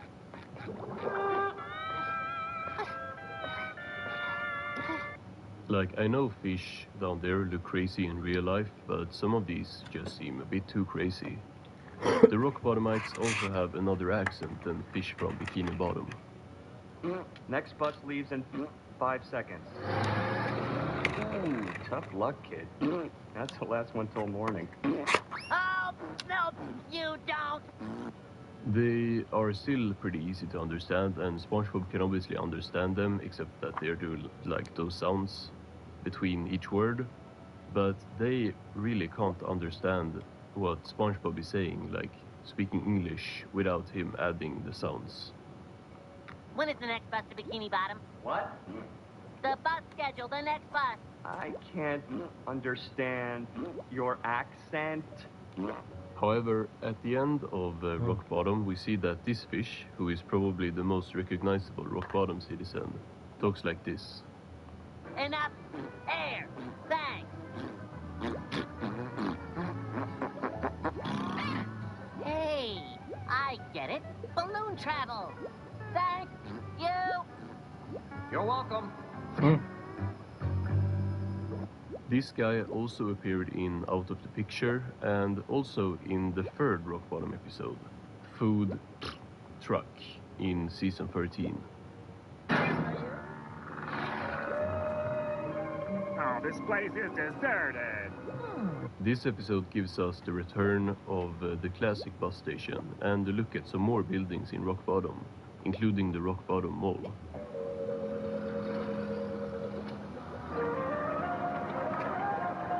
Where is everybody? The mall looks kind of similar to the Bikini Bottom one, but I really like how it has all the signs in the Rock Bottom language. And next we see the Rock Bottom graveyard. Oh, the cemetery is empty too. This place isn't even a ghost town. We see the orange fish again, and then some other Rock Bottomites return with the bus as they have gone all the way to the Krusty Krab to get Krabby Patties. Hey, Bert. Too bad you couldn't come with us on our yearly trip to the Krusty Krab. There are more video games where Rock Bottom appears. To be honest, it's one of the most iconic places in SpongeBob, so it makes sense to have it as a level in most games.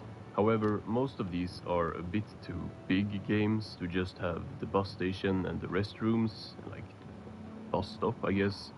So they just throw in kind of anything in Rock Bottom to make the map bigger.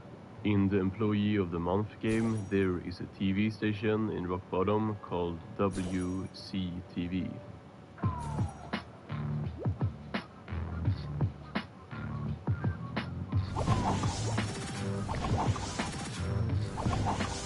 Shiny, it's a 5-star shiny.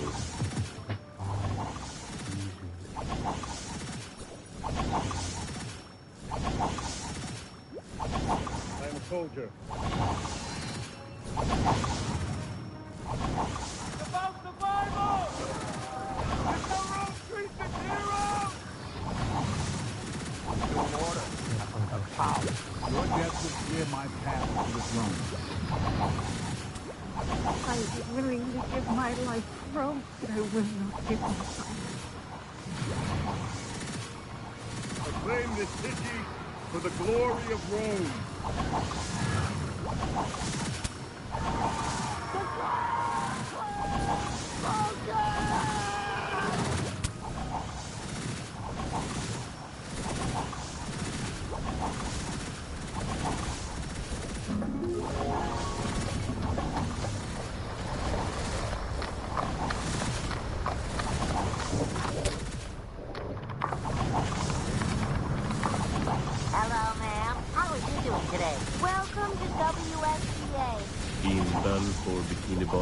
hydrated, there is a place below rock bottom called the Trench of Advanced Darkness. A trench of advanced darkness, huh? Sounds dark. Okay, Gary, I'll be extra careful.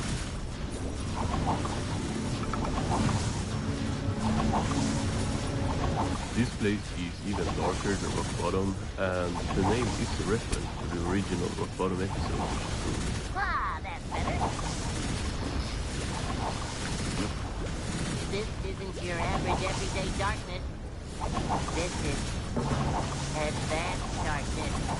In the video game SpongeBob's Boating Bash, which I definitely want to play, there is a driving level in rock bottom as well. Have you seen my slippers? The trend I'm seeing with a lot of these games is that they kind of throw in whatever in here. In SpongeBob True for Square for Wii, there is a kind of cool like layout for Bikini Bottom, rock bottom.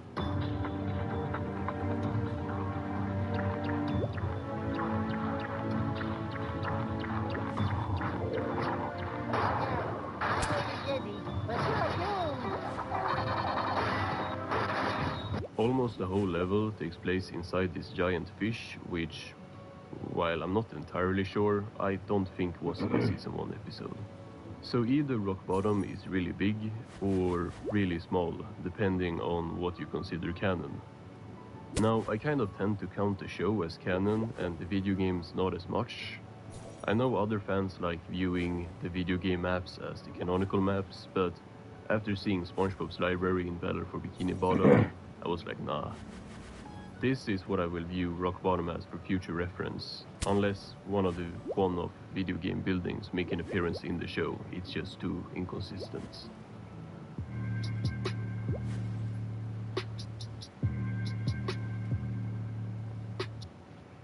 Join Planet Fitness today and save $28 or more. Just $1 down, $15 a month. Deal ends February 28th.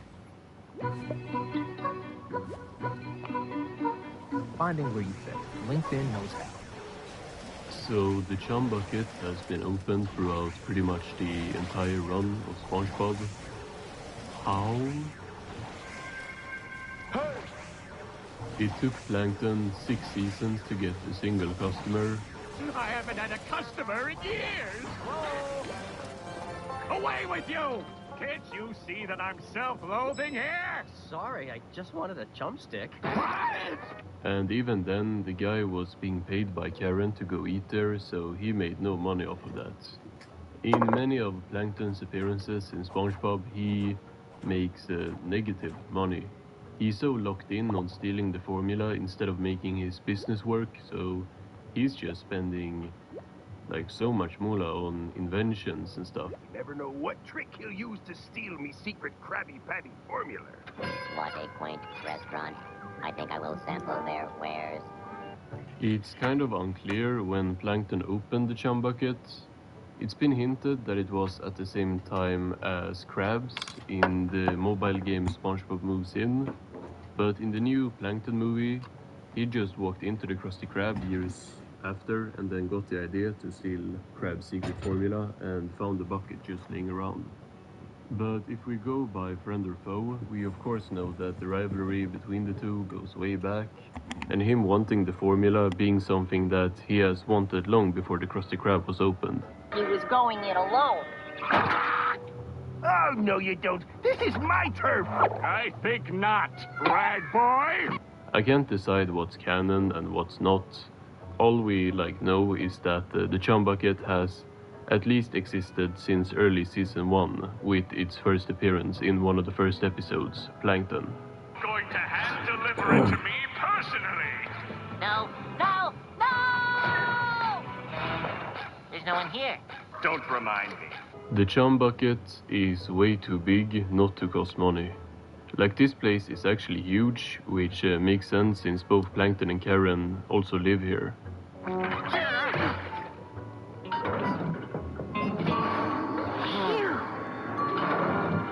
Good night, honey.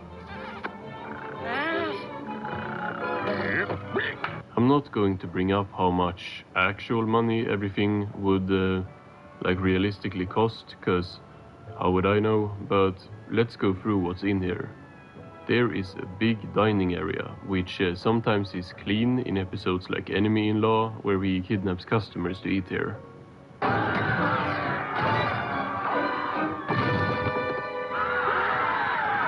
good, the lunch rush. And sometimes it's completely moldy and dusty, like in New Leaf in Season 4. Look at this place. Tiny plankton? You ever hear of spring cleaning? Meaning that he actually cleans this place from time to time. Now, the money spent on cleaning supplies is not like the craziest amount ever, probably, but judging by how he says this in New Leaf, it's still too much. What's the point? Do you know when the last time I had a customer was? Actually, I can't recall you ever having a customer. Well, there he is. Up until this point in the show, he has legit not made any money. Although the first movie saw him be a bit more successful. So, you're selling Krabby Patties, eh, Plankton? That's right, Squidward. Here he has a lot of customers and even sells them bucket hats. Although he does go to jail by the end of the movie, and we do not know how this money was handled in the case against Plankton. Now let's talk about advertising, because Plankton spends a lot of money on that. We see in Enemy-in-Law that he has an ad in the Bikini Bottom Yellow pages. I'm the founder and owner of the Chum Bucket. Never heard of it. It's across the street. Doesn't ring a bell. It's on the back of the phone book. Come on, I paid a lot of money for that ad. In SpongeBob's Last Stand, there is a billboard for the Chum Bucket, and in Plankton Paranoia, he even has a TV commercial. Where you hiding? I'm right here. At the Chum Bucket. Come on down and try our new Chum Nuggets. And this is something we see in the Patrick Star Show as well. Here at the Chum Bucket, chum comes in 3 delicious varieties. Moist, soggy, and pumpkin spice. The Chum Bucket even being a thing in the Patrick Star Show would suggest that it's not the same canon as the Plankton movie, because SpongeBob does not work at the Krusty Krab in the Patrick Star Show yet. So he couldn't have gotten the idea like by walking into the Krusty Krab, because the Chum Bucket already exists before SpongeBob started working there, and SpongeBob was there when he got the idea in the Plankton movie. It's complicated, but anyway, in the Patrick Star Show, the Chum Bucket actually has customers on multiple occasions. In the Season 1 episode, Survivoring, there's not even a reason for it, it's just busy somehow.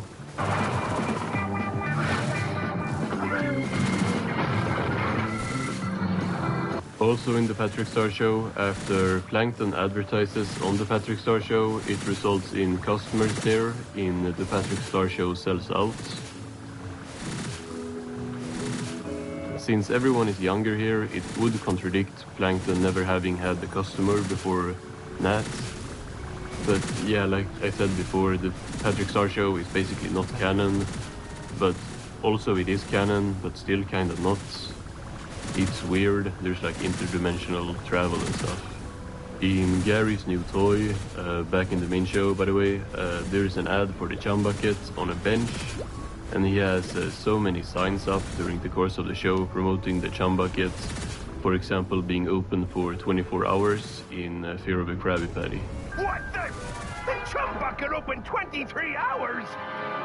So, that little piece of flotsam plankton thinks he can stay open longer than me, does he? Sure. I don't know. Why not? This one gotta be expensive. And in this episode, he also prepares a whole psychiatrist office in the Chum Bucket. Coming for me? No! No! No! Stay back! Wait, where'd you get that piano? Now, he could just have had the couch and chair in a storage somewhere, but if you got all this stuff for the episode, that's even more money spent on not making anything back. In New Leaf, Plankton changes career paths and starts selling trinkets, which we don't see him sell at all over the course of the episode, as it just leads up to him trying to get the formula. My diabolical, extremely convoluted plan worked! I should have been a politician.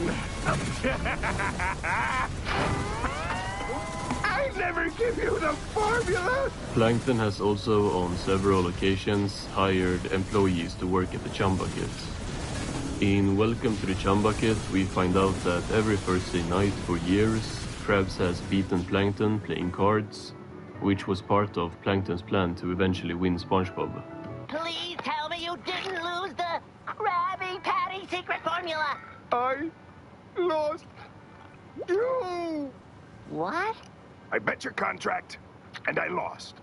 Now, while Plankton does succeed with this, not only does he lose money on renovating the whole restaurant to look more like the Krusty Krab. Just a few more steps, SpongeBob. Okay, go ahead, take it off. It's an exact replica of the Krusty Krab kitchen. He also has to pay Krabs $50 just to take SpongeBob back at the end of the episode. I'll do anything. I beg of you. How about you give me $50 and I'll take them off your hands? It's a deal. I cheated anyway. And that's not even counting all the money he lost in all the games before he eventually won SpongeBob. And of course, SpongeBob don't make Plankton a single dollar as an employee in this episode. Let's go through a few times where Plankton and the Chum Bucket is actually making money in episodes. In Greasy Buffoons, Plankton and Krabs have a grease-off selling very greasy food. Something is terribly wrong, Squidward. And it's taken you this long to figure that out? Here he of course also gets a lot of billboards and is closed down at the end of the episode by a health inspector. Then in Chum Fricassee, Plankton hires Squidward to cook his grandma's recipe, which becomes very popular, with the restaurant being booked up 2 years forward. Hey, all you bottom feeders. If you've already eaten, well, you might want to make room for seconds. Because we are tasting Bikini Bottom's sensational new upscale eatery, Les Chum Bucket. But before they can get there, of course, the restaurant is torn down by unhappy customers at the end of the episode. A similar thing happens in Chum Bucket Supreme, where Patrick is hired as an advertiser for Plankton and makes the Chum Bucket popular. Tastes awful. Yeah, but the slogan is so catchy that we can't stop eating it. Chum is fun. Chum is fun. This goes on for a while before Patrick gets tired and quits, and Plankton insults his customers, causing all of them to leave. In Chum Caverns, Plankton digs a tunnel to the underground where he starts selling chum as part of a cave experience, which works.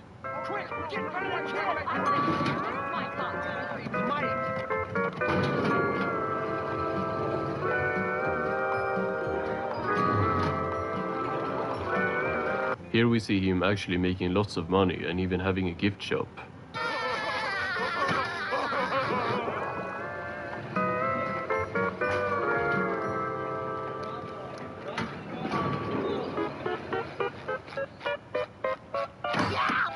But as soon as Krabs gets down here to give Plankton some competition, Plankton crashes out and throws everything away, burying everyone. Then, in Lame and Fortune, Plankton uses fortune cookies to ruin the Krusty Krab and makes all the customers come to him instead.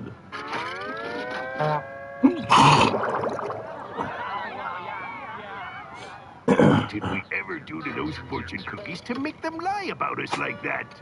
Although this yet again fails by Plankton getting mad and revealing to the customers that the cookies were fake.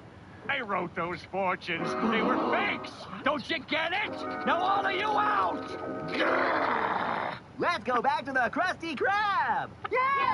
Back to the Krusty Krab! He did probably make some money before that. In A Place for Pets, Krabs bans every non-pet from the Krusty Krab, so they all have to go to the Chum Bucket until figuring out that they can disguise as pets and leaving the Chum Bucket.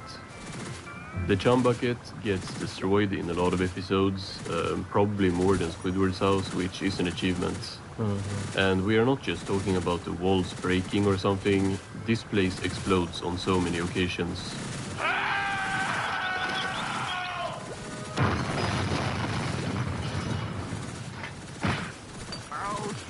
It's usually at the end of Plankton episodes when his plans have been foiled. What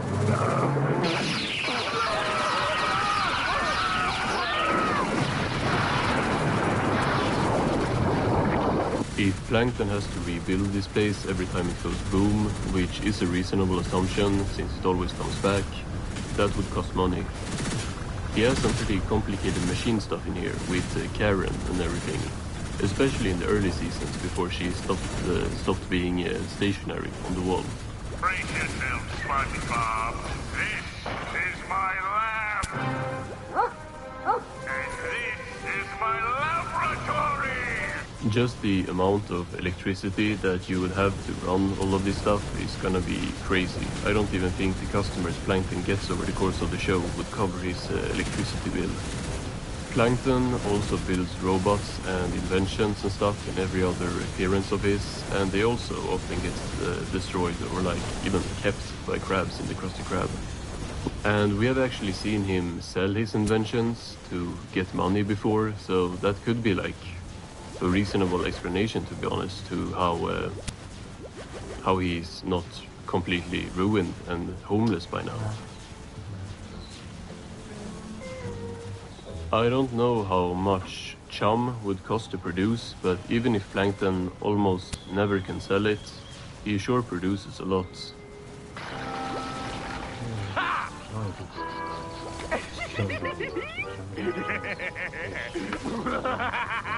Now, chum is dead fish, so he could be getting it in some cheap, immoral way, which I kinda hope, since otherwise this might cost even more than the electricity.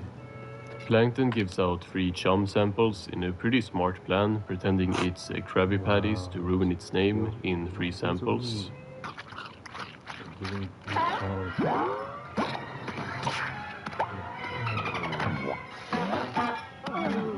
And we find out in the season 13 episode Chums that Plankton flushes all of his unsold chum down into the sewers, where it later mutates into sentient beings.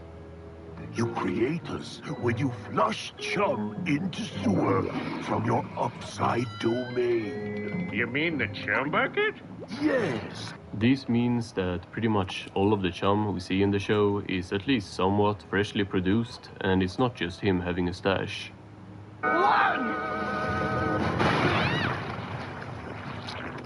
You know, it's remarkable how chum goes bad every week right on time. And in other episodes we see Plankton with crazy amounts of this shit, having to hide chum since it has gotten rotten in Plankton's old chum.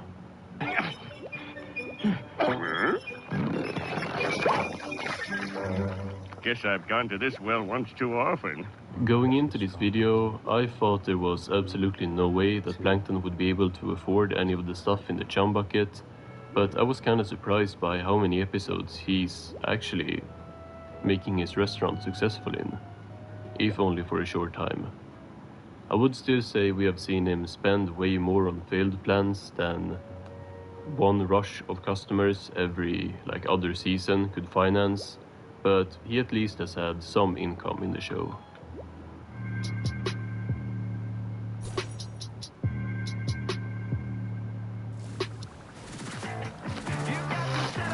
Boom, baby. eBay. Things people love.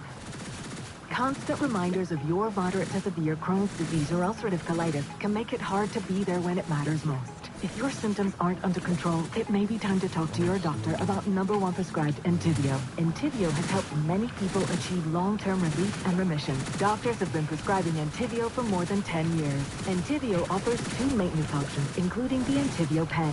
Infusion and serious allergic reactions can happen during or after treatment. Entyvio may increase risk of infection, which can be serious. PML, a rare, potentially fatal brain infection, cannot be ruled out. Tell your doctor if you have an infection, flu-like symptoms, sores, or are prone to infection. Liver problems can occur. Ask your healthcare provider about Entyvio. Relief, remission, for real.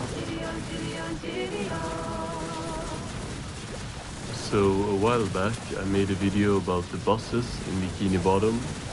In this video I discussed the episode Rock Bottom and the scene of Patrick riding a bus back to Rock Bottom at the end of the episode. Home at last. Don't worry, SpongeBob, I'm coming back for you! Originally, there was a longer segment recorded about this short scene, but when editing, I realized that I was just tripping and what I was saying wasn't true, so I cut it out. But I know that I'm not crazy. Let me present the SpongeBob Rock Bottom bus start mystery. Hey! So what I did in this video was, like the title suggests, trying to map out a bus route for the buses in SpongeBob. And I thought I was onto something with this quick scene of Patrick going back to Rock Bottom on a bus. Home at last. Don't worry, SpongeBob, I'm coming back for you! Here is the original audio that I cut out from that video. And it also kinda sounds like the bus takes off in the end of the episode. Like, it's possible that the bus has a stop at Conch Street, because it really sounds like the bus starts from Patrick's house. Listen. Home at last. Don't worry, SpongeBob, I'm coming back for you! Now, if you did listen there, by the way, I'm back. This is me from now, no more old audio. You probably have no idea what I'm talking about, because it did in fact not sound like the bus was taking off, and instead we both hear and see the bus driving from further away. What I was saying was how it seemed in this scene like the bus was stopped at Patrick's Rock and then started driving from there, but that's clearly not the case. However, when I first recorded that, I am very sure that not only did the bus not come from that far away, I definitely heard the sound of a bus starting, like a ch sound or tss. Now, I am of course not suggesting that the episode changed between me recording and me editing. Wait, that's exactly what I'm suggesting. I am not crazy. I know he swapped those episodes. Because here is the thing. The episode I watched before recording and the episode I used for the video was not from the same place. Let's just say that the copy of Rock Bottom I first watched was from a website which did not exist anymore when I was editing my video. It got banned. Now, of course, not because it was illegal. Both the places I first watched the episode on and the place where I later got the episode from for editing are legal. Viacom supported sites. I don't support piracy. But it is a fact that the copy of the episode I first watched is not accessible anymore. Is this a Mandela effect? No. Well, first of all, I don't even know if it's called a Mandela effect if only one person believes it, but secondly, I had an entire section of the video just based off of me hearing the bus take off. Because that's what made me put Conch Street as a bus stop on the bus route between Gloveworld and Rock Bottom. We do know already that the bus does stop at Conch Street, so I will go with the canon that they never were on the wrong bus and they just missed their stop instead. Otherwise, Patrick would have had to taken the bus back to Gloveworld, then walked home, and then taken the bus from there. If you agree with me that the bus seemed to have been stopped at Conch Street and then start to go to Rock Bottom, of course. I had to cut all of that out because there was no longer proof. I do honestly think that it's two different versions of the episode, with different audio and video, because I heard a ch sound and I think the cut to the bus was later, as I didn't see the bus coming from this far away. This is probably something no one else has even thought about, so even if a different copy of Rock Bottom exists, no one would have probably noticed the difference. But I am, at this point at least, somewhat sure that there exists a version out there that has a different version of this scene. The defendant.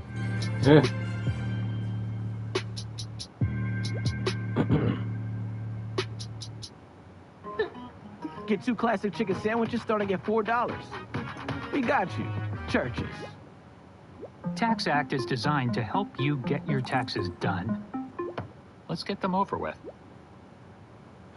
Mermaid Man and Barnacle Boy are some of the most iconic characters out of the entire SpongeBob franchise. Are you Mermaid Man and Barnacle Boy? Well, we used to be, but now we're retired. Even though their saga ended very long ago and the characters aren't used anymore in the show, they are up there when it comes to my favorite side characters in the show. But I got a question for you. Do these two superheroes even have any superpowers? Hey! First of all, rest in peace to both Ernest Borgnine and Tim Conway. Two goats, together with the writers, they made the characters what they are. Let's get started with making an important distinction when it comes to the power of the two heroes. There is the Mermaid Man and Barnacle Boy TV show. Mermaid Man, fleet and forceful, with the ability to assemble and charge the creatures of the deep by the power of Neptune. Mermaid Man, with his young associate Barnacle Boy. And then there is the Mermaid Man and Barnacle Boy in SpongeBob's universe.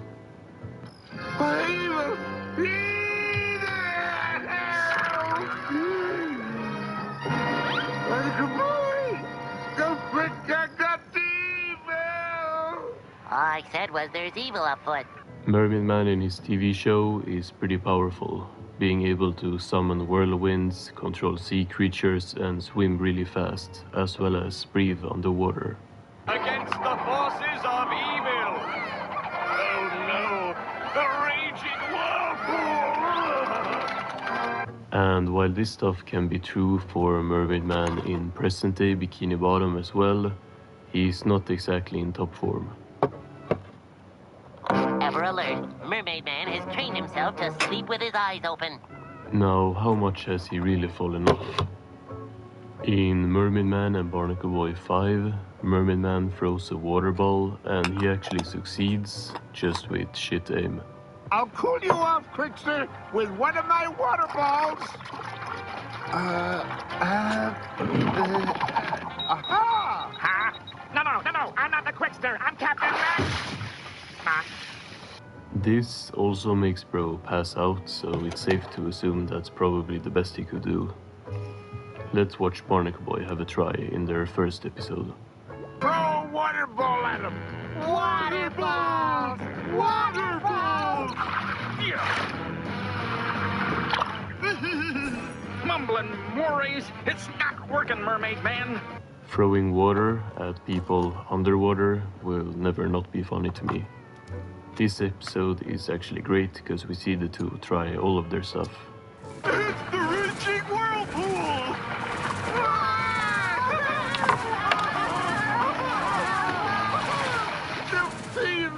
They're actually enjoying it!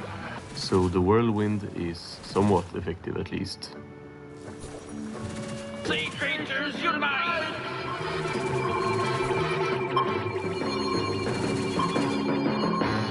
Huh? What? Yet again, something that kind of works, but not to the same effect as before. Controlling a group of elderly people is kind of like... I don't have a joke, I don't know. Not really useful, maybe? That's rude. What do you mean, Patrick?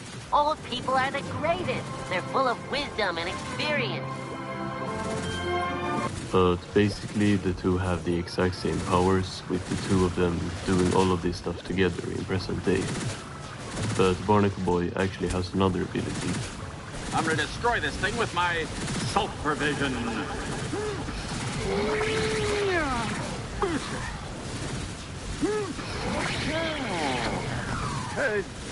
Kinda short range, but it's still something he can do, and we haven't seen Mermaid Man do. Mermaid Man, though, has something else.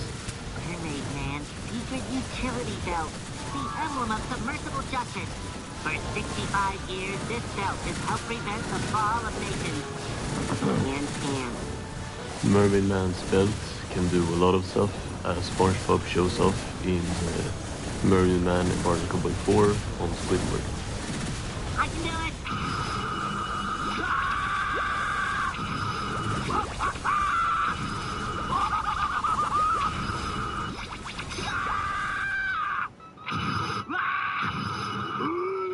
This doesn't mean Mermaid Man has all of these powers though, as even SpongeBob learns how to use this belt pretty fast. Kinda. What did y'all do to me? I'm sorry, Sandy. Mermaid Man came in. Hey, SpongeBob. Hey, SpongeBob. Hi, SpongeBob. You mastered your mind. And all the while, you're on the train home. Audible. There's more to imagine when you listen. Like, if having a belt with powers counts as having powers, then we might as well throw the invisible boatmobile in here. We'll find it with the invisible boat alarm! There she is! I told you we should have got the automatic. In the Season 6 episode Shuffleboarding, we see that Mermaid Man and Barnacle Boy are not very durable. Sure thing. Oh, don't throw. Oh. Hey, it came back. Yeah, it does that. I'll try again. No! Ah! Oh. Look, I'll just come and get... what is wrong with you? Not only do they get knocked down by a boomerang early in the episode, shortly after that they are also crushed.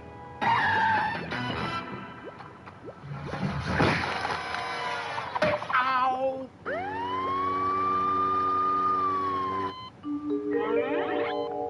Hi. How you feeling? I mean, Patrick is kinda fat, so I guess, but still, you guys are superheroes getting hospitalized by a sponge falling on you. That's crazy. But yeah, physically, these two are not very strong at all. In SpongeBob's Last Stand, they join everyone else in pushing SpongeBob's digging machine, and they're struggling alongside all the non-superheroes. Harder! Harder still! You heard the little square guy?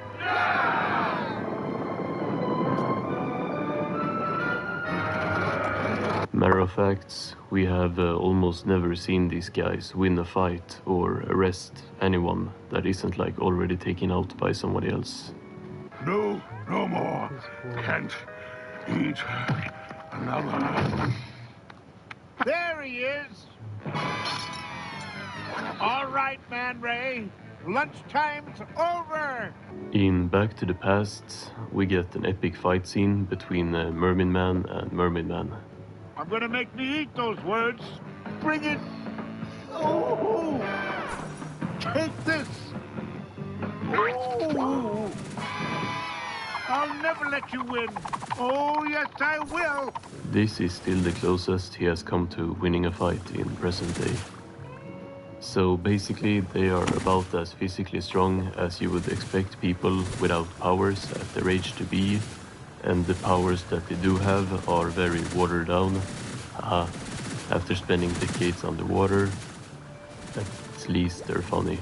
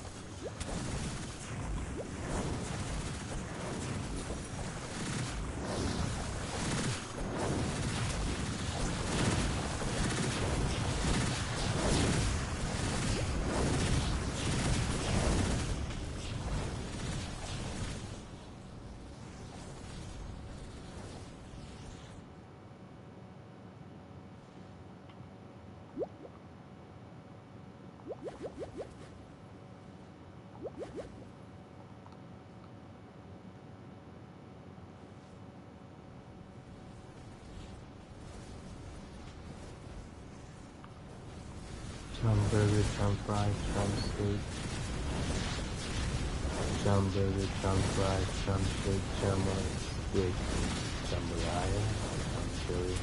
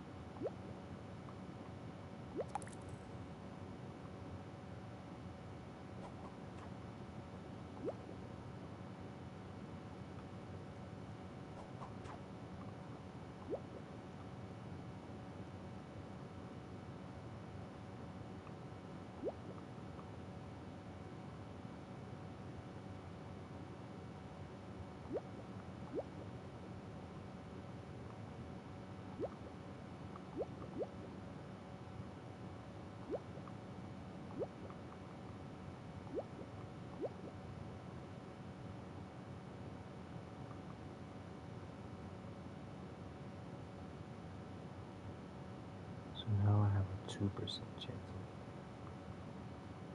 here.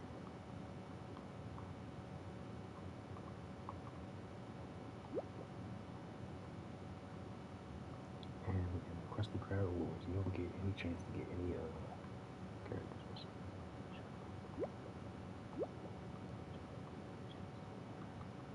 So in Act 1, level 1, level 1% chance.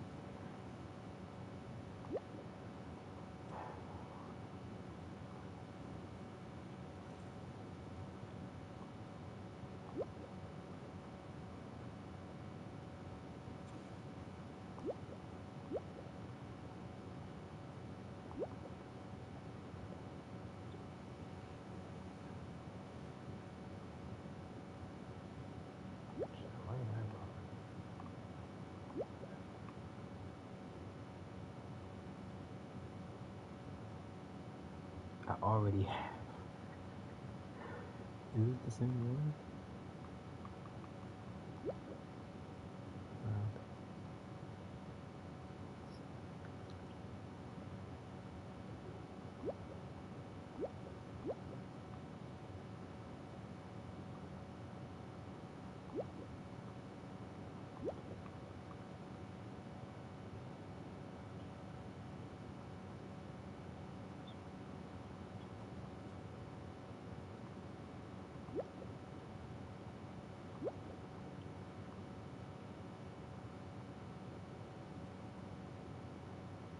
$250.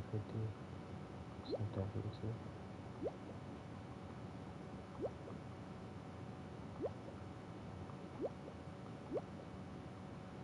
Sorry.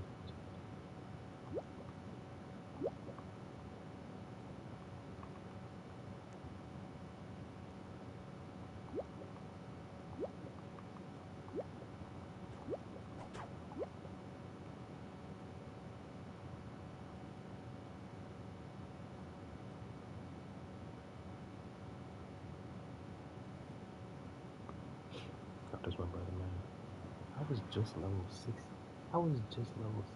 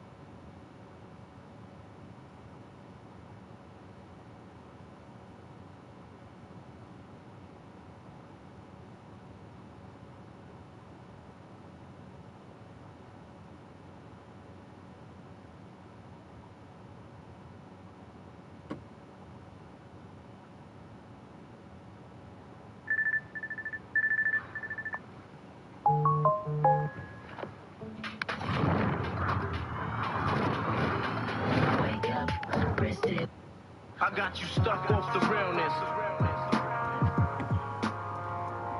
I got you stuck off the realness. I got you stuck off the realness. I'm programmed with essential 21st century smack talk. Your mother is fond of Brainiac. So let's just get into it. Let's just, Welcome everyone to the show. I'm Max and this is Spittle. Now here is Spittle with the rundown of what we can expect from the Daily Planet News. Meow, meow. What's good, DC? I'm your homeboy Spittle, and I'm about to give you the rundown of what we can expect from the Daily Planet News Zone. For this episode, we're going to go over the bonus currents week, we're going to take a look at the Batman Day and gifts, and we're going to also take a look at the new time capsule, Batman Eternals.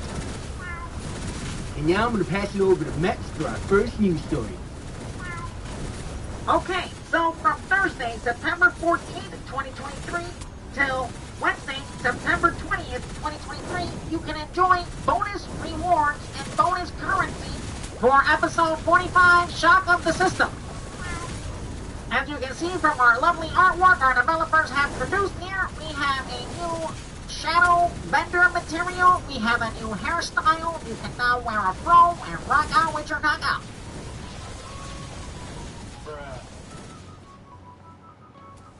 We also added new henchmen. Now you can go grab some meta babies or gang babies. Or now we actually changed them to the meta breed? Yes, now they're meta breed. They were always meta-human. I mean, they're breaking out of the meta clinic. But for some reason, we changed them into bang babies. And now we're going to change them into... What is this again? Meta breed? Bruh. And now I'm going to pass it over to Spittle, and he is going to show us what we can expect from Batman Day and the gift. Meow, meow. Well, it's back, everybody. Happy Batman Days. Free player gifts are in store for everybody that logs into the game. So as soon as you log into the game, from September 14th till October 4th, 2023, you can enjoy these gifts. You can enjoy these t-shirts, and also for members, we added an extra t-shirt, and then you also add these posters and a bunch of base items. It's going to be awesome. That pretty much wraps it up for the Batman and gifts. Now we're going to take a quick commercial break before we go and take a look at our new time capsules. Hi, it's Fitz with Slap Chop. You're gonna love my nuts. One slap, you're gonna love my nuts. Two slaps, you're gonna love my nuts. Add a mushroom, you're gonna love my nuts. The more you do it, you're gonna love my nuts. Hate my nuts. Watch my nuts. Slap my nuts. I love my nuts. Watch as pickle my nuts. Meow, meow. Yeah! Welcome back to the Daily Planet News Dump. Now I'm going to pass it over to Nerd of Prey. Yes, it's been a while since we've heard from Nerd of Prey. She is back to show us and give us the rundown of the new Eternal Batman time capsule. Hi, DC. It's me. It's Nerd of Prey. It's been a while. I'm glad I'm back. I'm here to show you the new time capsule. Bruh. So we have the new Batman Eternal Time Capsule. What we can expect out of this one, we have a new emote for you. We also have a new material, a new aura. We also have a new Batman style. Here is the new style. You also have these two new materials. You can be the Riddler. You can do the emote, peace sign. Here's the new aura. We also added all these cool emblems for Batman. I know a lot of you guys wanted to have the original Batman emblem, but we're going to make you one better. We're going to make all these cool ones for you. We even got a laughing Batman emblem. It's awesome. That about wraps it up for this Eternal Batman time capsule. I'm going to pass it over to Meps, and I'll catch you guys in the next 5 or 6 months or whenever they come out with another scam capsule. See you then. Bruh. Thank you, Nerd of Prey. You have inspired me with that performance. I am now gonna change my hair blue for the remainder of this broadcast. And finally, you can catch our new episode, Justice League Dark Preview, tomorrow on our official Twitch channel, live stream on September 15th, 2023 at 11 a.m. Pacific Standard Time. So we will catch you there, and hopefully I will rock my blue hair. I got you stuck off the realness. I got you stuck off the realness. I got you stuck off the realness.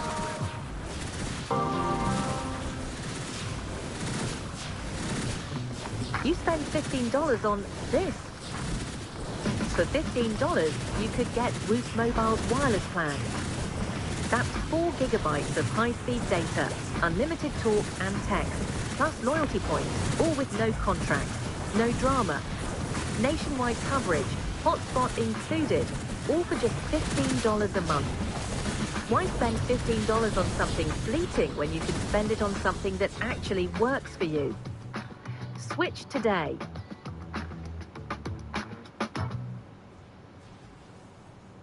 I got you stuck off the realness. I got you stuck off the realness. I got you stuck off the realness.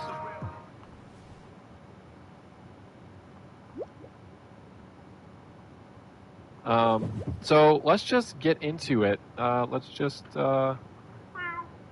Hey, Maps here. We're back on test server, and we're gonna take a look at the new ally, Deagle.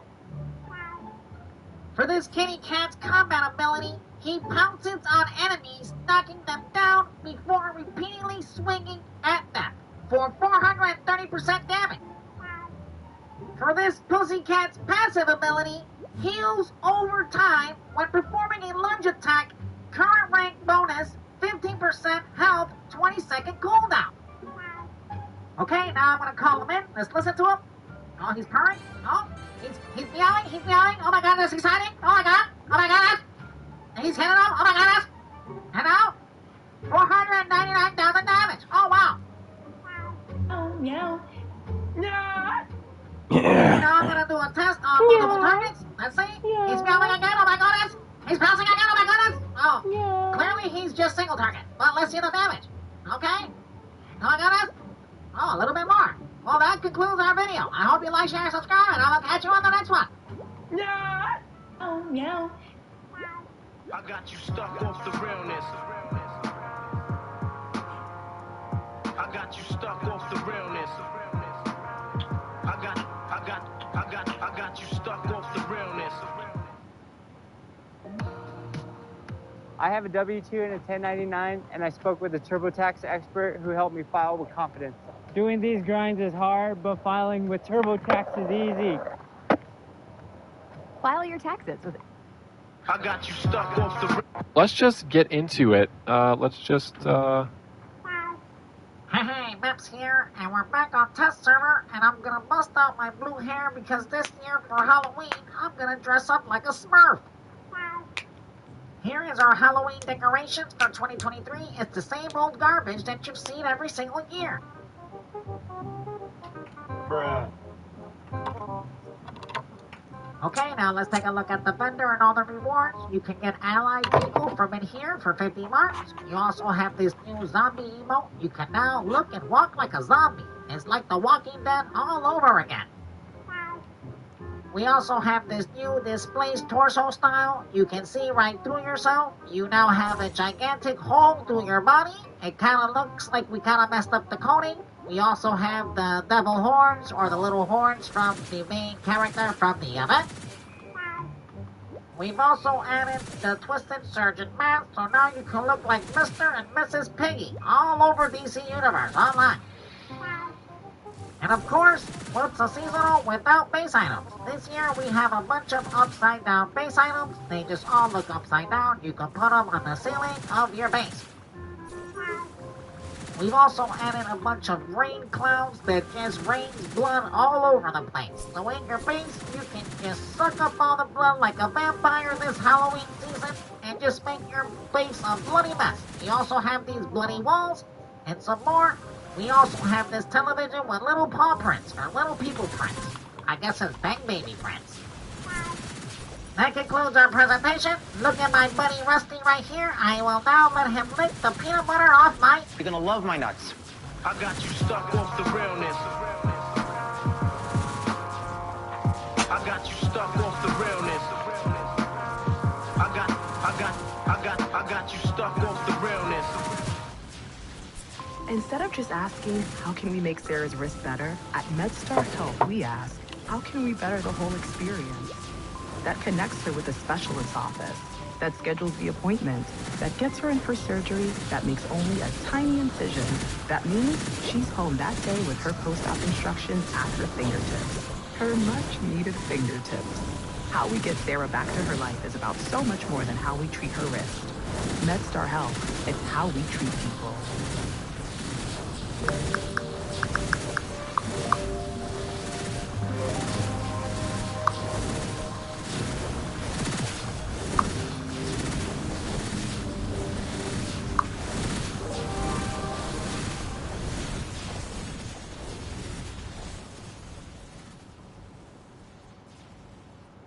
I got you stuck off the realness. I got you stuck off the realness. I got you stuck off the realness.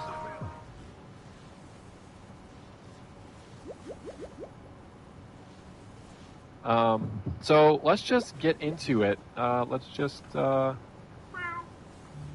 Meps here, and we are once again back on test server to take a look at Zatanna, the new ally. For her combat ability, she conjures dazing lights that damage, stun, and then reduce enemy damage for 12 seconds. Wow, wouldn't you say this is pretty good for a tank? For her first passive ability, using 6 damage-dealing abilities, give ability summon pets, restore power, and increase damage. So as you see right here, pets do 10% more damage with a 14-second duration. Wow! And for her last and final passive ability, out of a hat, applying a power interactions with your abilities have a chance to pull a random animal from Zatanna's hat, granting a buff for 12 seconds with a 30-second cooldown. And then here are all the buffs that she can apply for you. Wow! Okay, now let's call her in on single target. Alright, here she is. She's striking a pose. Oh my goodness! She's doing something! Oh, wow!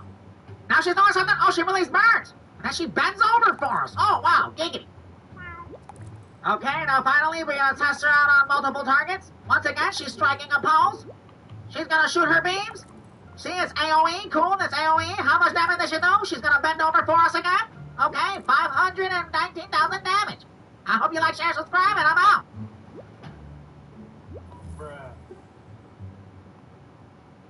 I got you stuck off the realness.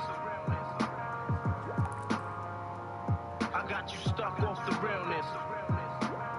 I got you stuck off the realness.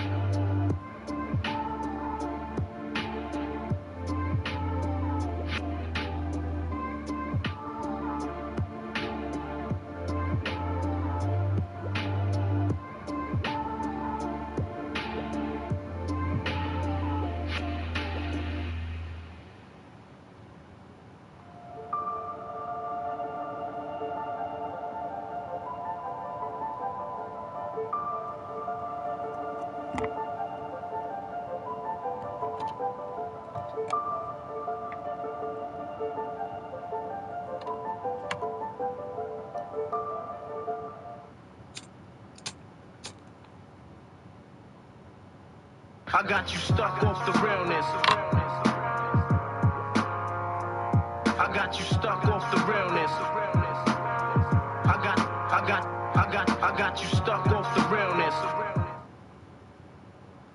I'm programmed with essential 21st century smack talk. Your mother is fond of Brainiac. So let's just get into it. Let's just, Hello, it's me, Nerd of Prey. I'm back. This is our preview of episode 45, Justice League Dark. If any of you were expecting Maps, don't worry, he is here. He will be poking in and out of this presentation periodically. But we're so excited to show you our recycled content. Oh, hey Maps, what's going on, man? Oh, dude, you're rubbing on my leg. Alright, we're gonna kick this preview out by taking you into the open world first. As you can see, this is just Gotham City from the original game. This is our new open world area. We're gonna see real quickly here how we copy and paste this entire section for the new DLC. So one more time, I'm gonna 360 for y'all. Just pay attention to the moon, the sky. All we did is just make all this fog. Pay attention to this building right here. Alright, so now we on live server, and I'm gonna show you the same exact area. It's just original Gotham City from the base game. As you see right here, this is all we did different. We took out this gigantic building from this area. We put that small building that you're about to see again here in a second when I show you. This is straight up how we copy and paste and bring in the big bucks here at Daybreak Delusional Inc. So you see, once again, that building is gone, is no longer here. We replaced it with this small building, and this is where we put all the NPCs where you can pick up your journal missions and your bounty missions. Our team basically worked on these new character model. You see, Batgirl's got a new style, you know what I'm saying? And right here, Swamp Thing, he also's got a new style, you know what I'm saying? Yeah, and finally, you know what I'm saying, you're gonna be confined to this square right here, this small area. As you can see, we're gonna confine you here for the next 5 to 6 months until the next DLC comes out. Bruh. And you know, just to compare, you know what I'm saying, this is the area, you know what I'm saying, where we cut out, you know, the small section. Looking in comparison, we have this gigantic map, but we're gonna use that small section. Alright, now we're gonna take a look at the alert briefly right here. I don't want to ruin no spoilers for y'all, you know what I'm saying? But, like I'm saying, you know what I'm saying? This is the alert, and real quickly, you're gonna see how we copy and paste up in here as well. This is how we bring in the dollar bills, y'all. So all that alert is just Fellowship of the Arcane Raid. We took the raid and we basically turned it into an alert. You see the bookcases and the staircases and stuff. It's all the same crap. We just copy and paste, you know what I'm saying? See, the gaming industry just isn't what it was back in the day. We basically do the bare minimum and we expect to get top dollar from you, the player. So you see right here, this is the new raid. You're basically just going back to Gates of Tartarus. If you're a new player, you're not gonna know what Gates of Tartarus is, but for all you OG players, you know what I'm saying, you know what I'm saying. And here's Gates of Tartarus, so y'all can see, I'm not kidding, this is like one of the oldest DLCs in the game, you know what I'm saying, this is how we copy and paste. Bruh.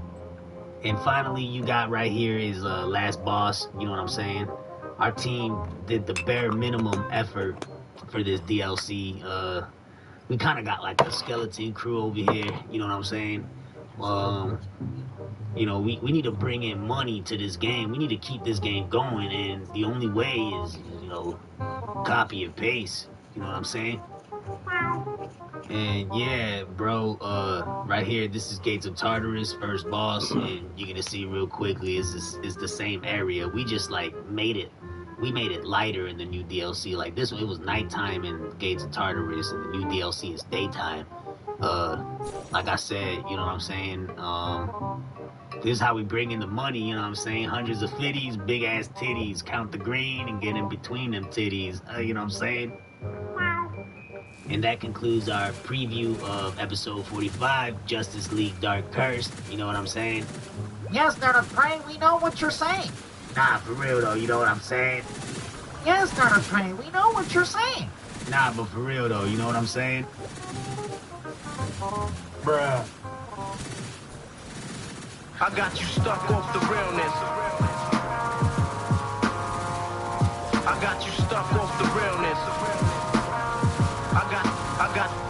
I got you stuck off the realness.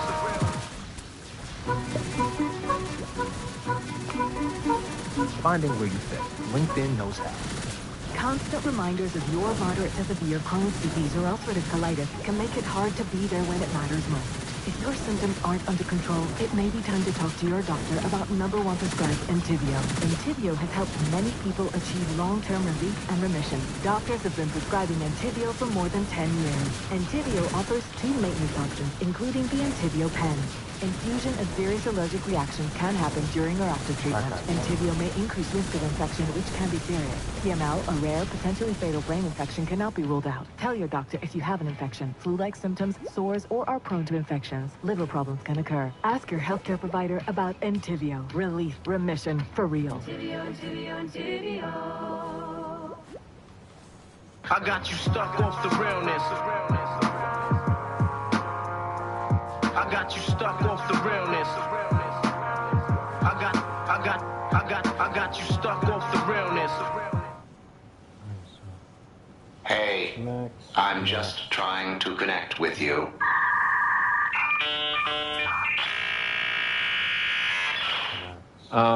So let's just get into it. Let's just, Welcome everyone to the show. I'm Babson, this is Spittle. And now here's Spittle to give us the rundown of what we can expect from the Daily Planet News Dump.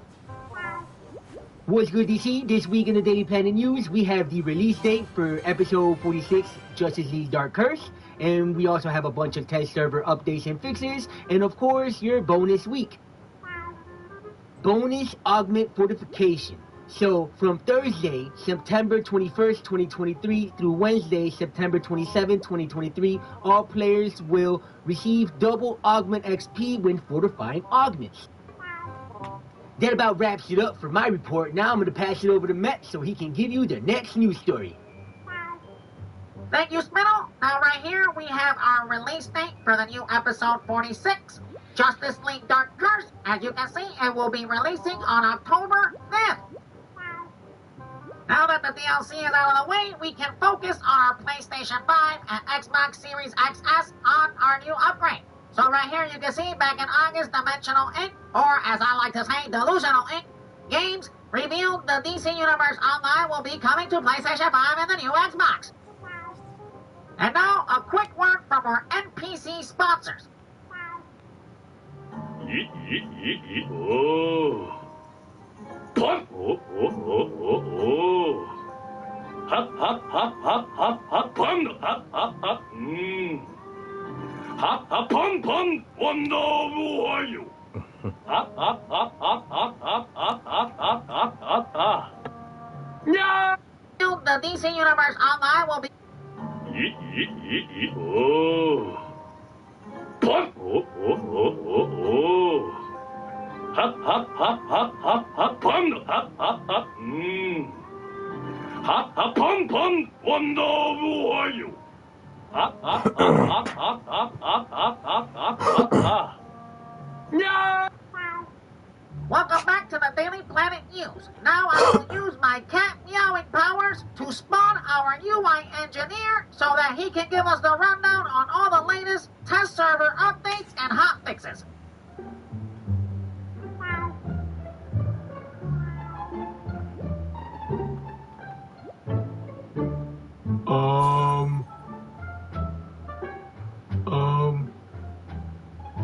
What? Bruh. I'm sorry, everyone. It seems like our UI engineer is broken. So now I'm going to change my hair blue, and Nerd of Prey is going to give us the final rundown. Bruh. Bruh. Hey DC, it's me, Nerd of Prey. I'm back. I'm sorry about our UI engineer. He's kind of a doofus, but I got you for the rundown right here, you know what I'm saying? So basically what you have here is a bunch of updates to the test server since we came out with the new episode. I mean, we've been fixing everything from the rewards vendors to the CR to hot fixes on bugs in the solos, alerts, and the raid for the new DLC. You know, we're hard at work here so that you guys have the utmost bare minimum experience when we come out with this new DLC in about 2 weeks from now. But right here, as you see, there's also talk about Alfred. We're gonna probably, maybe, you know what I'm saying, one of our devs here, Glitters. She's pretty good dev. She's probably gonna make Alfred for us as a base item. That would be awesome. We've also added a bunch of hot fixes and a bunch of fixes to the new artifact, the band or brand, I don't even know how to pronounce this word, Hecate, hockey stick. But yeah, we've added a bunch of these fixes. I don't even know how we still got artifacts coming out, but you know, artifacts is our main money maker, you know what I'm saying? Yeah, and finally, we got another hot fix here on September 20th. I don't even really know what this is for. I don't really feel like reading this. Honestly, I ain't even want to do this. This was their UI engineer's job, but you know what I'm saying? I kind of want to do my own thing on this daily Planet News dump. I want to kind of bring to y'all Nerd of Prey economics, teach y'all things about the broker, and maybe do a Nerd of Prey conspiracy hour. Let me know what y'all think in the comment section below, and I'll get back to you on that. You know what I'm saying? Bruh. Well, that concludes our show. Thank you everyone for watching, and we will see you next week on the Daily Planet News. I got you stuck off the realness. I got you stuck off the realness. I got you stuck off the realness. With Klarna, you can get old deals that spread your budget as far as my legendary wingspan. I got you stuck off the realness. I got you stuck off the realness. I got you stuck off the realness. I'm programmed with essential 21st century smack talk. Your mother is fond of Brainiac. So let's just get into it. Let's just, Welcome everyone to the show. I'm Mapson. This is Spittle. And now I'm going to pass it over to Spittle, and he's going to give us the rundown on what we can expect this week from the Daily Planet News. What's good, DC? This is your homeboy Spittle. This week on your Daily Planet News Dump, we have your bonus week. No double XP before episode? We have this story and many, many more. We also have a lot of test server updates and hotfixes that we have had to do to the game since the new episode has come out on test server. And for our last news story, we can finally confirm what we can expect from the next gen upgrade. And now for our first news story. What can we expect from the bonus this week? So from Thursday, September 28th, and runs through Wednesday, October 4th, 2023, you can enjoy bonus coins of Raw. Bruh. Okay, I know what you guys are saying. What in the world is going on here? No double artifact XP right before the new DLC? I mean, this is absurd. But don't worry, guys. We have the answer for you right now. We're going to go over to Max, and he's going to tell us this and more. Thank you very much, Spittle. So as you can see right here on the forum, you can see that a player has asked this question on our Twitter page. So he says, hello, will there be a double artifact XP week before the DLC? And of course we answered and we said no, there will not be one. Of course, us here at Daybreak Delusional Inc. has replied and we said these shouldn't be quite so predictable. And we have had double artifact XP quite a lot in the past. If you can remember, back in June we had 2 weeks of it. Now I know what most of you might be saying, so since we're not going to get a double artifact XP, so when is it actually going to come out? Well, I will argue that we have a brand new artifact, so it's not smart for the devs to give you a double artifact XP when a brand new artifacts come out. Not to mention we also have the new next-gen upgrade, and a lot of old-school players are going to come back to the game, and it would make sense to release a double Artifact XP after the upgrade to help those players catch up. Bruh. Okay, and now before we go on to our next story, let's hear a quick word from our NPC sponsors. Lollipop. Now spicy. Ice cream so good. Yes, yes, yes, yes, yes, yes. Welcome back to the Daily Planet News Dump. Now I will meow so that I can spawn our UI engineer so that he can give us the rundown on all the latest hot fixes and test server updates.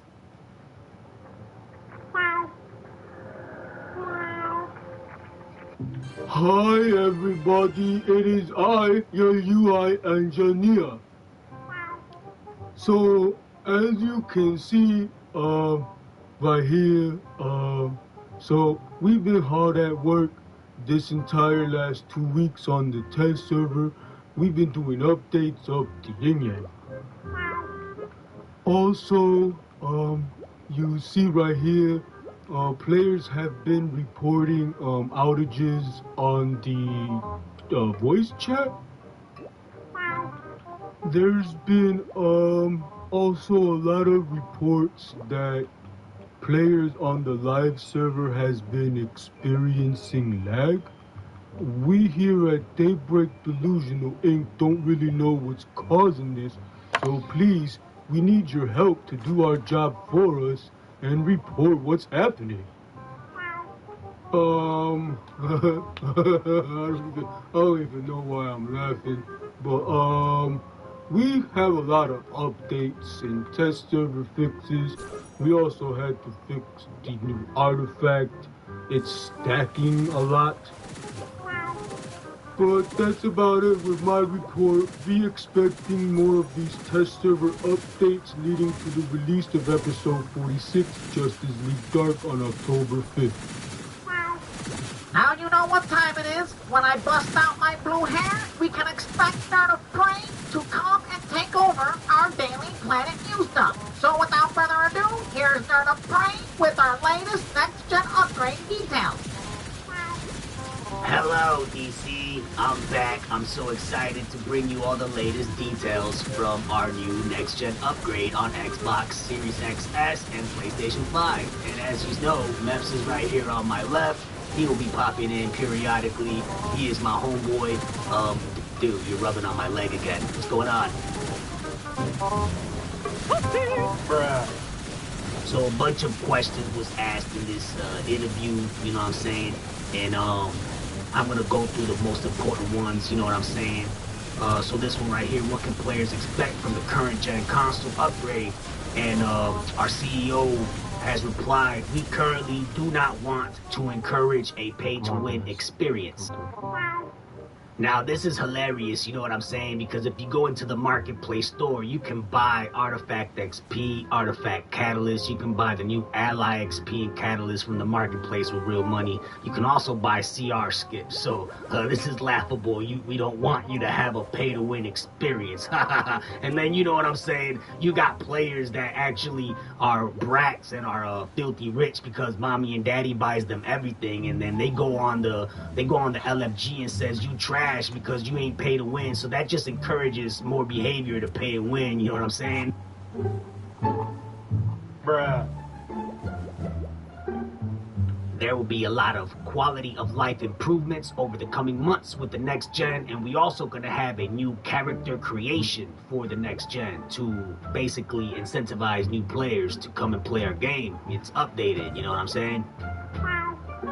And finally, right here, you're gonna see the game is gonna be running at 60 frames per second on the next gen, which is already running at 60 frames per second. I wish we could have bumped this up to 120, but right here, you're gonna see we having issues because we still are evaluating performance on 4K.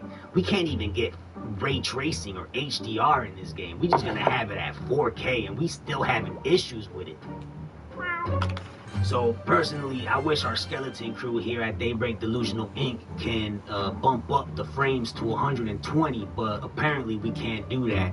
And we can't add ray tracing or HDR on this 11-year-old game. Apparently that's too hard for us to do here at Daybreak Delusional Inc. So we're gonna be struggling trying to get this 4K to perform for y'all. And that's probably why, that's actually why we've been so late on delivering this next-gen experience. Bruh. You know what I'm saying? So, in conclusion, you know what I'm saying? Our team is struggling, you know what I'm saying, to make this game perform, you know what I'm saying, at 60 frames per second, at 4K resolution, you know what I'm saying? Yes, Nerd Prey, we do know what you're saying. Nah, but for real though, do you know what I'm saying? Oh my goodness, Nerd Prey, yes, we do understand and know what you are saying. You know what I'm saying? But for real though, for real, I don't even know what I'm saying, you know what I'm saying? I think I know what you're saying. Maps, back to you. Thank you for watching the show. We will see you on our next Daily Planet News Dump. I got you stuck off the realness. I got you stuck off the realness.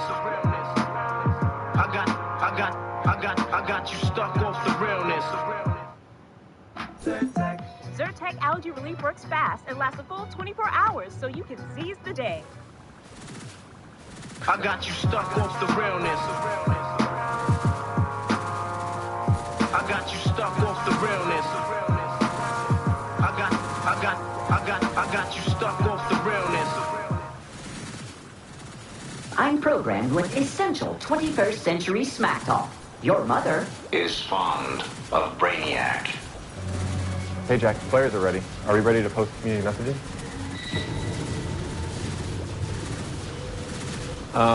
So let's just get into it. Let's just, Hello, everyone. Welcome to another DC Universe online live stream. I am Matt, your community manager, and this is Jack Star, your studio CEO.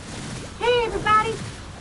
Today, we're going to expose the fate of DC Universe Online and the future. You are not going to hear this information from other YouTube channels because, one, the EG7 presentation was 3 hours long and very, very boring. And also, if the YouTube channel that you're watching is promoting DC Universe Online, well, most of this information is not positive to the game or anything that's going to come to the future, right? That's right. I can't wait to reveal this to everybody. Okay, so now let me bring up the first slide for the presentation. It's right here. Yeah, it's right here, so go ahead and shoot, and I'll take over from here.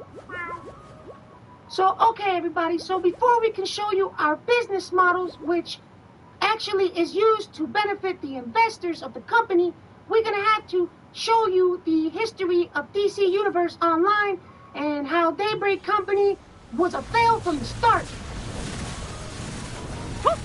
Bruh. So right here on the first slide, you're going to see the history of Daybreak Games. It used to be owned by Sony, then sold. But don't take it from me. Let's listen to my boss and CEO. But the first one here is Daybreak, acquisition from Sony. We acquired it beginning of 2015. The underwriting for it was super simple. We're business guys, finance guys. I like to play games, but at the same time, my focus and expertise is really on the business front and operational front. All right, sorry. I have to stop that for 1 second and give a rebuttal because this guy does not play any video games. I'm telling you that right now. He is all business, money, profit. So looking at the business, Sony wanted to divest this asset because it's not core to them. They make PC online games. Sony makes their money from PlayStation, which is console. So ultimately they decided to sell it, but broken business. They lost over $400 million over 7 years, significant accumulated losses. When we bought the business, they were losing about $30 million a year. Bruh. So you see, what you see here is that Daybreak Game Company and DC Universe Online was actually failing from the start, and Sony was losing a lot of money from it. So they had to sell the company, otherwise the game was just gonna get shut down. So the first time it was bought up, my CEO here came into the company and started fixing it from the get-go. If you don't believe me, let's hear it from him. We went in 30 days. What the fuck? Level 50. Lots of big changes Level 50 was the cap. because we like to operate quite decisively when there's changes that need to be made. Got it to profitability within the month, and then we ended the year significantly profitable from 32 million of net loss the year before to $12 million profit in the year after, 12 months later. So now that you know a brief history of how Daybreak Day Company was sold from Sony to EG7 and that part, now we can get to the nitty-gritty, itty-bitty, confetti, ditty-bitty of the business model solution. So now that EG7 owns Daybreak, what they did, they put DC Universe Online and a bunch of other games like EverQuest, PlanetSide, H1Z1, a bunch of games. They put them all in a monopoly pool with investors to invest in them so that they gain profits in the future for the investors. And globally recognized IPs. So that's one of the key selling points, for EG7. We have a number of first-party owned IP that we believe are highly, highly valuable and can be utilized further for additional titles. EverQuest being at the top of the list together with My Singing Monsters. EverQuest PC console feature as well as My Singing Monsters more continuing to be on mobile. And we have H1Z1 which generated over 200 million of revenues over 3 years when the game first came out. That we get to evaluate for further opportunities going forward. And your PlanetSide 2 which still remains today as the only massively multiplayer online first-person shooter that's out there. Third-party major IP, we have some relationships with top licensed owners. We got Warner Brothers with DC Universe. We have Hasbro / Wizards of the Coast. Magic the Gathering. We have Lord of the Rings Online, which now is owned by Embracer IP. And then you got Dungeons & Dragons also, with the Wizards of the Coast and Hasbro. And then MechWarrior, owned by Microsoft, that we continue to make products for. Toasty! Bruh. Hee, Shimon. So for our next slide here, you're gonna see that EG7 has a business model for the future of DC Universe Online and all these games. In this slide, you're going to see how they're going to take the existing live games, opting to limit investments in existing live games and prioritize new growth, allegedly.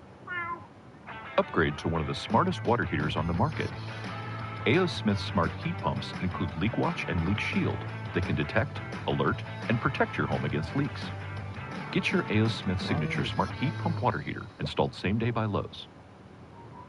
And then existing live games will be maintained with investments necessary. We're not pulling money out, okay? We're going to invest as necessary to continue to prolong. Like EverQuest will be here a decade later.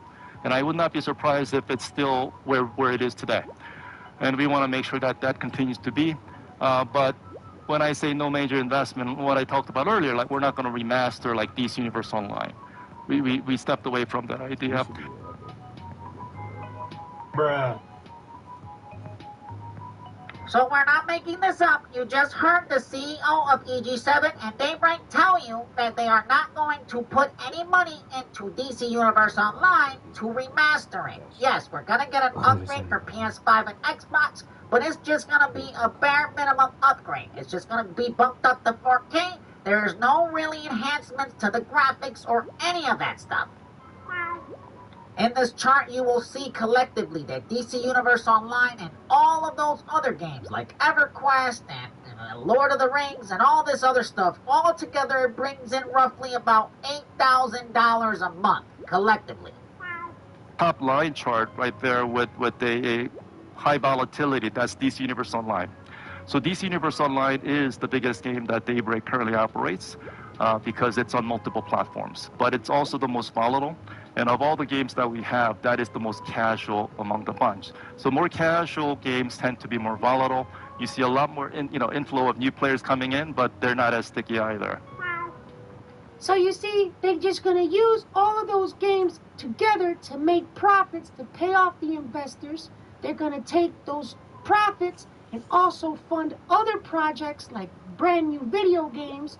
And then they're going to take some of that money and only put a little bit back into the current games that you've seen there in that chart, like DC Universe and all those other ones. Allegedly. So in this chart, you're going to see all the games that they're developing. Mecha Warrior, H1Z1, EverQuest. Hey, nobody asked for EverQuest 3, but they're still going to make it. You see, these CEOs and investors, they're ignorant. Bruh. More like, yeah, we have money, let's make games. And that's not how you create successful outcome in games business. And then also, prioritizing that financial strength. And then we're trying to set up our business for the next step. So actions taken, shut down a bunch of stuff, Minimal Effect, Lock and Load 2, IGI, and 83, and Marvel, a big one there. Difficult one, but nonetheless the right choice. You cannot make this stuff up. You just heard our CEO from EG7 and Daybreak tell us that they canceled Marvel Universe Online for all of those other games like EverQuest, H1Z1, and Mecha Warrior. So if you are still, after hearing all of this information, and you're still spending your hard-earned money on all of these games, especially DC Universe Online, knowing all this information, I'm sorry, but please. Stop it. Get some help. I got you stuck off the realness. I got you stuck off the realness. I got you stuck off the realness. I got you stuck off the realness. I got you stuck off the realness. I got you stuck off the realness. I'm programmed with essential 21st century smack talk. Your mother is fond of Brainiac. So let's just get into it. Let's just, Hey, welcome to the show. I'm Babson. This is Metal. Bruh. And now I'm going to pass it over to Spittle so that he can give us the rundown from what we can expect from the Daily Planet news dump this week. What's good, DC? It's your homeboy Spittle. This week in the Daily Planet News Dump, we're going to take a look at the Witching Hour that is coming out today. We're also going to take a look at the new DLC, Justice League Dark Curse. We're going to look at the October rewards, daily rewards, and all that good stuff. And we're also going to take a look at Game Update 138 and all the patch notes. And now I'm going to pass it back over to Matt, and he's going to go over our top story this week. Okay, everybody, I'm not going to read all of these patch notes, but I'm going to get to the nitty-gritty, itty-bitty change. Bitty of the bitty, bitty, chitty. I forgot what I was going to say. So the shocking changes that we made to this update is the Stabilizer Duo is back with increased rewards. So yes, we increased the rewards, so now if you are a non-member, you get 5 Stabilizer Fragments per day, while members can get 9 Stabilizer Fragments per day. With these changes, you will no longer be able to acquire stabilizers from the Dr. Fate's daily rewards, or the vendors, or the episode vendors. Bruh. Another big change we've made, Artifact XP is now account bound, meaning you can only transfer it between your own characters on your account. Before now, nearly all Artifact XP was already account bound, and this corrects a small number of outliers. Now, amongst all these changes, one of the worst ones that some players will consider to be the worst one is the Omnibus content now has a short 5-minute loot lockout to prevent exploitation. Now, what exploitation could this possibly be talking about? Well, I might have an idea. I made a video on this several months ago. I will pin this in the comment section below, and also at the end of this video, you will see a pop-up with that video. Now, I know what you're saying, and I feel you. Who in the world is making these decisions? This is ridiculous. Why can't they just leave the game alone? Stop it. Get some help. Now, I could go into length as to why this is happening, but of course, we already see the EG7 presentation. We can all figure this out quickly. But now, I'm going to pass it over to Spittle, and he is going to show us what's next on the Daily Planet News. Thank you, Max. And now, we're going to take a look at the Witching Hour post. Right here, you're going to see that today, October 5th, 2023, we are going to come out with the Witching Hour. You're going to be able to get these 3 new feats. Here are all our new styles. You have already seen all this stuff because we covered it in the past, but of course, I'm going to just bore you and show you this again. Bruh. You can also see right here under the reward changes exactly what Meps was talking about just now. The stabilizer duo is back along with several other systemic changes. These systemic changes maintain fairness and prevent bad actors from using bots and other means to distribute legitimate play. I don't really understand what this is, but yeah, this is my news story, and I'm pretty much done here. Maps, back to you. And now here is Nerd of Prey to give you the last couple rundowns from our Daily Planet news dump. What's up, DC?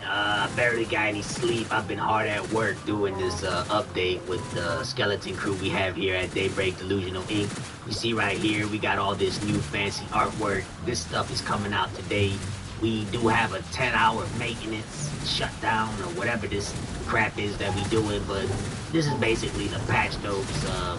We didn't show them off to you, but it's all right here, you know what I'm saying? And so you got this new DLC, open world. We've already showed you all this crap. We just gonna bore you some more with all of this stuff, because you know we don't really do much here at Daybreak Delusional Inc. other than make the player kind of mad at us for messing up the game.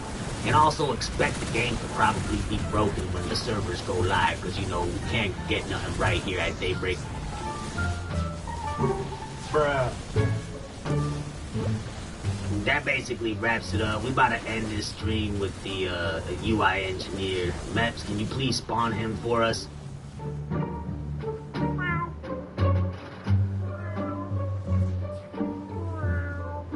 Hi everybody, it is I, your UI engineer.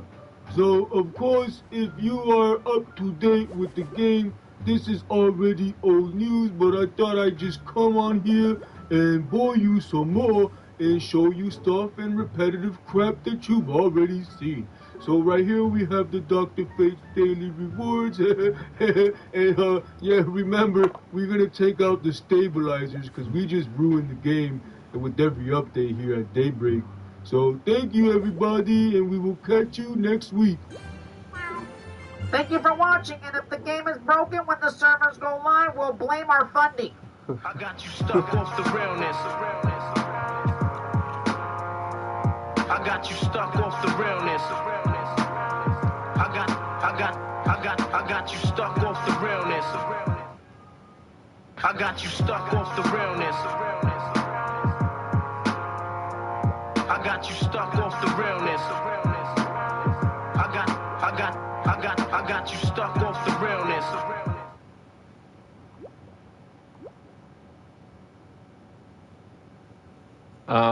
So let's just get into it. Let's just, Hey, welcome everyone to the show. I'm Benson, that's a Spittle. And now let's listen to Spittle, and he's gonna give us the rundown of what we can expect this week from the Daily Planet News. What's good, DCs? It's your homeboy Spittles. This week on the Daily Planet News Dump, we have 2 server hotfixes we're going to take a look at. We have an episode spotlight that nobody cared about or even wanted, and we also have Extra Life is coming back. And I don't feel like I'm on a game anymore. We have this story and many, many more. Bruh. Thank you, Spittle. And now this week, Age of Justice is our spotlight. Yes, we know that you didn't ask for this and you want the Moment Effect XP, but we are going to give you this crap anyway. So from October 19th till Wednesday, October 25th, 2023, you can enjoy bonus currency for this garbage. And now I'm going to pass it back over to Spittle, and we're going to take a look at Extra Life. Extra Life is back, everyone, so you're going to be able to participate in our live streams up until November 4th, 2023. We need to support the children, so we need all this money. So if we get the first milestone, $5,000, we are going to unlock the Halo for your character, and you probably will never use it in-game. Thank you, Spittle. And now for the nitty-gritty, itty-bitty-titty, company-titty, the top story for our news story this week. Bruh. And now we're going to go over to the forum. You're going to see right here, I don't feel like I'm on a game anymore. We're going to take a look at this controversial topic that's going on right now on the forum. So right here we read one of our valued customers says, so I don't know about you, but for me, I've reached a stage where no longer feel like I'm playing DCUO. Between airlines, adaptive omnits, yada yada yada, DLCs, I feel like I'm coming on the game only to do a character maintenance instead of rather playing the game. I go on to say, is it more the time it takes to level up in these systems, or is it more what you actually have to do or perform to level up in these systems, or both, or something else entirely? Maps, I'm gonna stop you right there because that was a bogus question, and the reason why I say that is because anybody with a half a brain understands that at this point the game is very pay to win. If you're not an OG player and has been playing since day one, a new player coming to the game is gonna be very overwhelmed. They're not gonna really have all the nice juicy artifacts at 200, and players that do have that are gonna just basically be toxic towards the players that don't have that. You see, and eventually those players get called squishy, and then they feel like they're going to have to go into the marketplace and spend real money on artifact booster packs. And because that's what we do here at Daybreak Day Company. We just let you pay to win. We have artifact boosters. If you want to grind non-stop new DLC, you're going to have to pay us real money for replay badges, or save up the replay badges you get from membership, which most players have to pay for that, a monthly fee. So you see, this game is really highly pay to win, and this valued customer just is feeling the blunt force of it because there's no incentive anymore. I mean, you can purchase anything off of the marketplace, and if you have enough DC cash, up until recently, you could have bought every artifact XP, but we had to nerf that too because we want your real money off the marketplace. You know what I'm saying? Thank you, Nerd of Prey, for exposing that DC Universe Online is not a video game, but it's actually a business. And now for our next news story, what makes a great episode?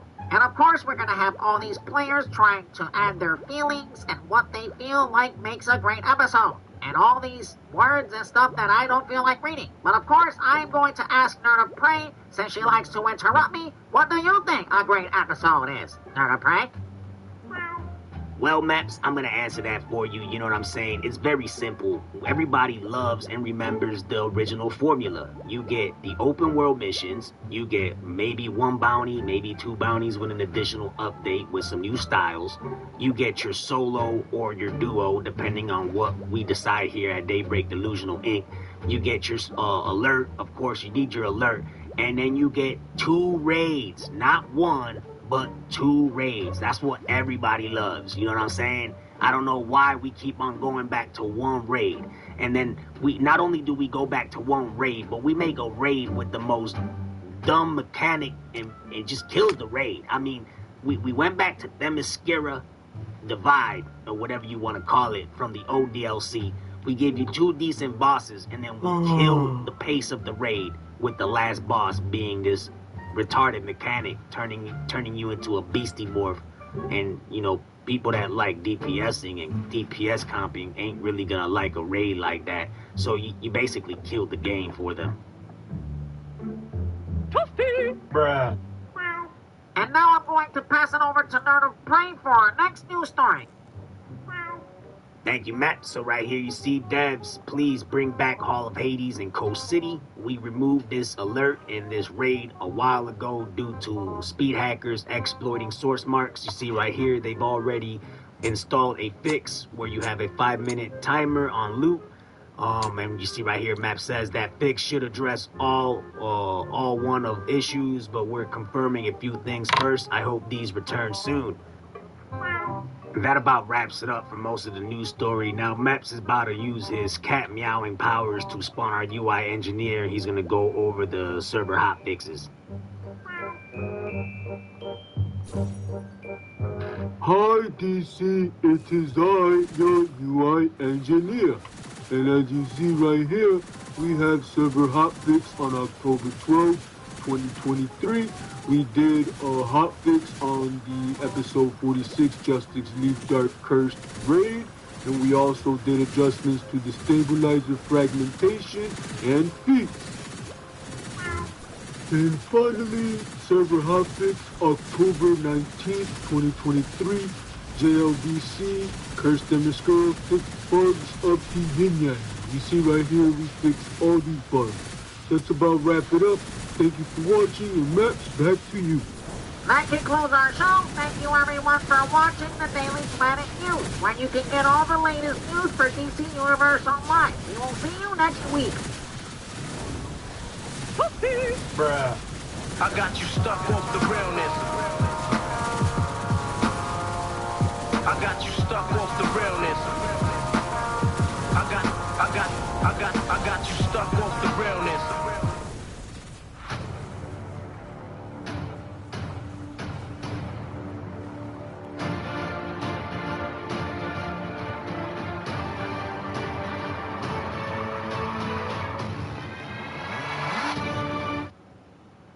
I got you stuck off the realness. I got you stuck off the realness. I got you stuck off the realness.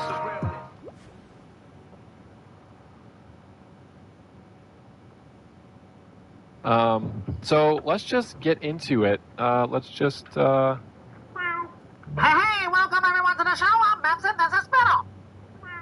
Now I'm going to pass it over to Spittle, and he's going to give us the rundown of what we can expect from the Daily Planet News this week. What's good, DC? It's your homeboy Spittles. This week on the Daily Planet News, we have another spotlight that nobody cares about or even asks for. We also have more rewards coming out from Extra Life. We have a server hotfix, and we also have a marketplace update. So let's get it poppin'. Bruh.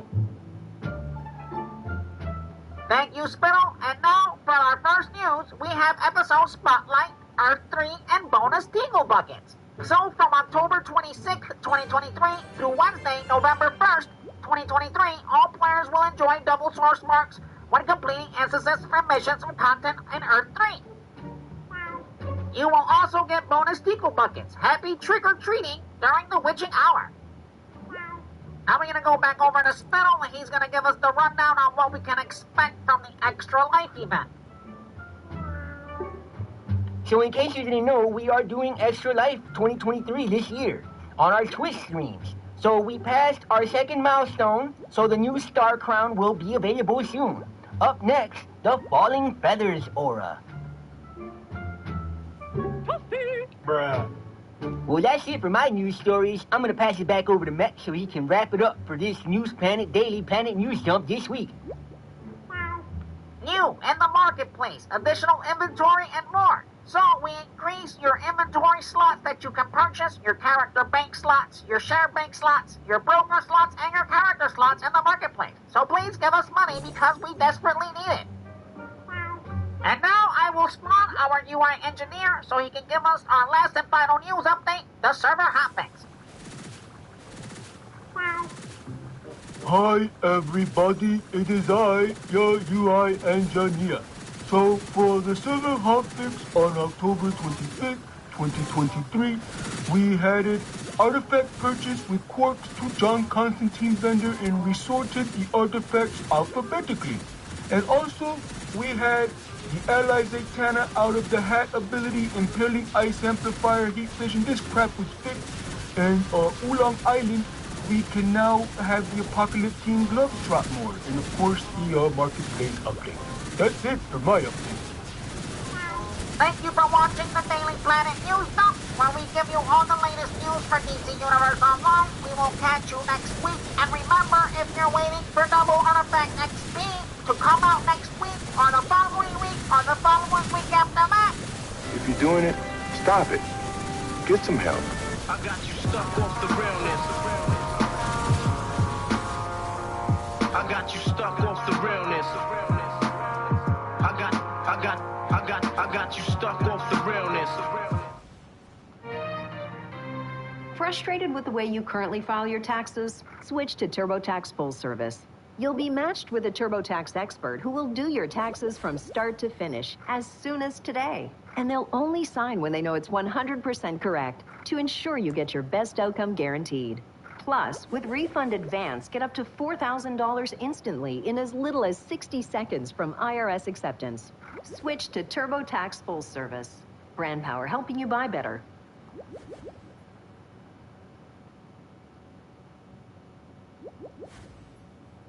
I got you stuck off the realness.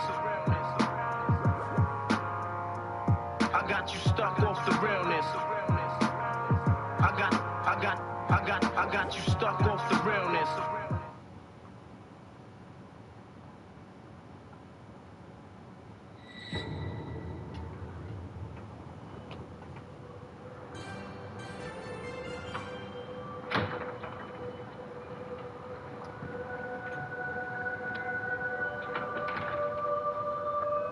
Yep, Jay, you ready? We're about to unlock the servers. Are you excited? Meow. I'm gonna slash and gash, cut another hole in your ass. I spill blood on the wall and play tennis with your balls. If the phone rings, don't answer the call. Gonna slit your throat, fuck you like a goat, peel your foreskin off, and make a winter coat. Hey, Leah, how are you? You know, SJ was acting very strangely, like even more strange than normal, to be honest. Did you notice anything going on?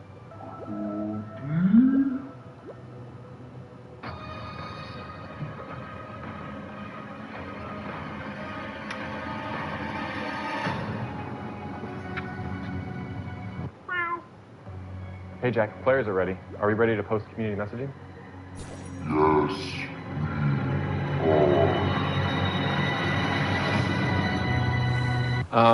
So let's just get into it. Let's just, Hey, Matt's here, and welcome to my Halloween special, where I get to play with you, the players, on LFG chat, or as you guys like to call it, pug groups.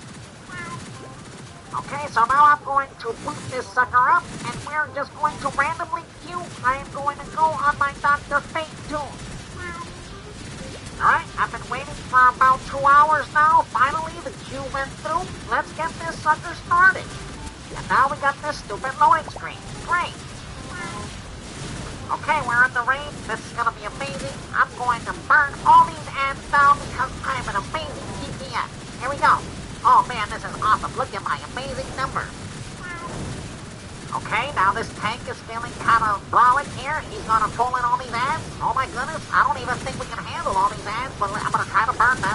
Okay, he's gonna pull in more ads. Okay. Oh no, the tank is going down? Alright, we're good, we're good. Oh no. Oh, alright, we're good. The healer has no power.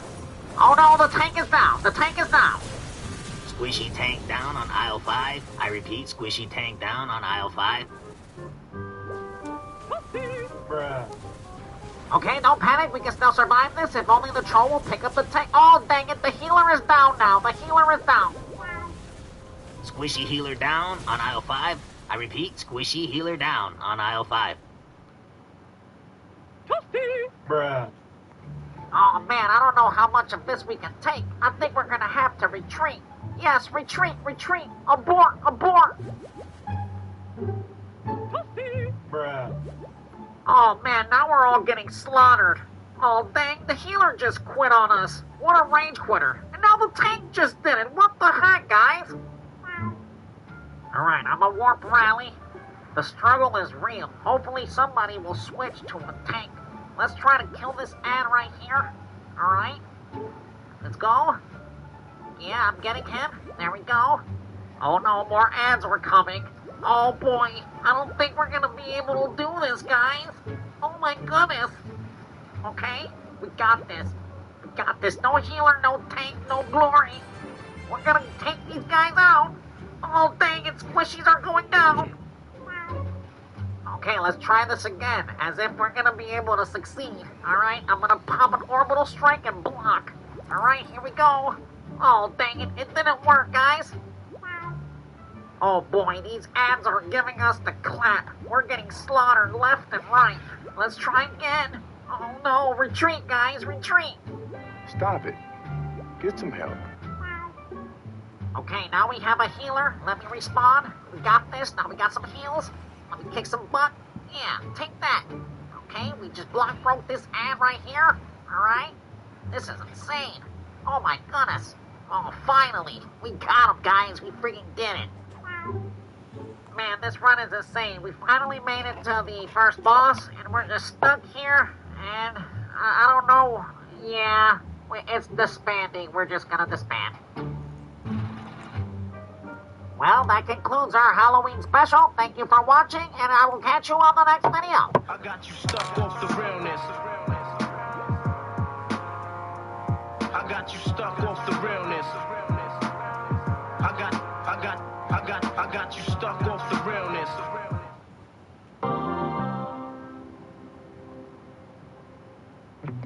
You spend $15 on this. For $15, you could get Whoop Mobile's wireless plan. That's 4 gigabytes of high-speed data, unlimited talk and text, plus loyalty points, all with no contracts, no drama.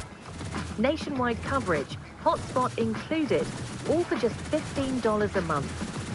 Why spend $15 on something fleeting when you can spend it on something that actually works for you? Switch today.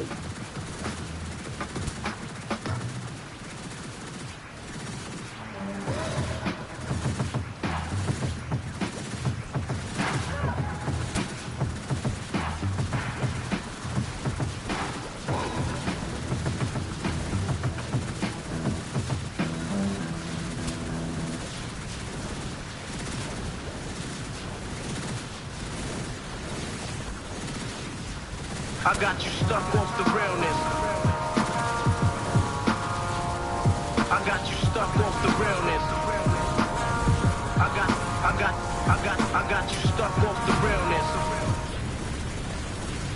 I'm programmed with essential 21st century smack talk.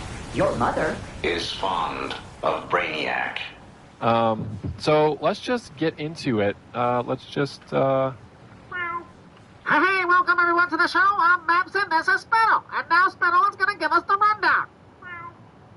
What's good, DC? It's your homeboy Spittles. This week on the Daily Planet News Dump, we have your Dr. Fate's November rewards. We have a new Booster Gold bundle with a new Booster Gold bonus added to those bundles. You can't wait to tell you about that one. And we also have another boring spotlight that nobody asked for, nobody cares about, and nobody really wants.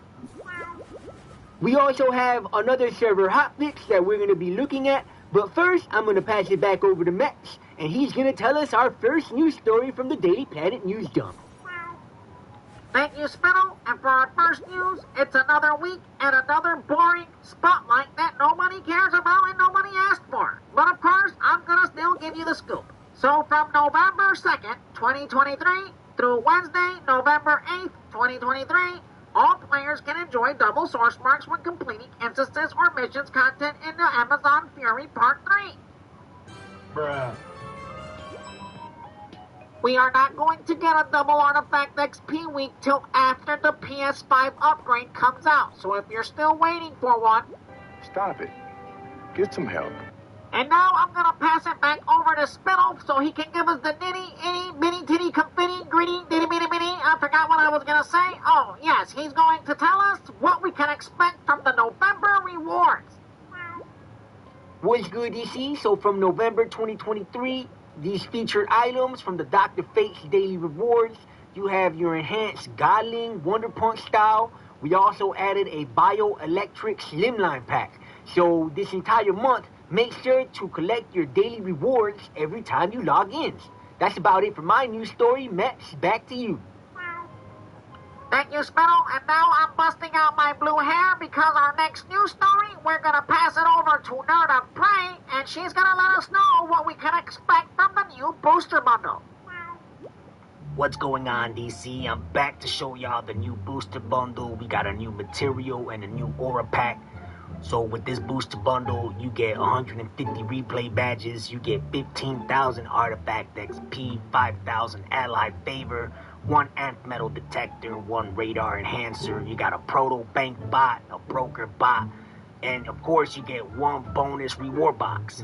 So here are the booster rewards. Features new materials, skins, and auras when opening the booster bundle. These are the new materials and auras. You can look pretty with your friends. You got this new skin right here. Kind of looks like your eyes are puking. Right here, we also added these booster bundle bonuses. So you can buy these bonuses right here. So if you spend $100, we're going to give you 10 booster bundles. And it's going to be giving you a guaranteed bonus cosmic chroma pack. And then if you spend $200, we're going to give you 20 booster bundles with a guaranteed bonus shaded comic material. I mean, bro, let's spend $200 on a shaded comic material. You feel me? Bruh. You see, us here at Daybreak Delusional Inc. have logs and data on the game, and we can see the #1 materials that the player base wants is the Dark Cosmic Chroma Pack and the Shaded Comic material. So we're going to try to give you guys a guarantee of these two materials for up to $100 to $200. And of course, don't miss our live stream tomorrow on Twitch, November 2nd. You feel me? Thank you, Nerd of Prey. And now I'm going to spawn our UI engineer so that he can give us the rundown on all the latest server hotfixes and updates.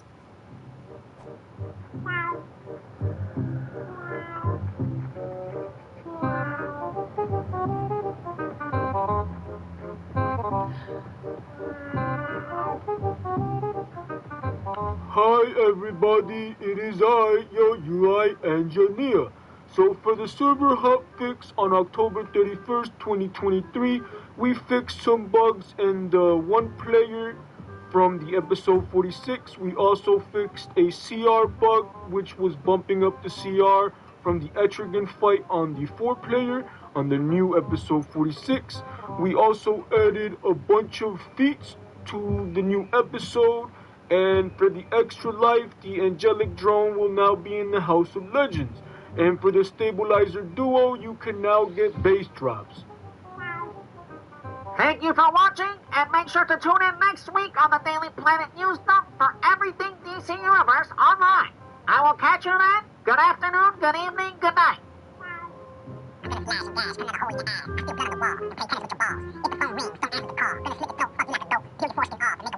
I got you stuck off the realness. I got you stuck off the realness. I got you stuck off the realness.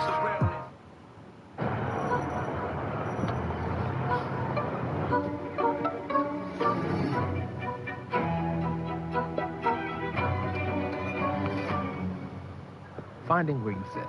LinkedIn knows how. I got you stuck off the realness. I got you stuck off the realness. I got you stuck off the realness.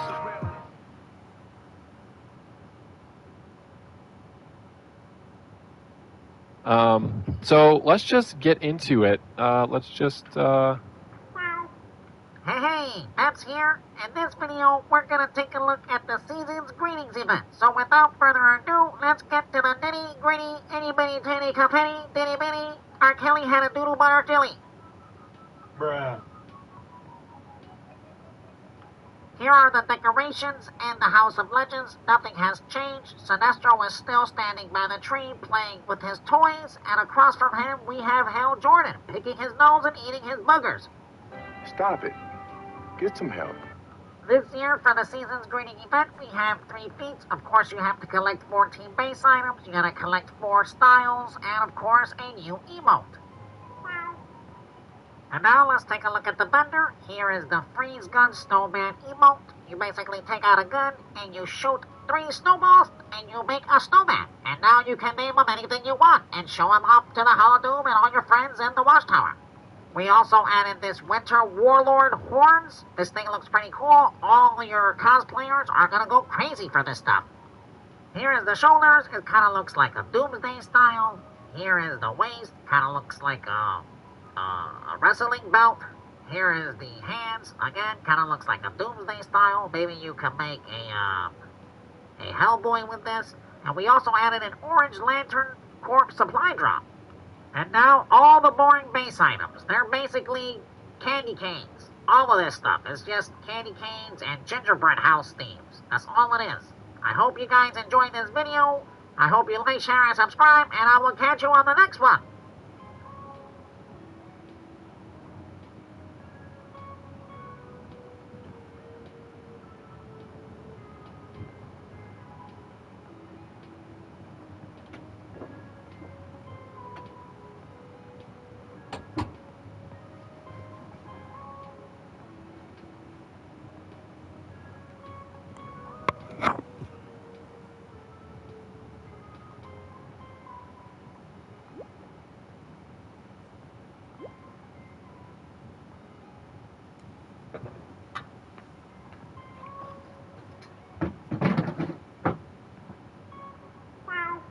I got you stuck off the realness. I got you stuck off the realness. I got you stuck off the realness. With Adobe Gen Studio for Performance Marketing, marketers can now monitor and adjust their campaigns instantly. So how does Gen Studio help identify the top performing creative assets? The AI analyzes and categorizes asset attributes, such as image style, camera angle, even foreground and background colors. Gen Studio for Performance Marketing allows you to take immediate action based on AI-driven insights from both text and visual content attributes, empowering them to act quickly and continually optimize and improve their campaigns. I got you stuck off the realness. I got you stuck off the realness. I got you stuck off the realness.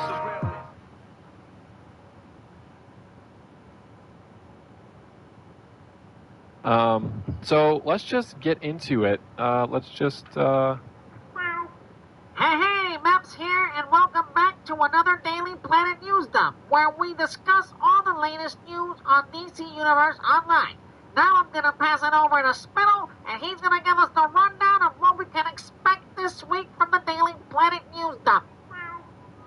What's good, DC? It's your homeboy Spittles. And this week on your Daily Planet News Dump, we have another boring spotlight that nobody cared for or asked for. We also got the new next-gen character creation. We have a bunch of test server updates, and we have a lot of notes to get through. So without further ado, I'm going to pass it back over to Matt, and he's going to give us our first news story. Well, another week and yet another boring spotlight nobody cares about, nobody asks for, and nobody wants. Where is the double artifact XP already? But of course, I'm gonna still tell you the scoop on this boring spotlight. So from November 9th, 2023 through Wednesday, November 15th, 2023, all players can enjoy double source marks when completing instances or mission content in the Flashpoint. Now, before I pass it over to our UI engineer and we take a look at our new next-gen character creation upgrade, we're going to take a quick commercial break.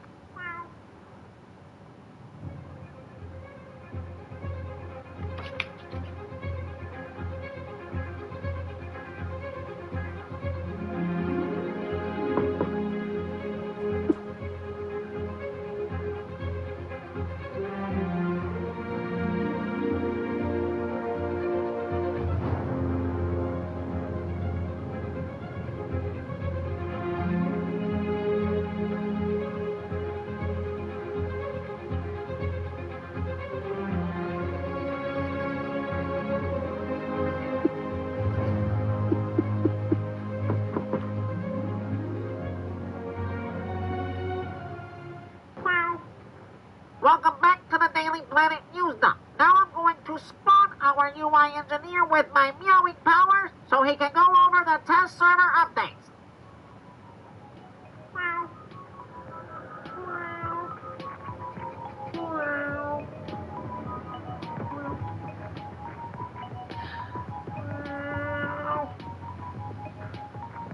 this is Oceans, your FX artist extraordinaire. No. Why are you looking at me? You looked at me. No. Why are you looking at me? You looked at me. No. Why are you looking at me? You looked at me. No. Why are you looking at me? You looked at me. No. Why are you looking at me? You looked at me. Bruh. I apologize, that was the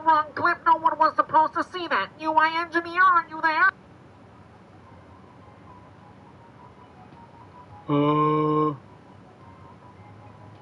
What? A test server update, UI engineer, come on! Oh.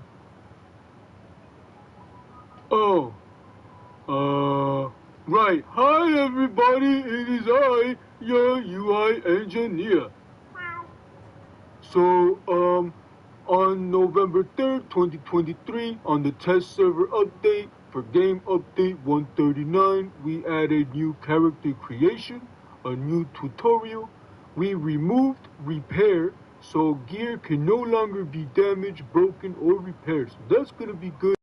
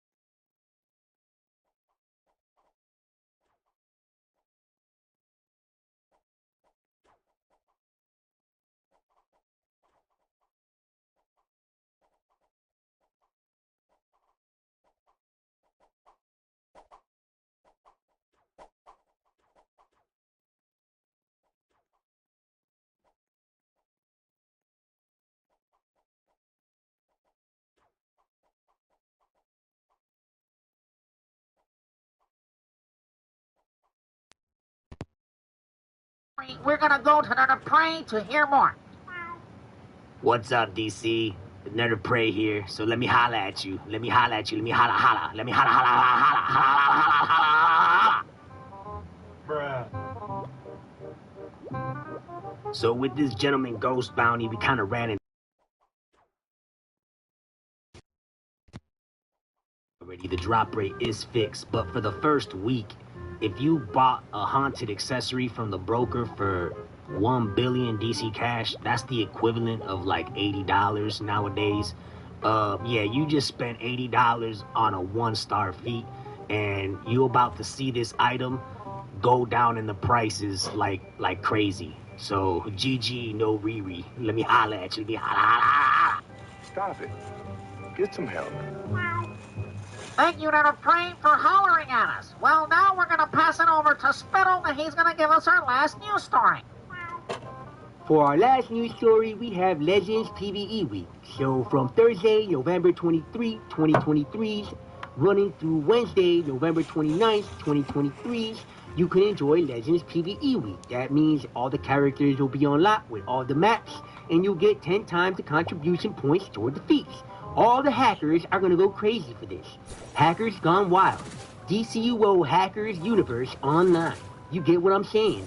Next, back to you. Thank you for watching another episode of the Daily Planet News Dump, where you get all the latest news for DC Universe Online. Make sure to tune in next week for the same bullcrap. I hope you have a good morning, good afternoon, good evening, and good night, and we will catch you on the next episode. Yo, let me holla at you, let me holla at you, let me holla, holla, holla, let me holla, holla, holla, holla, holla, holla, you know what I'm saying? I got you stuck off the realness. I got you stuck off the realness.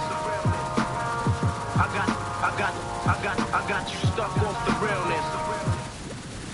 I'm Ju. I'm the co-founder and CEO of Hero Cosmetics, and I founded the viral Mighty Patch. I was living in Korea from 2012 to 2014, and I was just breaking out all the time. I was shocked to find out that pimple patches didn't really exist beyond Korea, so it became my mission to share them with the rest of the world. And now we have expanded into all sorts of affordable acne care. We make sure the price points are really accessible, and they're available at retailers like Target, Amazon, Ulta, and soon a lot more places. At Hero, we're always innovating new ways to help you achieve your skincare goals, and Mighty Patch is just the beginning. I got you stuck off the realness. I got you stuck off the realness. I got you stuck off the realness. I'm programmed with essential 21st century smack talk. Your mother is fond of Brainiac. So let's just get into it. Hey, Maps here, and welcome back to another exciting video of the Daily Planet News Dump, where you get all the latest news for DC Universe Online. If you're wondering why I'm sliding back and forth in my chair, well, I have a very itchy hemorrhoid in my butt. Now I'm gonna pass it over to Spittle, and he's gonna give us the rundown for what we can expect from the Daily Planet News. What's good, DC? It's your homeboy Spittles. This week on the Daily Planet News, we have your Dr. Fate's daily rewards for December 2023. We have yet again another boring spotlight that nobody cares about. We also have the release date for the next upcoming December event. Stay tuned for that and more. Thank you, Spittle. So for the December 2023 Dr. Fate's Daily Rewards, this month's member gear features the Riddler style. You also can wear the devastating Visage style for the members. You're going to be able to look like Doomsday and go everywhere and rock out with your caca. In other news, we have an updated current and upcoming events and content. So we already know episode 46 came out on October 5th, 2023. Followed by the Booster Bundle. The Booster Bundle ends on December 6, 2023, so please hurry up and buy some more and give us your money. We also have the episode Spotlight, which we're going to get to here in a second. But right here, we have the Season's Greetings event. It starts December 7th and is going to run till January 3rd, 2023. We also still have right here the PlayStation 5 and Xbox Series X upgrade, or as I like to call it, it's a port. It's not an upgrade, but it's scheduled to come out holidays 2023, but I'm pretty sure this is probably gonna get delayed once again. Bruh. For our last news story, we could have given you guys double artifact XP week. Heck, we could have given you double rewards and double marks for the brand new DLC. But no, instead we're going to give you Riddle with Crime episode Spotlight. Yes, we're going to make you all mad once again and give you a boring spotlight from November 30th through Wednesday, December 6th, 2023. That concludes our Daily Planet News Dump for this week. Normally, Maps closed this out, but he had to run to the bathroom because his hemorrhoid is too itchy. So, without further ado, I hope you guys have a good day, good afternoon, good evening, and good night. Toasty! Bruh. I got you stuck off the realness. I got you stuck off the realness. I got you stuck off the realness.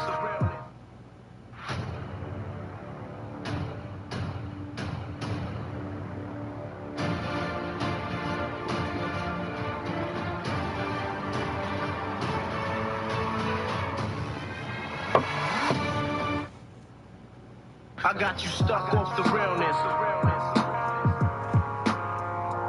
I got you stuck off the realness. I got you stuck off the realness.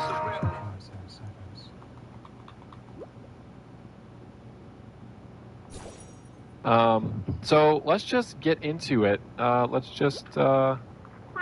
This is Oceans, your FX artist extraordinaire. No? Why are you looking at me? You looked at me. We're introducing you. This is Oceans, your FX artist extraordinaire. No? Why are you looking at me? You looked at me. We're introducing you. No? Why are you looking at me? I apologize that you had to see that clip. We are having some technical difficulties. Here is Spittle to give us the rundown for what we can expect from the Daily Planet News. Whoa, Max, I didn't know you had a crush on Oceans. Is that the reason why she left Daybreak Game Company? Spittle, please, I don't want to talk about this. My hemorrhoid is very itchy. Please, can you continue with the news dump? Oh, right. What's good, DC? It's your homeboy Spittles. This week on the Daily Planet News Dump, we have your season's greetings winter event, so do not expect an episode spotlight or any bonuses this week. We also have a Resurgence Mega Capsule. You don't want to miss this one because we have a ton of emotes. Video games, especially MMOs, are designed to be addictive like hardcore drugs. We have this story and more, so stay tuned. Now we're going to pass it back over to Max for our top news story. The Resurgence Mega Capsule is back, featuring new iconic emotes, past power set auras, and more. This Resurgence Mega Capsule is back, starting December 7th, 2023. Look for all new iconic emotes. This is going to be exciting. So you can unlock also a bunch of time capsule with this mega bundle. So right here, you unlock the Knight's Vengeance time capsule, the 6th Dimension time capsule, Wonder Woman time cycle, Joker's time capsule. I don't even know what I'm talking about. With this Resurgence time capsule, you also unlocked one of the new iconic emotes, one legacy power set material or chroma pack from the previous Resurgence time capsules, one legacy accessory and neon chroma from the previous time capsule, also one material and previous Resurgence time capsules, one legacy accessory and neon chroma. You also unlocked one of the new iconic emotes, one legacy power set material or chroma pack from the previous Resurgence time capsules, one legacy accessory and neon chroma from the previous time capsule, also one material and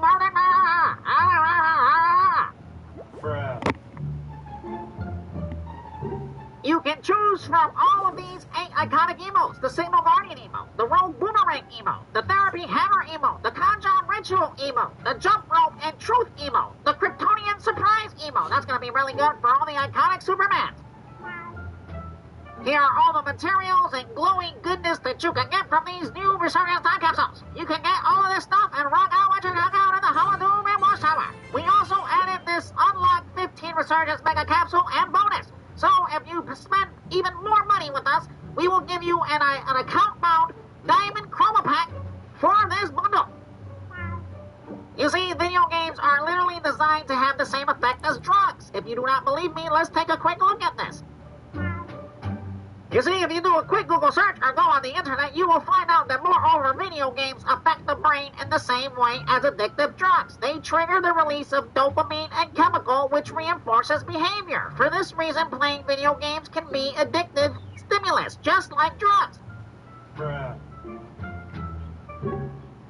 You see, us here at Daybreak Day Company Delusional Inc., we know this, so we're gonna use this to our advantage to make money, as our business model suggests, every time on Daybreak Day Company Solutions. So you see, when you gamble your money on our time capsules and our researchers' time capsules, you're basically taking drugs. When you play DC Universe Online, you're basically taking drugs. So, us here at Daybreak Delusional Inc., we partnered with Michael Jordan to give you this quick word. Think about this. Many of you using drugs out there now are under 18. Do you realize that at 18, you have lived only 1/4 of your life? When you're using drugs, you're only cheating yourself out of the chance to find out who you really can be. And believe me, if you don't use drugs, you can just about be anything you want to be. Listen, you got at least 3/4 of your life to go. That's 3 more lifetimes to you. So don't blow it. Don't do drugs. If you're doing it, stop it. Get some help. In other news, we have the season's greetings, 2023. So it's back. You have these 3 new feats. We already covered all this stuff back in the test server updates. So right here are the new styles, and you have the new base items. You also have a new supply drop for the Orange Lanterns. That covers the news dump for this week. I hope you have a good morning, good afternoon, good evening, and good night. If you're doing it, stop it. Get some help. I got you stuck off the realness. I got you stuck off the realness. I got you stuck off the realness.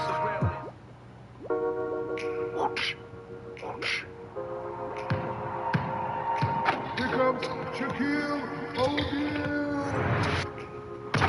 Choose Klarna to save big. I got you stuck off the realness. I got you stuck off the realness. I got you stuck off the realness. I'm programmed with essential 21st century smack talk. Your mother is fond of Brainiac. So let's just get into it. Let's just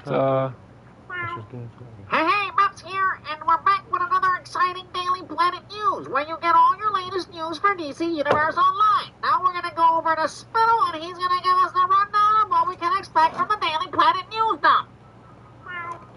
What's good, DC? This is your homeboy Spittles. This week on the rundown, we have your server downtimes, you have your client hotfix. We also gonna take a look at the test server updates for the new anniversary events. Don't forget about that ones. And we also gonna give you the entire rest of the schedule for the rest of the year. And as you can see, no double artifact XP, at least till after January 10th. You might want to get your water bottles, strap yourself in, because this is going to be a bumpy ride. Maps, back to you. Bruh.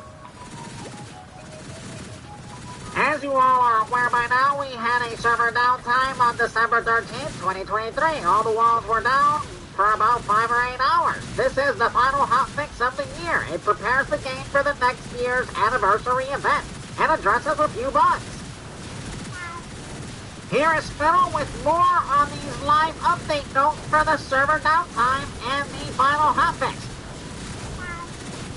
So for the client hotfix on December 13th, 2023, we faced some issues with the armories. We faced some issues with the text and menu buttons and some issues with the marketplace. You see right here, we added a bunch of stuff. So Max, back to you with our next news story.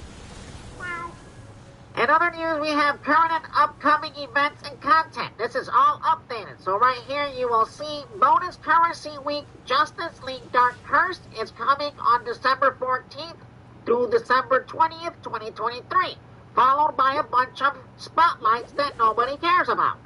This is going to go down up until 2024, January 4th through January 10th, 2024. So as you can see, there will be no double artifact XP for the rest of the year. But I'm pretty sure after knowing this information, many players will still go to the forums, LFG chat, trade chat, and still ask, when is the next double artifact XP? Bruh. And yes, of course, the PlayStation 5 and Xbox Series XS upgrade is due to release holiday 2023. But of course, I'm pretty sure this is going to be delayed since we have a bonus Source Marks week from January 4th through January 10th, 2024. To give us some insight on what's going on with the PlayStation 5 and Xbox upgrade, I'm going to pass it over to Nerd of Prey, and we're going to let her give us the business on the rundown. What's up, everybody? Nerd of Prey here. Let me holla at you. Let me holla at you. Let me holla, holla, holla. Let me holla, holla, holla, holla, holla. Let me holla, holla, holla, holla. 10,000. So basically, this PlayStation 5 and Xbox port. It's not an upgrade, it's a port. So basically what's gonna happen is this is probably gonna get delayed because it's the holidays. We about to go on break. This is why we gave you all the bonus weeks that's about to come out from December 14th, 2023, all the way up till January 10th, 2024, which, by the way, this also kind of reveals when the anti-monitor event comes out, so be expecting that on January 10th. 2024, actually January 11th, 2024. But you know what I'm saying, Bruh. That basically wraps it up. I believe we got the UI engineer with a test server update. It's actually an old update, but we're gonna cover it anyways just to make y'all bored, you know what I'm saying?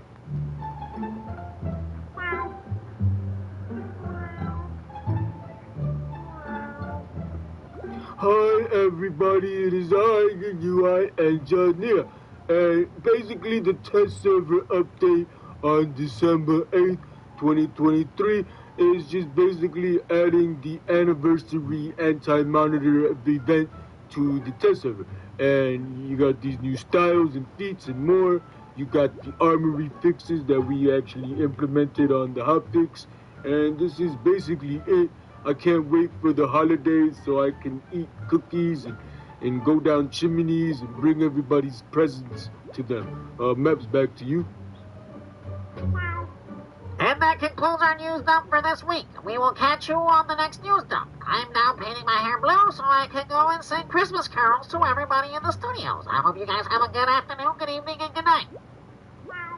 I got you stuck off the realness. I got you stuck off the realness. I got you stuck off the realness.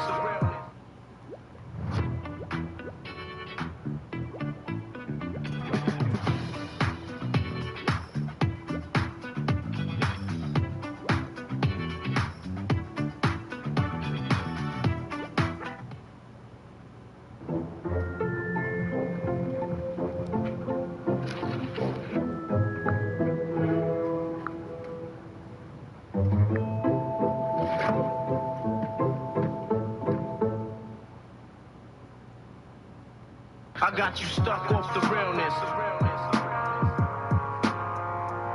I got you stuck off the realness. I got you stuck off the realness.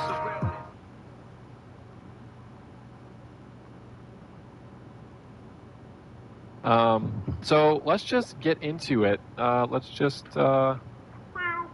Hey, Maps here, and welcome back to another exciting video of the Daily Planet News Dump, where you get all the latest news for DC Universe Online. This is gonna be a great newsy video, so I had to bust out my blue hair. To get ready for the nitty, gritty, bitty, itty bitty titty confetti, ditty ditty ditty, ditty ditty ditty, ditty ditty ditty. Now I'm gonna pass it over to Spill so he can give us the rundown of what we can expect from the Daily Planet News Dump. But first, check out my dog. What's good, this is your homeboy Spills, back with another news dump. For the top stories, we have an update on the PlayStation 5 and Xbox Series X. We also been having some voice chat issues. We also have some typos occurring here on the forums. And are you struggling making DC cash? Have you been struggling figuring out what's the right items to sell? What's moving fast in the broker? Well, don't struggle no more because we have the Nerd of Prey Economics. Stay tuned for this and more. on your next news dump. So we finally have an update on the PlayStation 5 and Xbox Series X, and the update is that it has been delayed for the first quarter of 2024. If you've been following this channel, you've already known this for the last couple weeks now. We've been saying this, that it's going to be delayed. The reason why we knew this was going to be delayed, well, it's because this is like the third or fourth time that it's happened. Bruh. Here is an article published back in November 28, 2021, and it explains how DC Universe Online PS5 and Xbox Series X upgrade has been delayed. It's been delayed back then, and it's been delayed 2 times after this, and now it's been delayed again. If you don't believe me, I have more receipts. That this is not even an upgrade, it's actually a port. Right here, there's this article from August 2023, and you will easily see that it will say that the PlayStation generation with a native PlayStation 5 port. You see, it's a port. It's not an upgrade, it's a port. Bruh. In other news, check out my dog. No, but seriously, in other news, we're having some voice chat issues. Us here at Daybreak Games, we do our best to break games. And you're going to see right here, our last update included some back-end changes to support the PlayStation 5 and Xbox Series X. So this is basically an update for the new next-gen upgrade. In other news, of course, we already know this by now that there is a bonus currency week for the Justice League Dark Curse DLC. This is our latest DLC in the game. And we also added new feats and all these new rewards. And with these rewards, we're going to go into our next segment with Nerd of Prey. Nerd of Prey, are you there? What's up, DC? It's the Nerd of Prey here. Let me holla at you. Let me holla at you. Let me holla, holla, holla. Bruh. Have you been struggling trying to make DC cash with this low population in this dead economy? Have you been having issues trying to figure out what's the right items to go farm? What's selling fast enough to even want to invest my time in? Well, don't struggle anymore because this is Nerd of Prey Economics. With Nerd of Prey Economics, you're going to know what items are selling the fastest for you to even want to go farm. But the only issue is that we have some devs here that like to nerf everything. So I got to watch what I tell y'all. Otherwise, they just going to nerf this along with everything else they've been nerfing on this channel. I don't know if you've been noticing, but we've been nerfing this channel like crazy. Every farm, literally every farm video on this channel, us here at Daybreak Delusional Inc., we nerfed it. Toasty! Bruh. So you see, what I'm gonna have to do is I can show you what's selling, what's moving fast in the broker, but I can't tell you how to farm it, because otherwise Meps over here is gonna nerf it. So let's get into it, alright? Tax Act is designed to help you get your taxes done. Let's get them over with. Carparts.com always delivers, and they carry quality parts. Now that's my speed. Now everything technically sells, but the #1 item selling the fastest, right now at least, is the winter event base items for 2023. All the gingerbread stuff, gingerbread houses, gingerbread oven, all that crap. Also, Dionysiums, Quantum Fields, and Paradox Energies, Legendary Alliance, all that stuff sells like hotcakes. Magician Top Hat, this is a new item for a feat. 19 mil for it easily. You're going to see right here, I got a bunch of them. Unfortunately, I can't tell you how I got all of these because then Meps over here, you know what I'm saying, he's going to nerf it. So, with that said, I'm going to keep on going. More gingerbread wall, frosted covered door. These go for like 4 mil. 5 mil easily. They sell it like hotcakes. You got your maiden waxing imbued. You see gingerbread oven, gingerbread table, desserts, 4 or 5 mil, 6 mil. Gingerbread wall, 2 window, 4 mil. The witch mother claws selling it for 20 mil. This is selling like hotcakes because it gives you a 1-star feat. Right, you got some imbued saplings. These went down in price, but I still sell them because, you know what I'm saying, I need backbone money. That backbone money help you because you need to pay a fee in the broker to post all this stuff. You know what I mean? You got more gingerbread houses. You got more imbued saplings. All this stuff sells like hotcakes.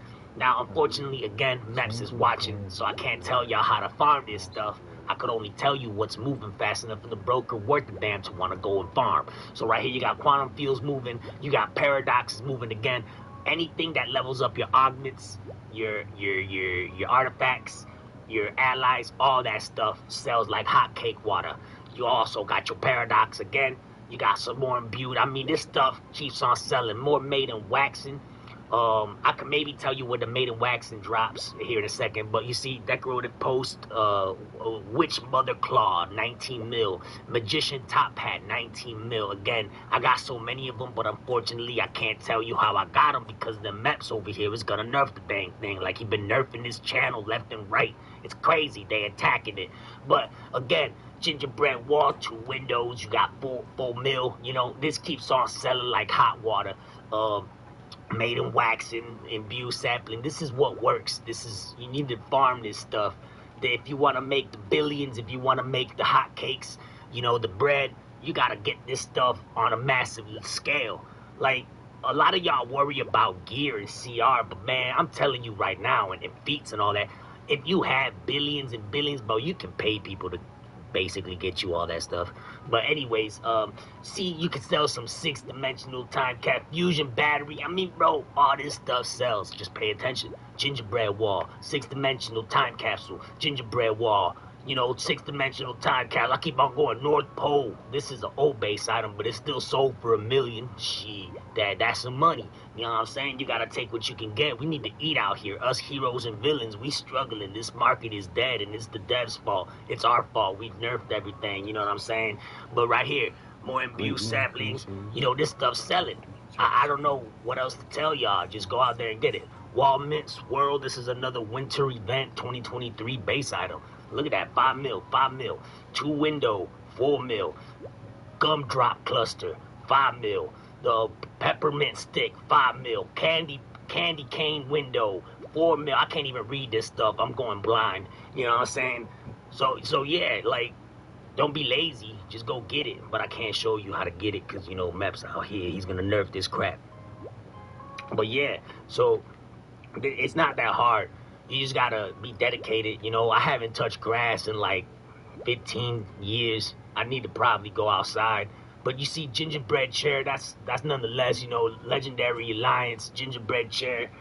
Yeah, I'm about to go touch grass now because I got a lot of these items. But I can't go anymore because then I'm showing you too much and now Meps is looking again. So I'm gonna have to stop right here. But that's basically it, y'all. I'll see you next time on the Nerd of Prey Economics. Bruh. And that will conclude our news dump. I hope you have a good morning, good afternoon, good evening, and good night, and we will catch you on the next news dump. And again, take a look at my dog. I got you stuck off the realness. I got you stuck off the realness. I got you stuck off the realness.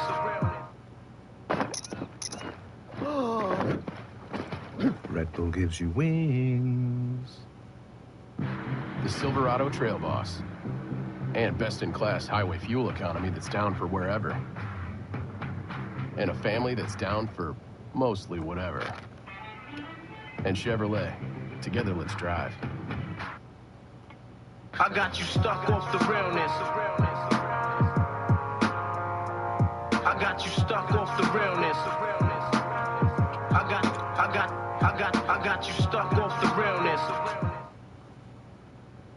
I'm programmed with essential 21st century smack talk. Your mother is fond of Brainiac.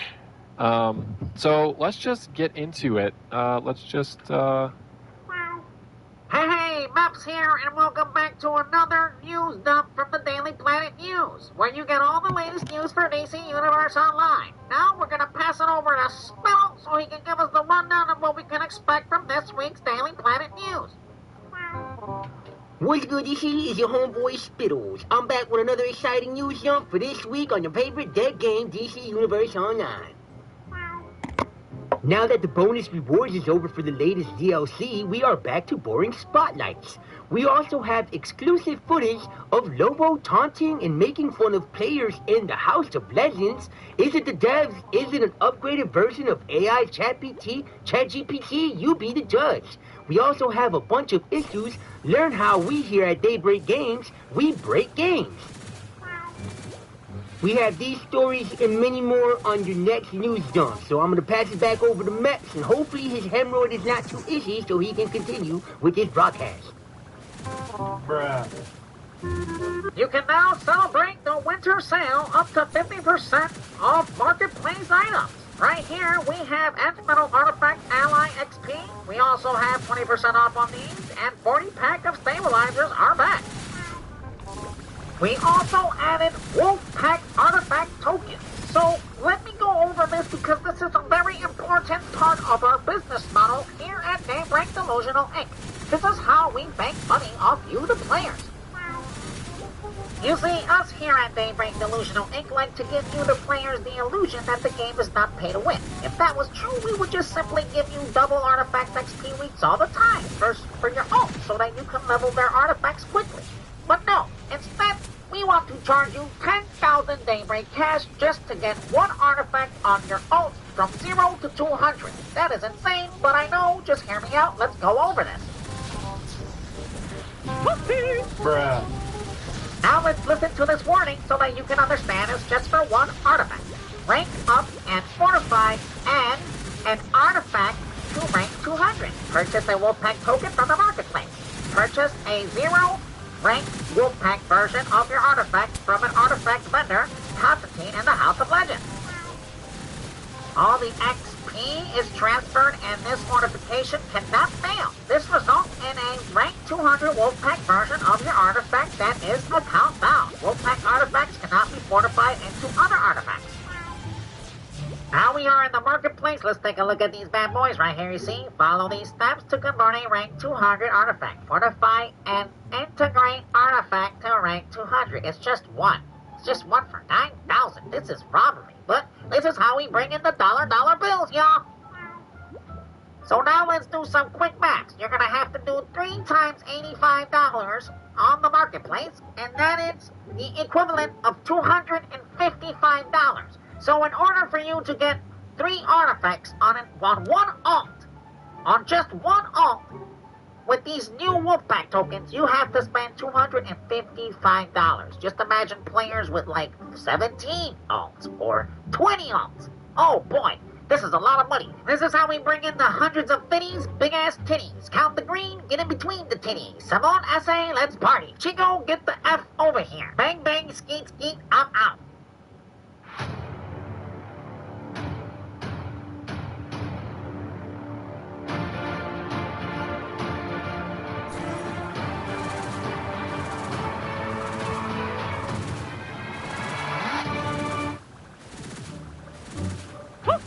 Bruh.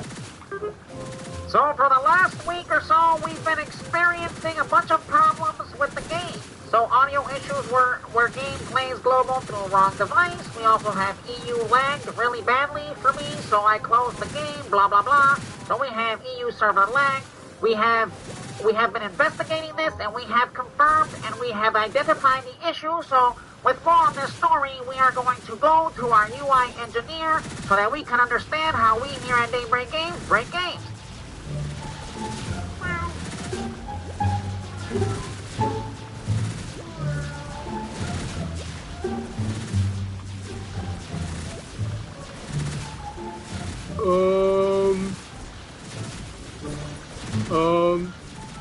So our game has spaghetti code, and basically you can't make an omelet without breaking a few eggs.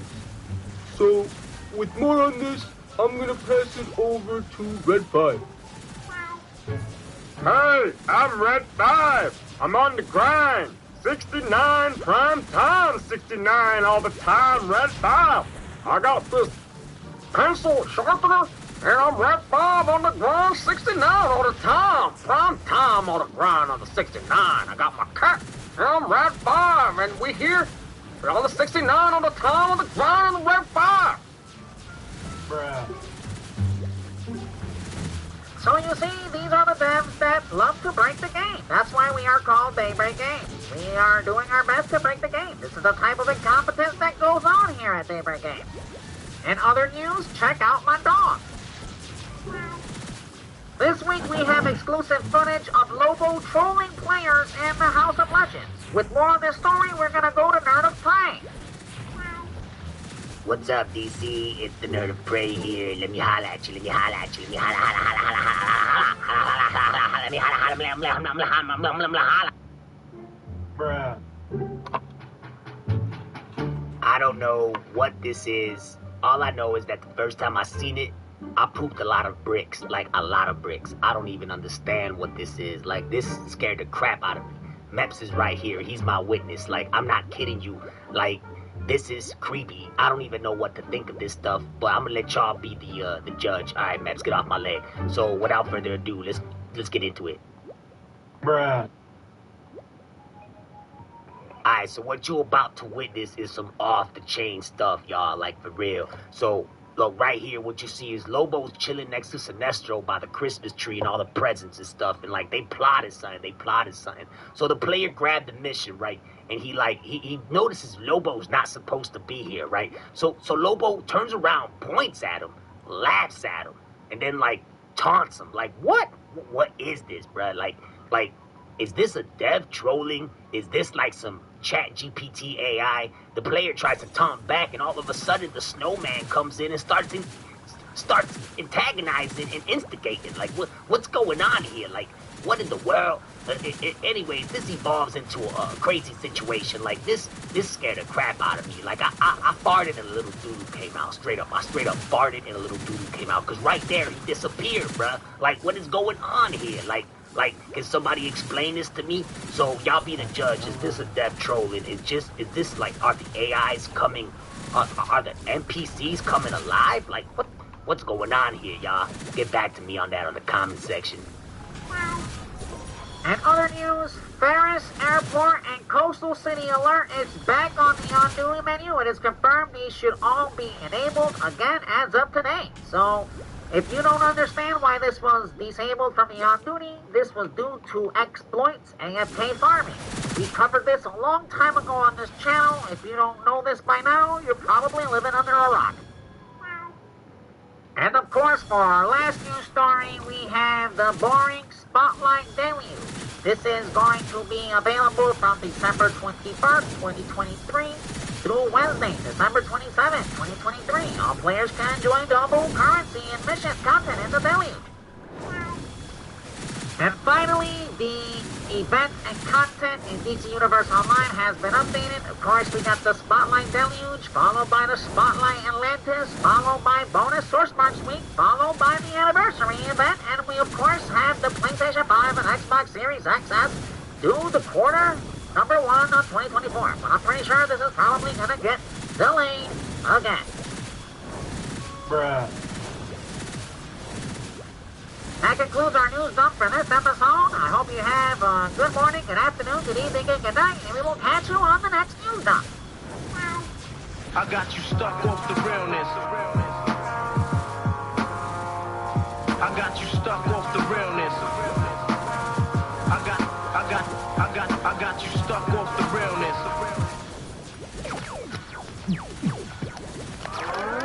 Red Bull gives you wings. I got you stuck off the realness. I got you stuck off the realness. I got you stuck off the realness. I'm programmed with essential 21st century smack talk. Your mother is fond of Brainiac. So let's just get into it. Let's just, Hey, Happy New Year's, everyone! It's your favorite community manager, Max, and we're gonna kick off the New Year's with a Daily Planet News dump. Now I'm gonna pass it over to Spittle, and he's gonna give us the rundown for the Daily Planet News. What's good, DC? Happy New Year's. Is your homeboy Spittles. So to kick off New Year's, we're going to have the Dr. Fate's Daily Rewards for January 2024. We have a bunch of drama on the forums. We're going to take a look at that. We also have possible Ally Wolfpack tokens approaching us in the near future. We have that story and many more. We're also going to take a look at the weekly bonuses coming up leading into the anniversary events. And we also going to take a look at the way our business model works according to the forums. How we use the forums to target specific players so that we could get a lot of dough off of these players and make a lot of money. So without further ado, Max, passing it back to you. So for our first news story, we have the Dr. Fate's January rewards for 2024. So right here, for the non-members, we have the Ekron style, and for the members, we have a new chest guard. So please give us money this month for the membership so that you can rock out with your caca with this new style. I know this doesn't look that great. Our devs here at Daybreak Delusional Inc. are running out of ideas, and we're just basically not trying anymore. But please, give us more money. Now we're going to go over to the forums because there is drama occurring just as always. These players have no lives, so they go to the forums and bitch and complain. So now let's take a look. Right here you're going to see the real reason artifact swapping has been stuck. In this thread, our dev Ramaru has replied. He replied with a simple no. If you are new to this channel, we have been covering for a very long time the real reason why artifact swapping has never been nerfed or taken off the game. And that is simply because it's part of our business model here at Daybreak Games. We make money off of the 1%ers, a small percentage of players that play the endgame content. Now with more on this story, we're going to pass it over to Nerd of Prank. Yo, what's good, DC? Happy New Year's, fam. You know what I'm saying? We all gang, gang, bang, bang, skeet, skeet. You feel me? So let me holla at you. Let me holla at you. Let me holla, holla, holla, holla, holla, holla. Happy New Year. Holla, holla, holla, holla, holla, holla. Bruh. So right off the bat, before I could even start this presentation, as I was recording this presentation, you're gonna see complain in the trade chat right there. He complains and bitches a lot. He says if you ain't arc swapping, delete DCUO. You see, this is a type of toxic player. Us here at Daybreak Games, we love our business model, target these players specifically because we make a lot of money, and they usually drag everybody else that's in their inner circle with them. So they basically all give us money for artifacts so that they can swap them all the time. So now with that said, let me start my presentation. Alright, so I broke this down into 4 categories so you get a general idea on how we make money off the player base that's still lingering around in this dead game. So right here, we have the event tab with the cursed Themyscira. This is the new raid that we got currently in the game. And this basically targets all the free-to-play players. Players that create accounts, they maybe get them up to 30, download the game real quick, play the new raid a few times, and they delete the game and never come back. We might get maybe some replay money off these players, but generally we don't make no bread off these players at all. This is strictly free-to-play base population. For the second category, we got the same raid, but it's the regular version of the raid. This requires support roles to actually be active, and basically we target mostly the casual player in this raid, and we target the premium player and the elite players. The elite players spend a lot of replay badges, they get the renown done, and then they come to reg and spend a lot of money on replay badges so that they can complete the elite gear. That's how we make a lot of bang bang skeet skeet money off of these players, you know what I'm saying? You feel me? And then now right here, you got your elite version of the raid. In this category, this targets speed hackers. This targets the population that is endgame, artifact swappers. I mean, you name it. We get replay badges off these players. We get stabilizer money off these players. I mean, they spent all their life savings on this game. These players basically got no lives, so we use our business model to target these players to get a bunch of bank off them so that the game stays alive. Without these players, the game wouldn't be alive. You feel me? Basically, that's why I even quit this job, because this game is trash. Bruh. And finally, we have the Elite Plus version of the raid. In this raid in particular, you get the aspect of whatever, the henchmen. They get these henchmen that's worth a lot of money. So in this raid in particular, we target mostly speed hackers and artifact swappers.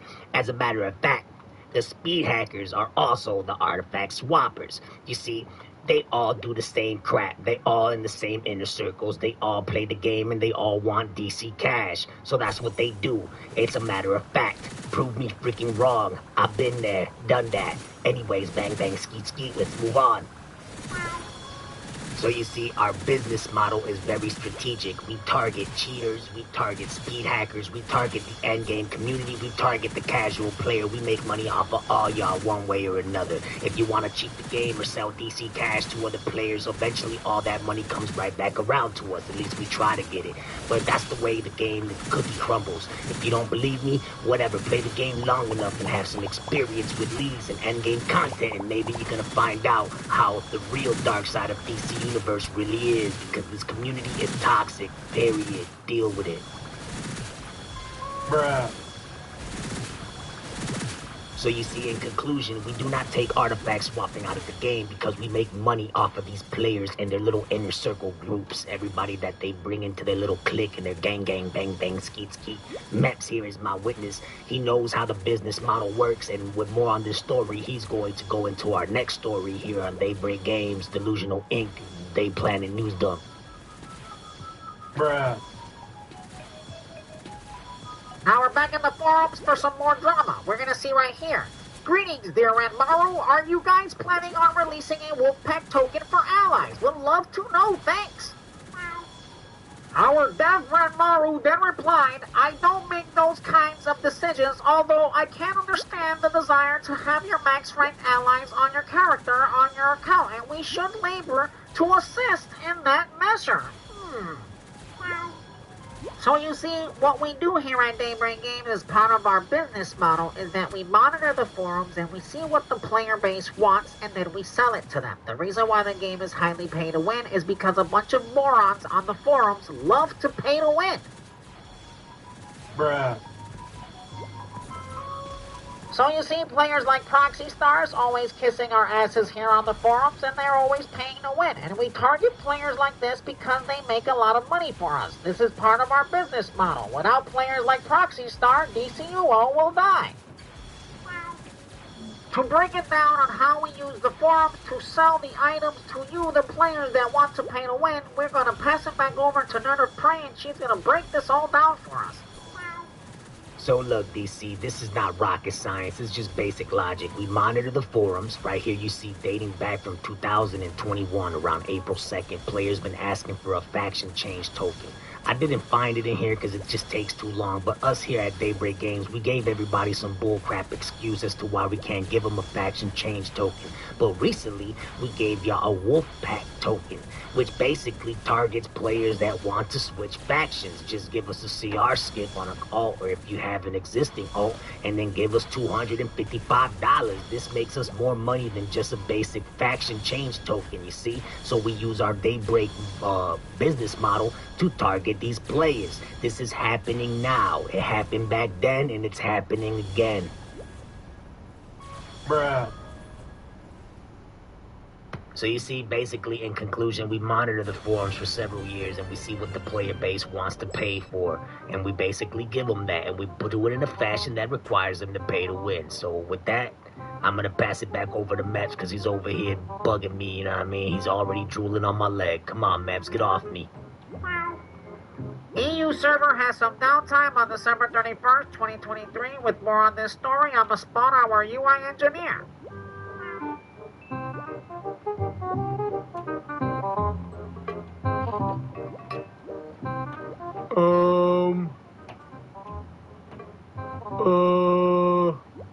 So, I'm not sure what's going on, so I'm going to pass it to Red 5.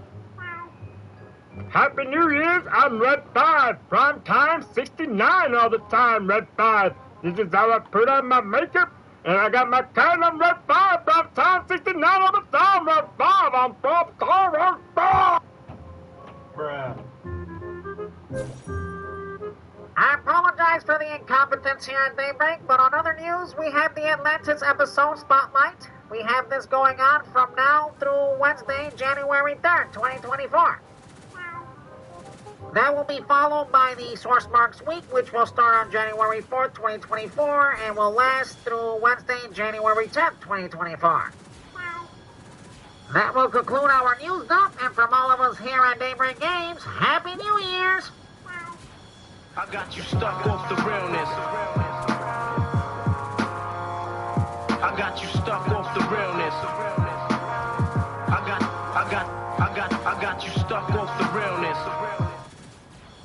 I got you stuck off the realness. I got you stuck off the realness. I got you stuck off the realness.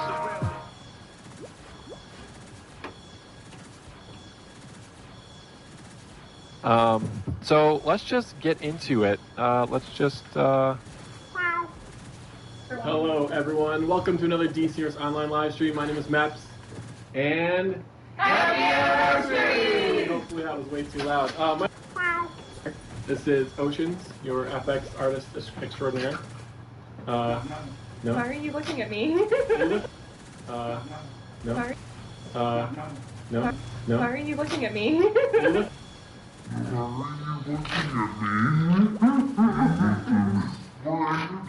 We apologize, that is the wrong clip. UI engineer, what is going on? You played the wrong clip, man.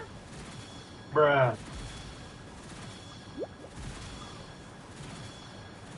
I'm sorry, Maps. I don't know how this happened. Let me get the proper edited clip right here for you.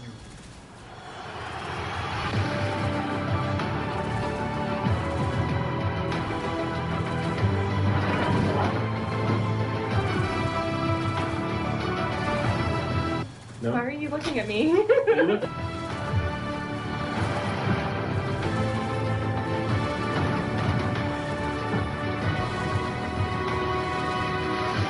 No. Why are you looking at me? No.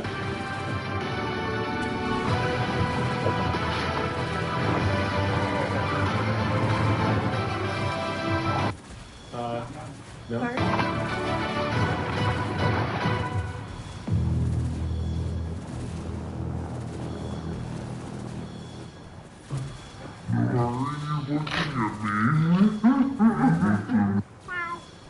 Hey, Maps here, and I'm not the reason why Oceans quit our dev team. Welcome to another episode of the Daily Planet News Dump, where you get all the latest news for DC Universe Online. Now I'm gonna pass it over to Spindle so we can get the latest news from the DC Universe Online News Dump. Bruh. What's good, DC? Is your 13th anniversary for DC Universe Online. Yes, 13 years and the game is still broken, still unbalanced, and the population is still struggling. I'm your homeboy Spittles, and this week on the Daily Planet News Dump, are you having an issue activating your CR skip? Is it not working? Can you not get your tank gear correctly from the CR skip? We have this news and many more. We're going to show you how us here at Daybreak Games break the game. So without further ado, I'm going to pass it back over to Max. If you are one of the many players that logged in today expecting a free CR skip, don't worry, we have you covered. It's just we kind of broke the game. Our devs here at Daybreak Games broke the game once again. We have spaghetti code. So players logged in today and they try to get their free CR skip and it's just not working. Some players are trying to get the tank gear or healer gear and it's just giving them a bunch of random gear. Some players are not even getting no gear at all. It's just a bunch of mess. Bruh. So if you're having issues, we will update this. Hold off on grabbing for now. Do not grab your CR skip. Just wait until tomorrow. We will fix you up if you're having issues with your tank gear. The issue will be magically resolved after the hotfix.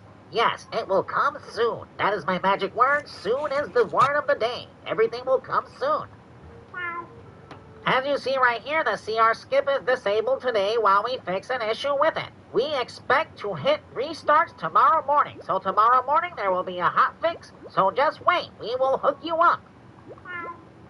In other news, check out my slick, sexy blue hair. Maybe we can make it a style for everybody on DC Universe Online so you can rock out with your cock out.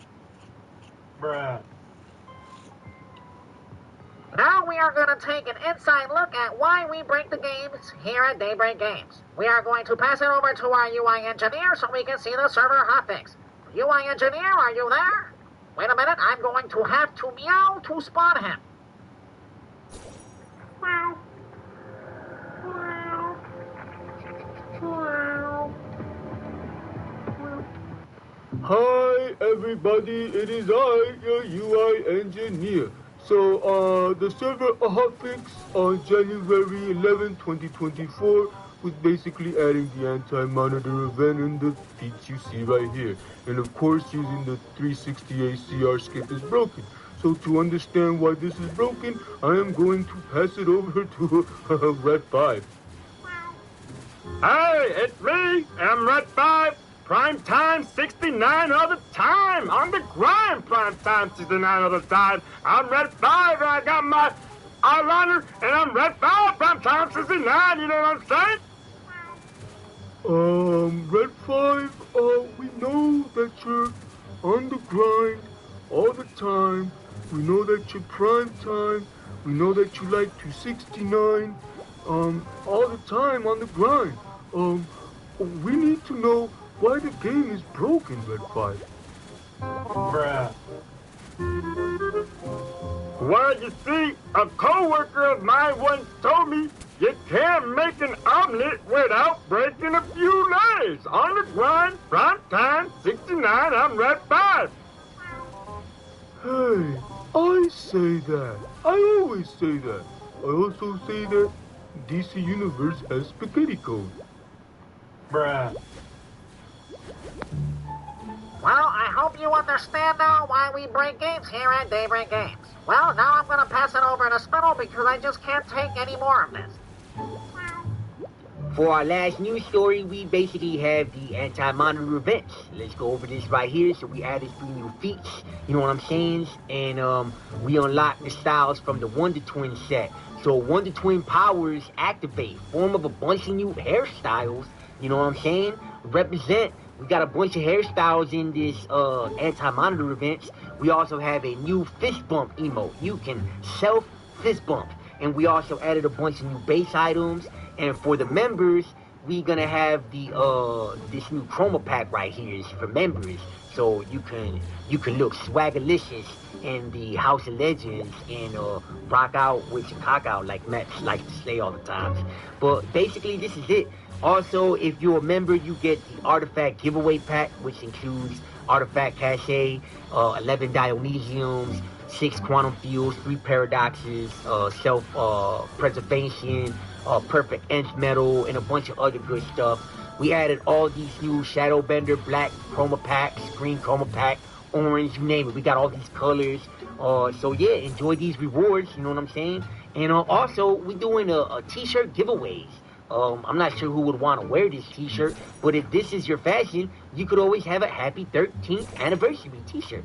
But yeah, again, using the 368 CR skip has been disabled temporarily until tomorrow. If you're having that issue, you know, just wait, you know, have some patience. If you can't have no patience, then probably you got some issues.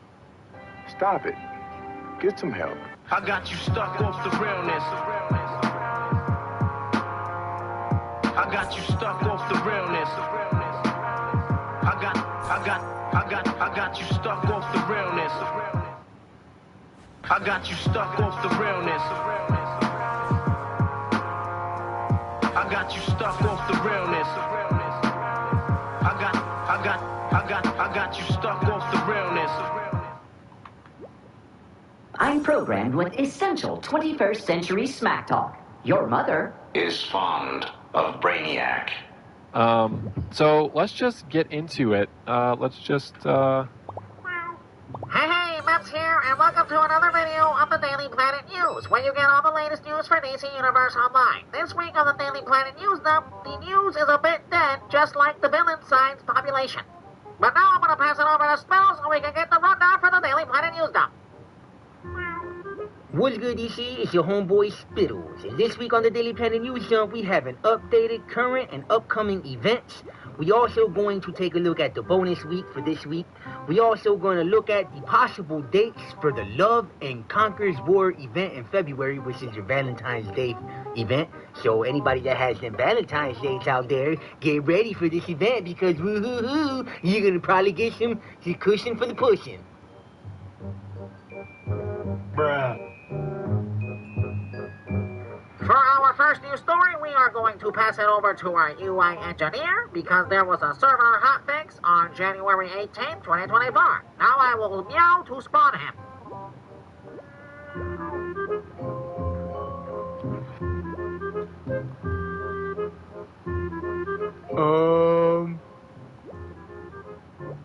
What?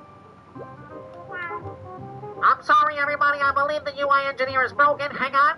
UI engineer, what's going on with you? The server hotfix, bro. What's up?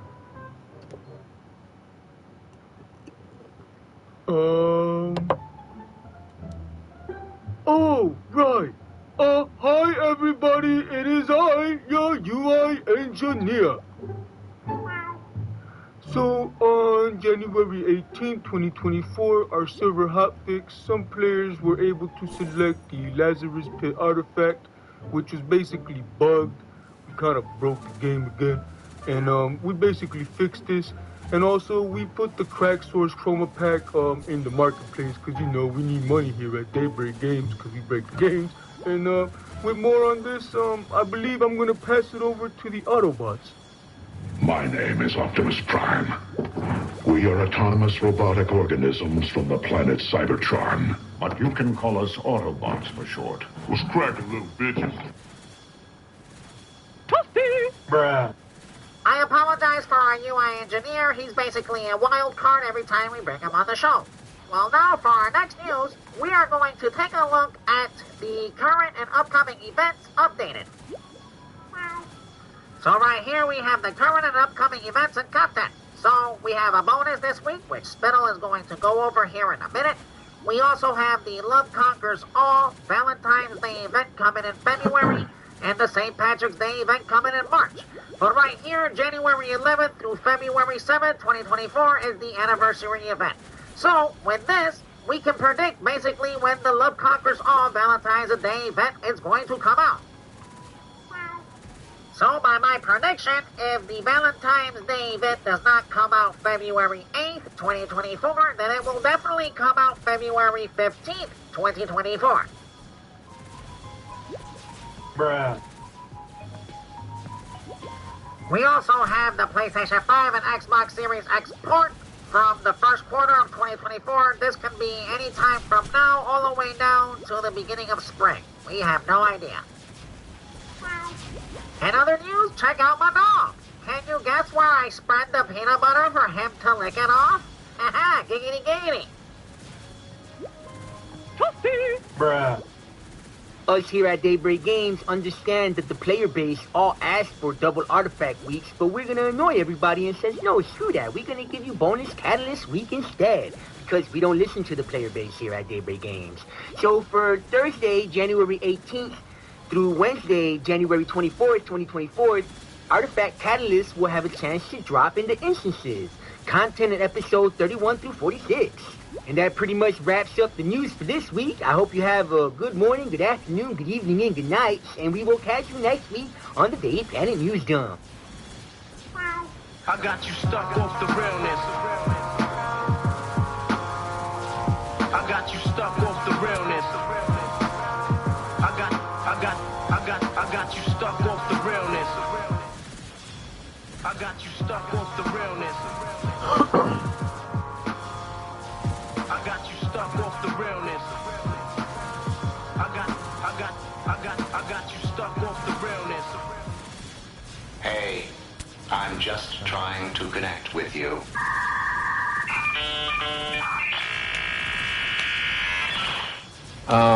So let's just get into it. Let's just, Hey, Maps here, and welcome to another exciting Daily Planet News Dump, where you get all the latest news for DC Universe Online. Now we have a lot to cover, so let's get to the nitty-gritty, itty-bitty, titty-bitty, slap, l-bitty, dilly-bitty, diddly-dilly-dilly. I don't even know what I'm going to say. I'm going to pass it over to Spittle. What's good, this is your homeboy Spittles, and I'm going to give you the rundown for this week's Daily Planet News Dump. You guys want double artifact XP week? We understand this. We hear you loud and clear, but we don't really care here at Daybreak Games. Bruh. Players are asking for a permanent broker and bank in the marketplace. We will also show you the Daybreak business model on how we use the players to test the game so that developers don't have to get paid to do so. We will also take a look at the test server update and exclusive footage of the Love Conquers All Valentine's Day event. So without further ado, I'm going to pass it back over to Max.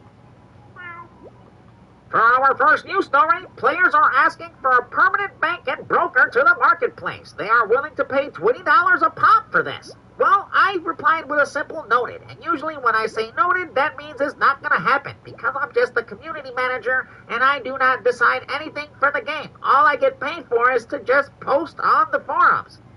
Bruh. Us developers here at Daybreak Games hear everybody loud and clear. We know that you want double artifact XP week, but instead we're gonna give you Amazon Fury Part 3 Spotlight. Yes, we're gonna go right back to the spotlights of hell. So from January 25th, 2024 through Wednesday, January 31st, 2024, you can enjoy double bonus from the spotlights of this garbage. What's up, players? This is the forum thread for reporting feedback and bugs on the new vendor items and their associated feats. So us here at Daybreak Games, for our business model, we use the player base to test the game on the test server instead of paying the devs to test the game for themselves. We're going to get the players to test the game for us for free. They don't get nothing out of this, only the satisfaction that they got to report some bugs. Morons. But this is how we bring in the big bucks here at Daybreak Games. Dollar bill, yas. Shing, bang, bang, skeet, skeet. Bruh. Now I will spawn our UI engineer so that we can go over the test server update.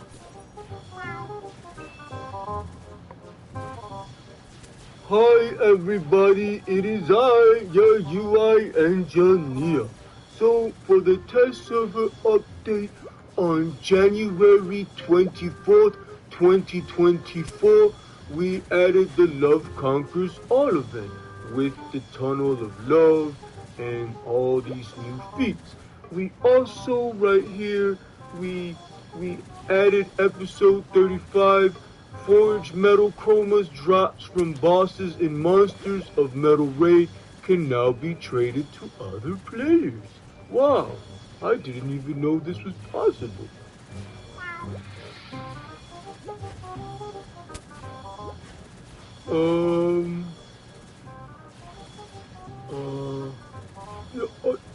Yeah, so I believe Nerd of Prey has exclusive footage of the test server, so I'm going to pass it to it.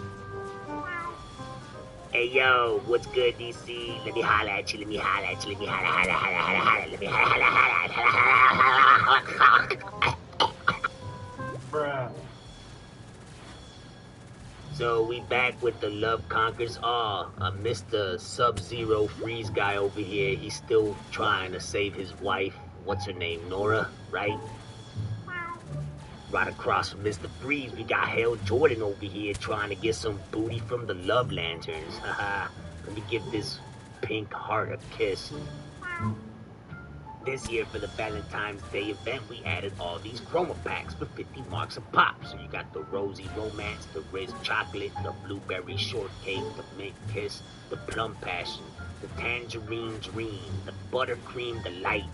We also added this Draw Heart emote right here for 50 marks. You got the Draw Heart emote. You can draw this heart and kiss everybody goodbye. You know what I'm saying? We also added all of these holiday sweaters. We got Superman and Lois Lane right here.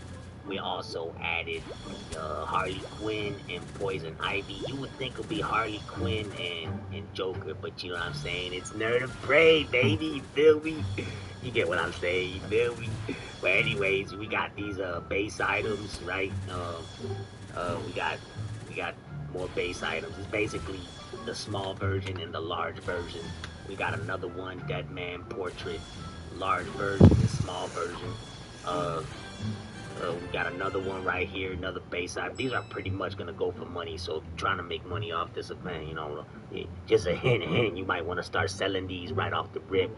But right here, you got more base items, and I'm kind of getting bored of doing this every time. I mean, like these base items, man, going through this crap, whatever.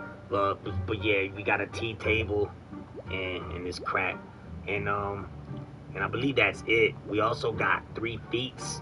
Let me go into the feat list right here. And we got 3 feats with this event. So you can cop, you get 30 points. So you get 1 star feat for the chroma, right here with the material. You collect one of them new materials and you get a 1 star feat. And then if you get the emote, the draw heart emote, you get a 1 star feat.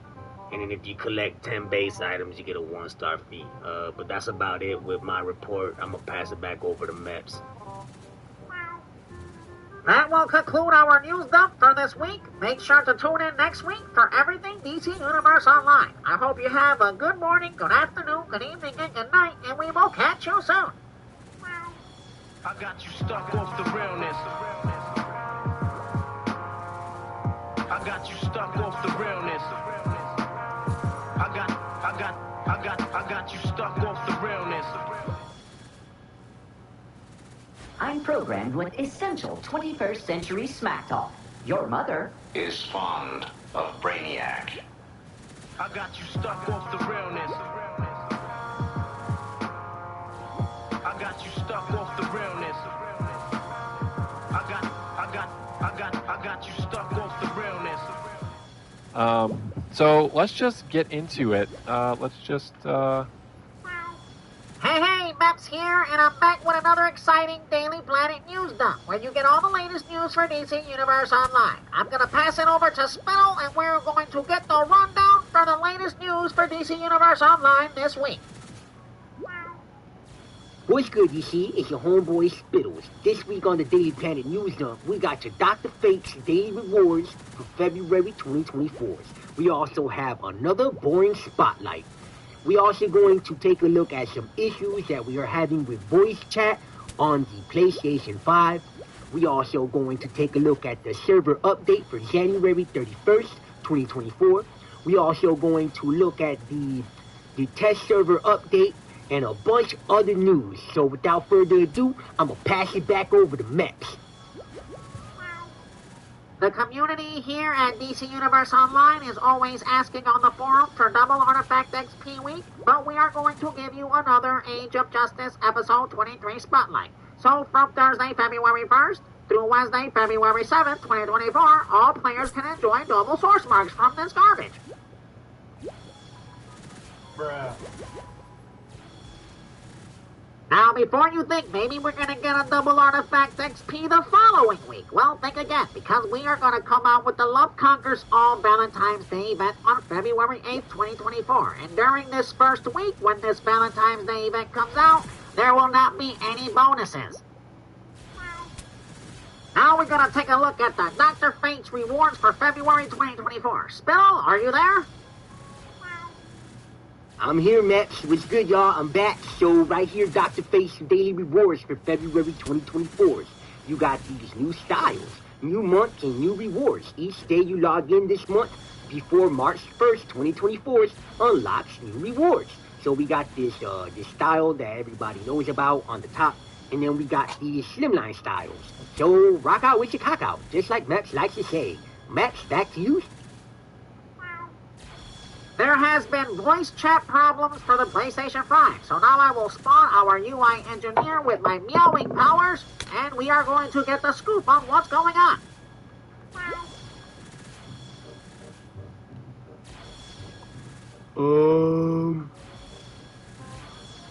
What? Bruh. UI engineer, come on, bro, the dang voice chat issues. What's going wrong with the game? Oh, right. Hi everybody, it's I, your UI engineer. So, you see right here, we are working to address these issues. We're not sure what is wrong with these issues, cause, we kind of goofy here. So, Red 5?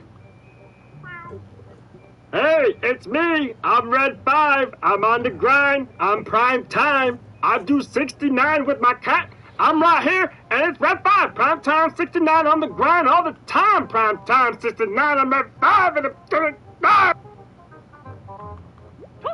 Bruh.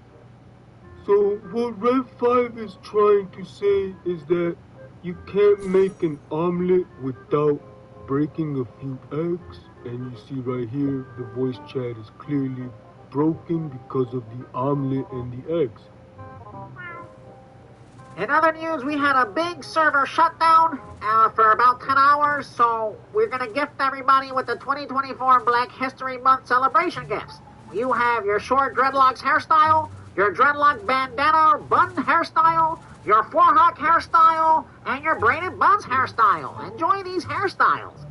You will receive these gifts soon after the worlds all go back online after our 10-hour maintenance shutdown. Now, for the 10-hour maintenance shutdown and Game Update 140, we are going to pass it over to Nerd of Prank.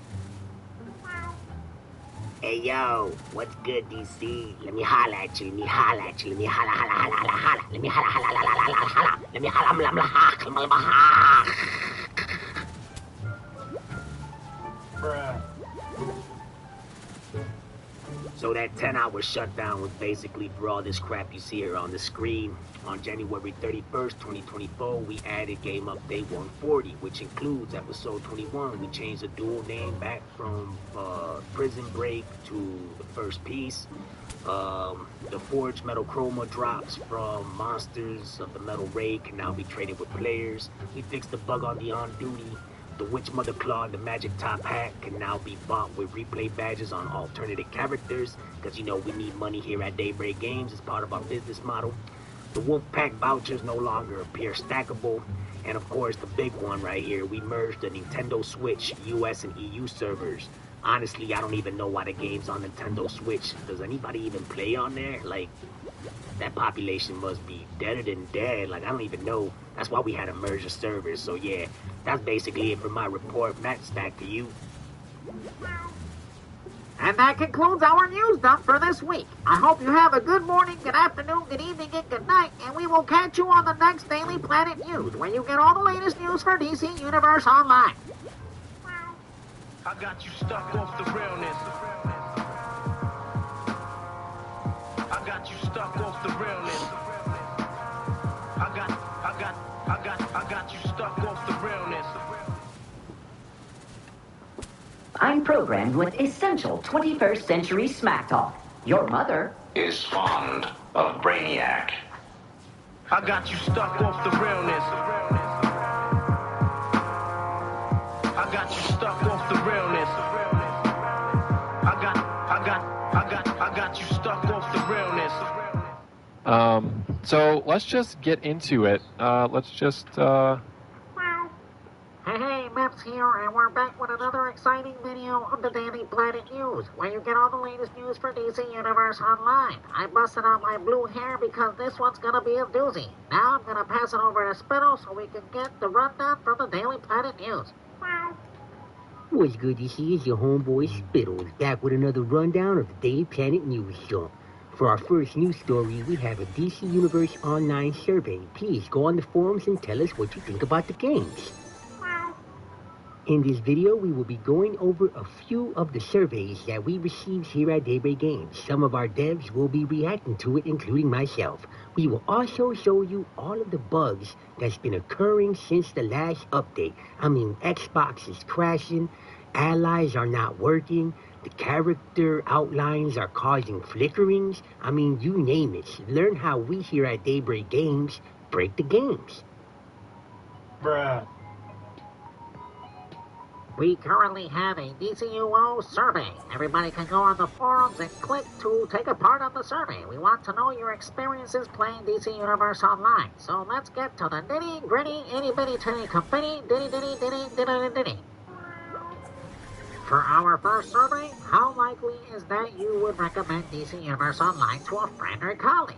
And right here it says 0, not at all likely. So we have a section where it says, do you have any other thoughts you would like to share with the team? So right here it reads, DCUO is the only MMO that has a timer on artifact at Ally XP. New players will never catch up to play Elite Raids unless they pay money for artifact XP packs. I can't recommend a pay-to-win MMO. I agree with you, valued customer, and I feel your pain. But you see, unfortunately, this is part of our business model here at Daybreak Games. We put a timer on XP so that you are forced to buy XP packs. Otherwise, it takes you years and years to level up artifacts to 200.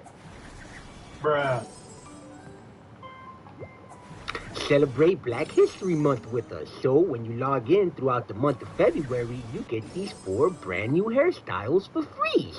Just imagine, maybe we can add my hairstyle during the St. Patrick's Day event. Wouldn't you guys want to dress up with my hairdo? For our second survey, this customer gave us a score of 1 when it comes to recommending DC Universe Online. They also say, no way, I can't recommend DCUO.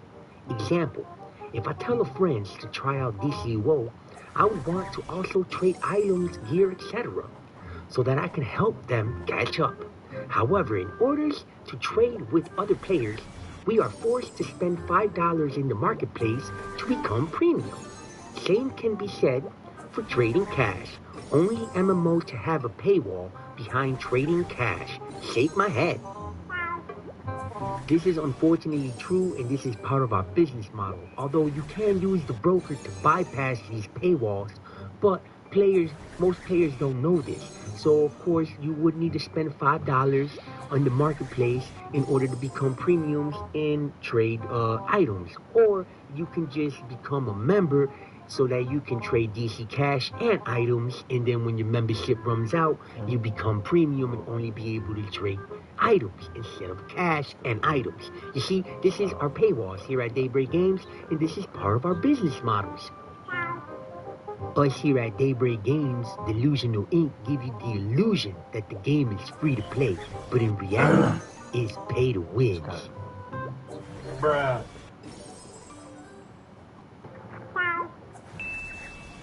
Hi everybody, it is I, your UI engineer. So players are reporting that they cannot see their ally list. And right here you see we are looking into this bug because we have spaghetti code. So for our third survey, valued customer number 3 says Daybreak, please update PvP. And unfortunately, this is not part of our business model because we don't make money from PvP. Bruh. Hey, it's me, Red 5, on the grind all the time, prime time 69. So right here we have an issue, character outlines, causing flickering. So right here you can see that we are working on this bug, because I'm on the grind, prime time 69. You can't make an omelet without breaking a few eggs. I'm Red 5, I'm on the grind, 69 prime time all the time, and on the grind on the 69. So right here we got our fourth survey, and it says, LMAO, no, I can't recommend a game that is ran by speed hackers. Get the F out of here. You see, this is unfortunately true, because us here at Daybreak Game, part of our business model is that we can't afford to pay for it anti-cheat. It just costs too much money. You see, so us here at Daybreak Games, we decide to be grinding all the time on the 69 and make money off the speed hackers instead. Bruh. Hello, it's me, Nerd of Prey. Let me holla at you, let me holla at you, let me holla, holla, holla, let me holla, holla, holla, holla, holla, holla, let me holla, holla, holla, holla, holla, holla, let me holla, come, let me holla, let me holla, holla, holla, holla, holla, holla, holla, holla, Matt, get off me, bro, get off me, bro, you rubbing my leg. Please get off me. PC players are experiencing black screens ever since the last update. Man, this update really screwed up the game. That's why I always say it's got spaghetti code. I'm not sure what's really going on. Honestly, I blame the Autobots. My name is Optimus Prime. We are autonomous robotic organisms from the planet Cybertron. But you can call us Autobots for short. What's cracking, little bitches? Another valued customer gave us a 0 when it comes to the survey and recommending the game. They also say let us trade artifact XP again. What the F, Daybreak, y'all dookie. And I do understand why y'all feel like we dookie, but you see, you have to holla. Let me holla at you, let me holla at you. You have to understand something here. We did this for 2 main reasons. 1, We needed y'all to slow down when it comes to leveling up your artifacts and selling them to other players. Y'all was making too much DC cash off this, you know what I'm saying? You know what I'm saying? So we had to stop that so that y'all can buy more artifact XP packs off of our marketplace. And then the second reason we did this was because of the speed hackers that was AFK farming source marks. They will also AFK farm nth metal detectors and get so many cache boxes and make billions and billions. And then they'll take that DC cash and sell it to other players for real life money. And nah, us here at Daybreak, we can't have that. Part of our business model is to get that money back into the game for us through the marketplace. So this is why we nerfed this and y'all can't trade artifact XP no more, because it's part of our business model, you feel me? For our last news story, players are crashing on the Xbox. We have identified this issue and will deploy a fix as soon as possible because soon is the word of the day. Until then, we have reduced the number of players allowed in several zones to mitigate some of the crashing. For the last survey, we got a number 3 when it comes to recommending the game, and this player says get rid of stack clamping.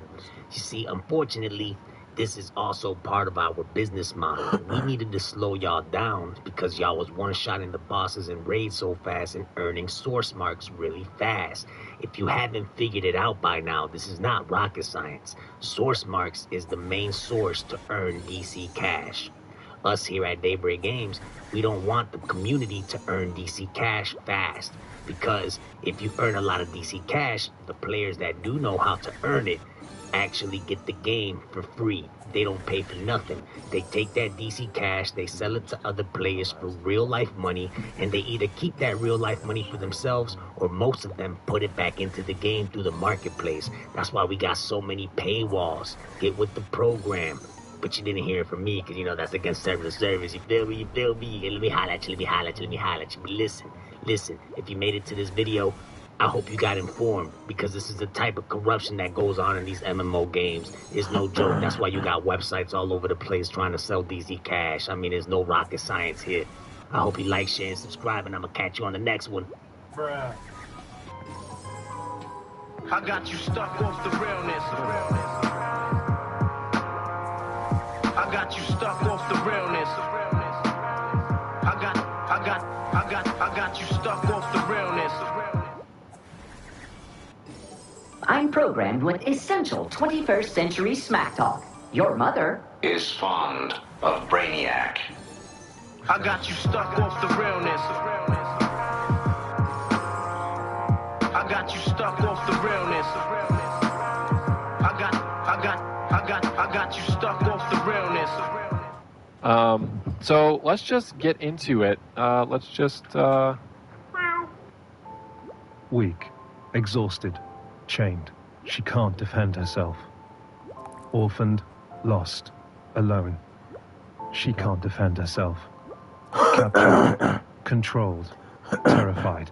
He can't defend himself. They need you to protect them. Will you give £3 today?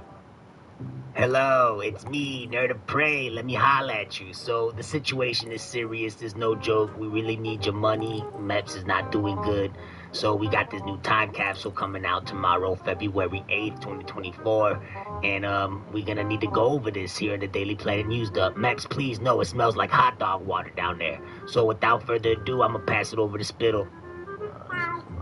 What's good, you see? It's your homeboy Spittles back with another update of the Daily Planet News Dump. This week on the News Dump, we have a brand new time capsule for our lead story.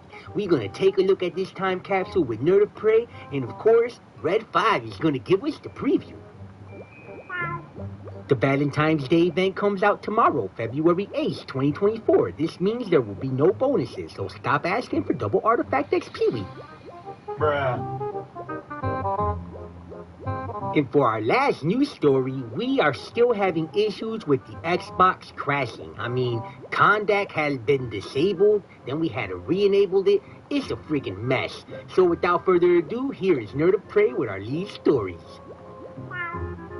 We have a new time capsule. It's called Total Tool. It's based off Red Tool or Red Pool or Red Duel. I don't freaking know. This freaking character. Who is Red Tool? Is this Tool, Red Tool, the Tin Man Taylor? Who knows? But we got all this cool cosmetics. We got these new skins too. You can You can have a bunch of tattoos and wait until you hear about these tattoos. You're gonna have a great time with them. We also got this new style and, of course, a new emote. So please give us some money, because Meps needs to afford his Lamborghini.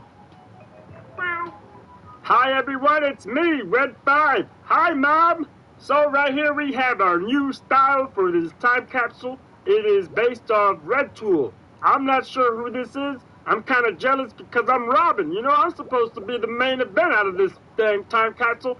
But right here, we got Toolman, the Red Toolman Taylor. So we're Red 5 on the grind, 69 prime time, on the time 69. Here's the same style, but the enhanced version. Right here, I kind of got this cool cosmetic colors, kind of like a Deathstroke, because I kind of got tired of the Red Tool, because, like, what the heck is Red Tool, man? So right here, you know, I'm Red 5 on the grind, prime time 69. You can wear this style and look swagalicious and bang bang, skeet skeet with your friends, and we can 69 and go gang bang. Hey, yo, did somebody just say gangbang? Where is it? I'm in. Let me get in on that. I got 5 on it. I'm gonna lay you down. Give it to you in your neck. Bruh. I'm gonna slash and gash, cut another hole in your ass. I spill blood on the wall and play tennis with your balls. If the phone rings, don't answer the call. Gonna slit your throat, fuck you like a goat. Peel your foreskin off and make a winter coat. For every time capsule you purchase from the marketplace, $1 goes to Matt so he can feed his dog and pay for his Lamborghini payments. So right here, when you open one of these bad boys up, you get the option to pick between a collection, a piece of armor, or a dang emblem. And of course, we have beats tied to these because DC Universe Online is pay to win. We also added these 2 accessory thought bubbles. One of them shows your emblem, and the other one is a kitty cat. I got Red 5 because I'm on the grind, 69 all the time, and then we got the kitty cat because we need to remember Mets. He's struggling right now because he needs money. This is our comic book emote. You can lay down and read your comic books. We actually work on here because I'm Red 5 on the grind, 69 prime time all the time, gang bang with your friends all the time. You know what I'm saying? On the 69, and you can read these comic books while you're chilling in Little Bohemia with your friends and rocking out with your cock out, like Max likes to say, and prime time 69. Next up, we have these new skins. I mean, these look gorgeous. I kind of want one of these myself. I'm about to go get me some tattoos today with the money I get when you guys buy our new time capsule. Our 2D artist went above and beyond with these skins. He even added a bunch of Easter eggs in here. It's awesome. You can go prime time 69 on the grind. You can gang bang with your friends. Did somebody say gangbang? Hey, yo, where's it at? Yo, listen, but for real, I think I know what you're talking about, them Easter eggs. Maps, no, don't go down there. It looks like roast beef. Bruh. Hey, yo, I think I spotted an Easter egg. Yo, let me holla at you, let me holla at you, let me holla, holla, holla, holla, holla. Let me holla, holla, holla, holla, holla, holla. If you look closely with these new skins, look closely right here. I spotted a cool Easter egg. If you look really closely, you can see King Shark's balls. Since the Suicide Squad Kill the Justice League game turned out to be a flop, we decided to give you the Harley Quinn hairstyle. Even though we got already 2 Harley Quinn hairstyles in the game, we about to give you a 3rd one. Hey, yo, this is crazy, bruh. If you look closely, you can see another Easter egg on this skin, bruh. This is crazy. Let me holla at you. Let me holla, let me holla, let me holla. If you look closely, you can see the Justice League getting pissed on and sharded on by the Suicide Squad. That's crazy, bruh. Bruh. Red 5 back on the grind all the time, prime time 69. And right here, if you open up, I think 15 time capsules, you get an accessory in this Harley Quinn. Even though this is the Red Tool, the Tin Man Taylor time capsule, we're actually going to give you a bunch of Suicide Squad and Harley Quinn crap. And finally, we got a bunch of emblems.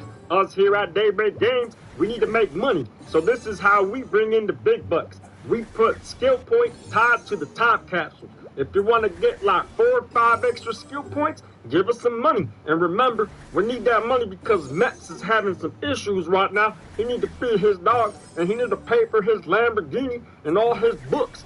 This has been Red 5 on the grind, 69 all the time, prime time on the grind, 69 on the time of the day.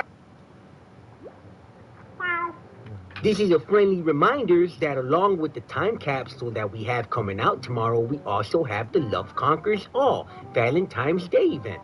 During the first week of this release, do not expect any bonuses. And now Meps is going to spawn our UI engineer by meowing, and we are going to get our last and final news story.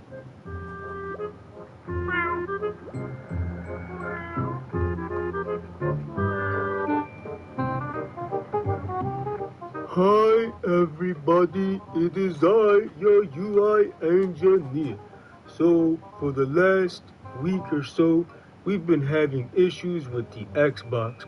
Players have been crashing. Right here you see we expect to deploy a new Xbox client today at 1 p.m.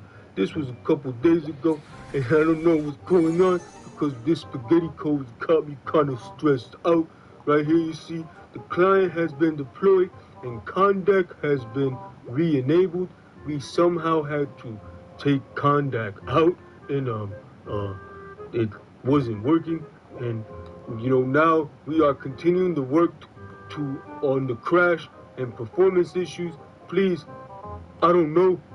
I got a brain fart. I think we suck here at Daybreak Games. Bruh. Well, that concludes our news dump for this week. Make sure to tune in next week for everything DC Universe Online. And hopefully we made enough money off these time capsules by then so that Meps can come back and do these dang news dumps. Hope you have a good morning, good afternoon, good evening, and good night. And we'll catch you on the next news dump. I got you stuck off the realness. I got you stuck off the realness. I got you stuck off the realness.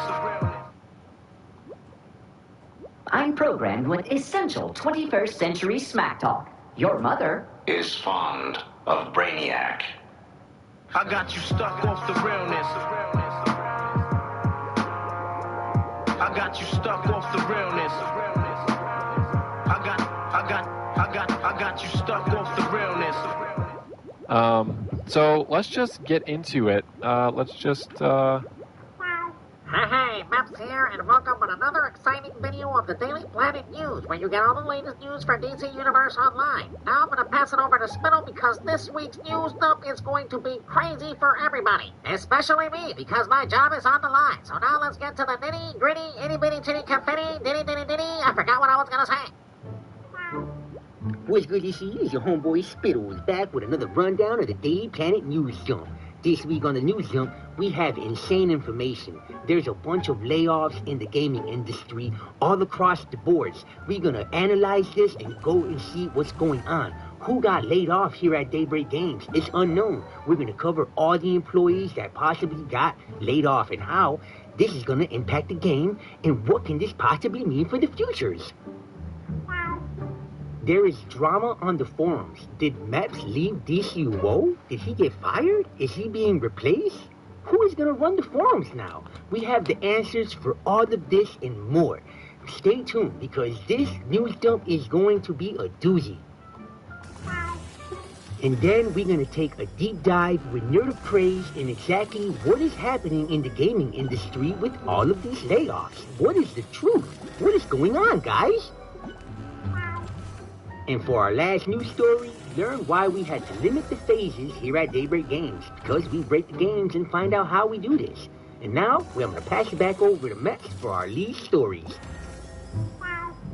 The gaming industry is on fire, including my job. So right here you will see that a staff member has revealed that several senior staff has been laid off at Daybreak Games due to all of these companies laying off all of these employees. About 6,497 people have been laid off as of the beginning of this year. Now I'm going to show you exactly who got fired here at Daybreak Games, or may I say laid off. Right here you will see Andy D, an art producer at the Daybreak DC Universe Online. And they say, unfortunately, I was impacted by the layoffs at Dimensional 8. You see, a bunch of us here at Daybreak Games got laid off, along with all the gaming industry and all the other companies. There's a bunch of devs in here replying and saying their sympathy for the loss and all this other stuff. But there's also another account that got impacted. Me! As you can see right here, it says Theodore Stone. That's me, Max. And right here it says, just wrapped up 13 years at Daybreak, and I'm looking forward to new adventures. Please hit me up if your needs include expert and authentic community work. So as you can see, I was part of the 6,000 employees that got laid off from the gaming industry. Oh boy, what will I ever do? Well, maybe you can consider donating for my cause and my employment. Weak, exhausted, chained. She can't defend herself. Orphaned, lost, alone. She can't defend herself. Captured, controlled, terrified. He can't defend himself. They need you to protect them. Will you give £3 today? Bruh. On the forums, players are asking, did Maps leave DCUO? Let's read what's going on. Valued customer like E-Money is saying that I was toxic, and hopefully this is an optimistic change for the company. Haha, yeah, right. I think things are going to get worse from here on out. Or maybe not. But what do I know? I'm just a community manager. Nice to see. Proxy Star is still kissing our asses here at Daybreak Games. Good job kissing ass, Proxy Star. We love you, valued customer. Bruh. On this thread, there is positive and negative views on what's happening in my life. I'm not really sure why people think this way, but I'm not going to cry like a little bitch. I'm not going to be like Proxy Star. Well, right here, I'm going to show you what Ranmaru posted and said on this forum about me and my work. On this thread, you will see that developer Ranmaru has commented. He says, I can't comment on certain things, but if you guys can't keep it civil in here, I will not hesitate to lock the thread. Aha! You guys are not keeping it civil, and if you don't, he will lock the thread. Good job, Ranmaru. So what's happening? Why are all these layoffs happening? What is going to be the future for DC Universe Online and the gaming industry? What is occurring in the world? Why is everything changing rapidly? Well, we're going to take you here with Nerd of Prey, and she is going to bust down what is happening in the world and why all these layoffs are occurring. What's good, DC? Let me holla at you. Let me holla at you. Let me holla, holla, holla, holla, holla, holla. Let me hamla, blah, hamla, blah, blah, hamla, blah, blah, hamla, holla. Max, please, it smells like fish down there. Please get away from me. Bruh. So right here, you got this Kotaku article from February 9th, 2024, and it says 38 days into 2024, with 6,400 video game layoffs have been announced. I mean, this is bad news. There's so many game developers in here, AAA game companies that are just failing and laying off so many employees. Who's going to replace these people? What's going to happen to the gaming industry moving forward? Are we going to get our beloved games funded? Like, what's happening? Well, don't worry. I got all the answers for you, because with Nerd of Prey, we're going to keep you informed. We ain't going to be in the dark asking questions of what's going to happen tomorrow. We don't like all that crap. I mean, look at this, bruh. Microsoft let go 1,900 people. That is wild. I mean, like, what? What's going on? Alright, so in order for us to understand what's going on with the gaming industry, we have to look at what's happening to the economy. People just can't afford games no more. The gaming industry is dying in a hole when it comes to affordability and people investing their money in games. So, to show you an example of this, I'm going to have to take you back to the EG7 presentation when they exposed to us how much money DC Universe Online actually is making every month. And exactly what are they doing with that money? What are they going to use that money for? What are they putting that money into? So you see right here in this chart, EG7 revealed to us last year that DC Universe Online, along with EverQuest 1, EverQuest 2, Lord of the Rings Online, and all these other games, all together, they only bring in about $8,000 a month. Let me tell you this, let me repeat myself. All these games together is bringing only $8,000 a month. They can't afford to keep a large staff to keep these games going. They need a skeleton crew. So who's going to replace all those other staff members? We're going to get to that. But before we get to that, what are they doing with this $8,000 a month that they're getting collectively from all these games? Well, they reveal that too to us. So let's listen. When I say no major investment, what I talked about earlier, like we're not going to remaster like DC Universe Online. We stepped away from that idea. So as you heard the CEO from EG7 and Daybreak Games, he straight up said it himself that they are not taking money that you are spending on DC Universe Online and putting it back into the game to remaster it and make an amazing graphical change or anything in development. What they're doing is just taking the small bit of money and only putting it back into the game to pay off the skeleton crew that is giving you the bare minimum that they can perform with their skeleton crew. So what are they doing with the rest of the money? What are they investing in? Well, they taking all that money and developing a bunch of new games planned to come out in the next few years. If you don't believe me, let's listen to the CEO of Daybreak Games and EG7 tell you himself. And then this is what it looks like currently based on what we know. So we have Mech Warrior Clans coming out. Once again, we're not trying to make hundreds of millions with that.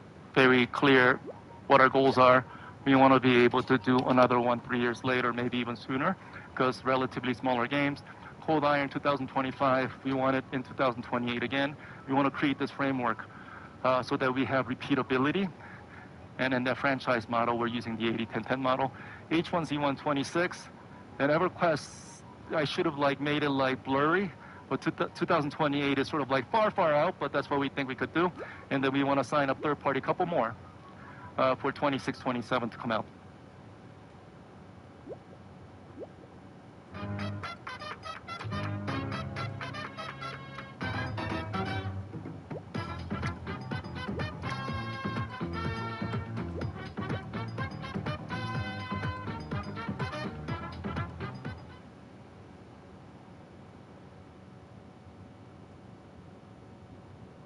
A lot of my songs are personal stories and kind of letters to myself. I always had a really thin voice. It took me a while to accept that that was just part of the characteristic of my voice and that that was also beautiful and that I could train that. I've always dreamt of doing this and releasing my music and having people in real life connect to it. It literally makes me want to cry talking about it. Bruh. So you heard it from the horse's mouth himself. They're going to take all the money that they make from DCUO and all those other titles, and they're going to invest into brand new projects. They are going to develop new games leading up to 2028. There's a few things I can unpack from that presentation, like the fact that they trying to run all these games like Activision runs Call of Duty, but I'm not going to get into that in this video because that's not what it's all about. So what's going to happen to all these employees? Who's going to replace them? If they can't afford to pay their employees and if everybody's getting fired, is the game going to get shut down? Well, no, there's an answer. Robots are going to replace everybody. Yeah, you heard me. I said robots. My name is Optimus Prime. We are autonomous robotic organisms from the planet Cybertron. But you can call us Autobots for short. Scrappy little bitches. Bruh. Nah, but serious, let me holler at you. Real talk. It says, how will AI disrupt video game industry in 2024? In this article, you are going to find out all the answers you need to know and who's going to replace all of these developers. This new technology can create realistic and intelligent NPCs, generate dynamic and adaptive environments, improving game graphics and visual effects, enhancing the player experience through personalizing gameplay. I mean, you name it, this is going to be the way of the future from here on out.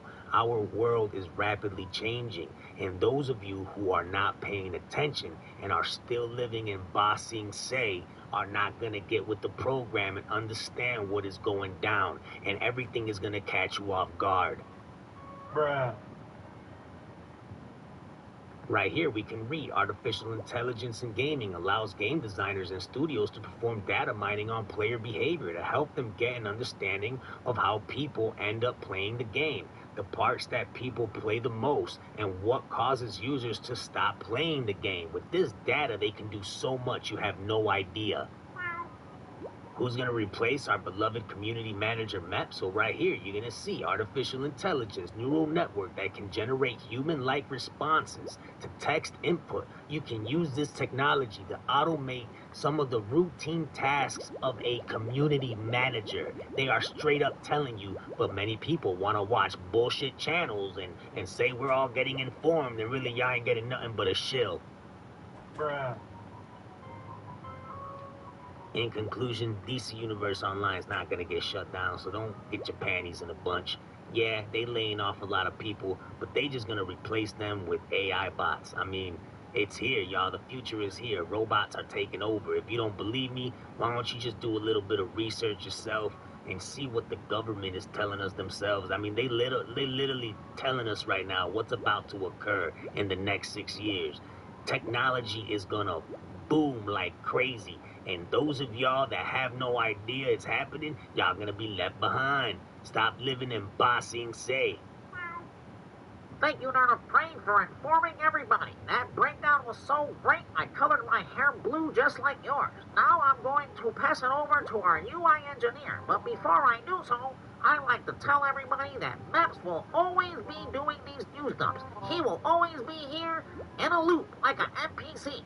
Now I will meow to make our UI engineer spawn. Hi everybody, it is I, your UI engineer. So, as you can see, in the House of Legends and in other worlds too, we have limited the phase to only 50 players, and we did this because the Xbox is still crashing. This is a temporary change to address crashing on the Xbox. Yes, so even though you're on PlayStation and PC, you will be affected by this as well. And I know it's confusing, but us here at Daybreak Games, we are a confusing company. Maps, back to you. That concludes our news dump for the Daily Planet News, where you get all the latest news for DC Universe Online. We will catch you on the next news dump. I hope you have a good morning, good afternoon, good evening, and good night. I got you stuck off the realness. I got you stuck off the realness. I got you stuck off the realness. I'm programmed with essential 21st century smack talk. Your mother is fond of Brainiac. I got you stuck off the realness. I got you stuck off the realness. I got you stuck off the realness. So let's just get into it. What's good, DC? It's your homeboy Spittles, back with another news dump of the Daily Planet News. In this week's news dump, we're gonna go over the aftermath of what's going on in the forums after Map's departure from Daybreak. What is going on? Who is his replacement? Is there a temporary replacement? Are we gonna get a double Artifact XP week? Are we even gonna get a bonus week? What's going on? Right here, as you can see, this is completely damage control. You're gonna see right here in the forums, Meps leaves right here on Saturday, and all of a sudden, we got this Angelianas. Who is Angelianas? Well, we're gonna find out all of this and more. But first, we're gonna pass it over to Nerd of Prey because she's got exclusive footage of Meps. What's good, DC? Let me holler at you. Nerd of Prey here. So we got exclusive footage of what Mep's been up to since he left the company, Daybreak Games. Let's check this out. As you're gonna see right here, Mep's got himself a Cybertruck and he's living the life after he left Daybreak. Bruh. Can you say damage control? Because that's exactly what our senior community manager, Angeliana from EverQuest, is trying to do here at Daybreak Games. So you see right here, she says, we are aware you are all passionate about DCUOs. Oh my goodness, how passionate are we? When she was asked about the double artifact XP or any bonuses, she had this to say, I'm just an interim person. I'm sure when a more permanent person is in place, something such as that can be discussed with them. So the next time you're wondering, where's the bonus week at? Are we gonna get double artifact XP weeks? Well, guess what? We're not gonna get nothing because Max is not here anymore. Bruh.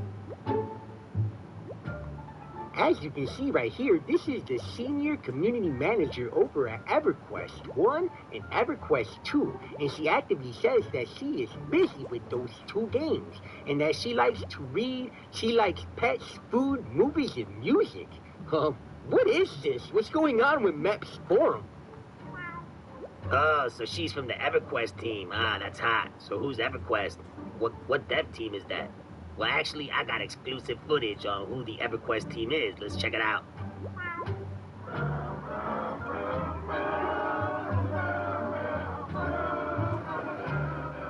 My name's Holly Longtail, also known as Windstalker. Bruh. Yeah, DC Universe Online is definitely screwed. Maps, you my witness, man. It's over, bruh. You caused the plague to start. This one was strange. No worries about being turned on. I'm a big girl and can hold my own. What is going on? Can anybody say cringe? Did somebody say they're getting turned on? I'm gonna lay you down and give it to you in your neck.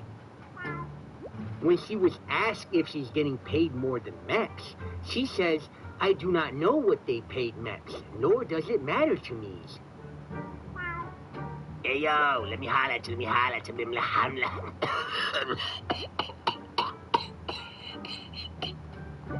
Bruh.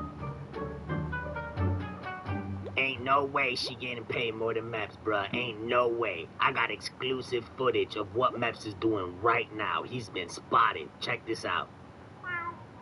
Here is exclusive footage from Meps. He's been spotted in Silicon Valley. Look at how much money he's got, bro. You see his car? Freaking Tesla. And then he's got these freaking spaceship glasses. I mean, come on. He's touching stuff in the air. He's got all the bread. When asked about posting the roadmap for DC Universe Online and the next-gen update, this is what she had to say. I'm sure all of that will be posted when it's all sorted out. The forums is getting ridiculous. Listen to this. Today, queue up for try some old school PvP fun at Arena PvP 8v8. Instead, got a lot of bots on my team. Players are farming Arena PvP feats using bots. Oh, how I miss Meps. He will never allow it. Hey, Meps here, and are you freaking kidding me? I will most certainly let this go down. Have you not been playing the game for the last 13 years? It's ran by speed hackers and bots. Bruh. Okay, now I'm convinced this has to be a bot. I mean, look at this. How about you let me take you on a date and we can talk about all sorts of good food and all the movies references you can take? No can do. I am happily married and I do not go on dates, but we can still chat about food and movie references. Hey, girl, what's up? Where your boyfriend at? Let me holler at you. Where your boyfriend at? You like Myconites? I like Myconites. Want me to go get you some Myconites? Is your boyfriend getting you some Myconites? Well, let me get your number. Can I get your number? Yo, girl, the back of your head looks ridiculous. And finally, it seems like I was right all along. It says right here, hello, welcome. Glad to hear your voice on here. Oh yeah, I'm glad you are not a bot. And then she says, I'm a cyborg, not a bot. That about wraps it up, and remembers, if we don't get a double artifact XP week, or let alone a bonus week tomorrow, or the week after that, well, it seems like Meps was the one in charge of that all along. Well, I hope you guys have a good morning, good afternoon, good evening, and good night, and we'll catch you on next news dump. Hey, yo, you know what I'm saying? Let me feel you. I mean, you feel me? I mean, let me holler at you, I got exclusive footage. Meps has been spotted once again. Let's check it out. It's official, y'all. The robots are here. Meps is being transformed into a Terminator. He even turned his dog into a robot. It's the end of humanity, bruh. I got you stuck off the realness. I got you stuck off the realness. I got you stuck off the realness. 2024 presentation. Unfortunately, I can't get in to see the press conference live, so I had to download the PDF and show you that instead. So this is the PDF of the actual press conference. These are all the slides that the CEO of EG7 is going to present. So right here you can see in the summary they have all the numbers for the fourth quarter of 2023, and they have a 2024 approach and an outlook. Right here is EG7's net revenue, full 2023 results. Net revenue of SEK 2.05 BN. What is that, a billion? Oh man, that's insane. But right here, you're gonna see more in the slides as we go down. Industry impact. Pay attention to this one. You see right here, work for hire business weakness, service business project delays and cancellations. Now check this out. What does these delays and cancellations mean? Well, what they're referencing is what they showed us last year at the last year presentation, where they shut down high-risk projects, Minimal Effect, Block and Load 2, IGI, and 83, and the biggest one, Marvel Universe Online. Why did they cancel Marvel Universe Online? Well, it would compete with their own IP of DC Universe Online. Think about it. It would be counterproductive. It would make DC Universe Online fail. They would have to shut DC Universe Online to make a Marvel. Bad business. If you don't believe me, let's listen to Jet Li himself. So actions taken, shut down a bunch of stuff. Minimal Effect, Block and Load 2, IGI, and 83, and Marvel, a big one there. Difficult one, but nonetheless the right choice.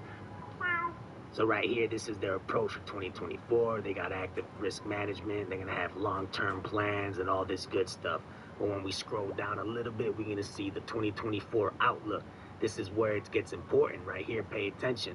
The overall industry weakness likely will continue. That is speaking of behalf of all the layoffs that we're seeing in the gaming industry. You're going to see right here, the levels are below 2023 peak. But this is where it gets important. Main highlights expected for the year. Mecha Warrior 5 Clans release in 2024. Core Keeper releasing on console 2024.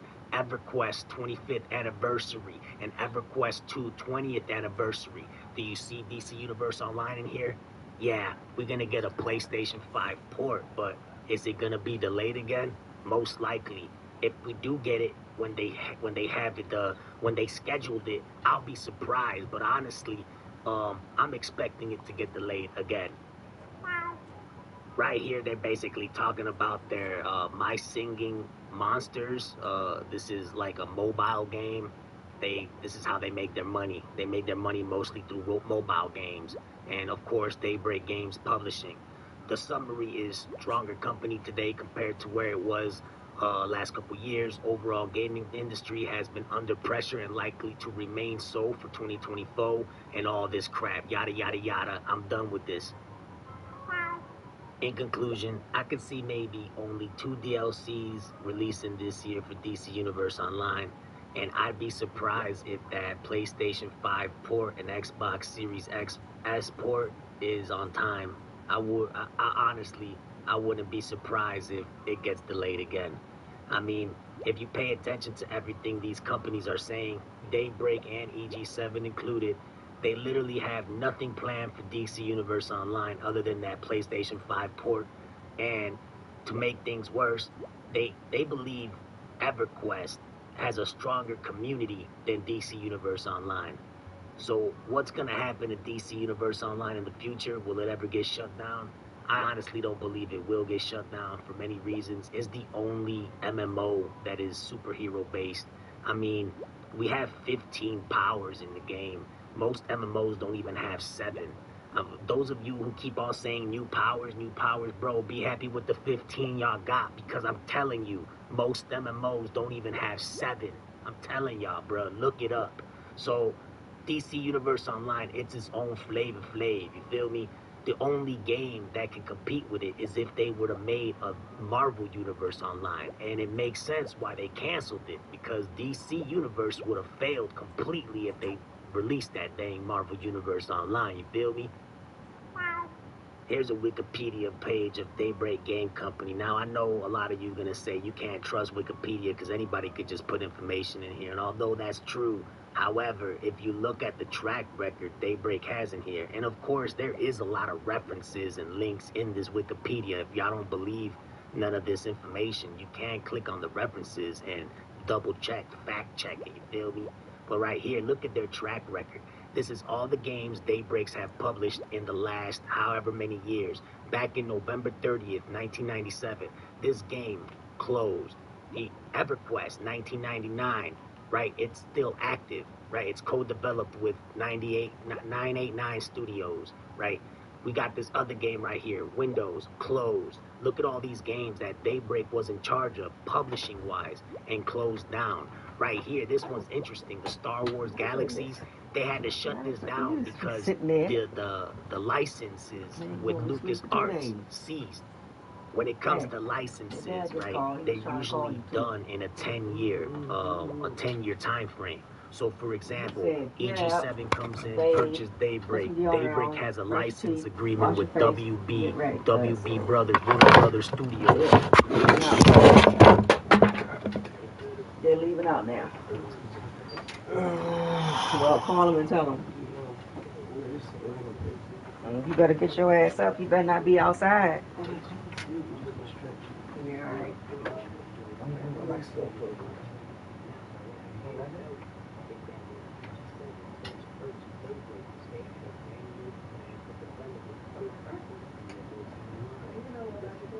Ooh, what's the name got for?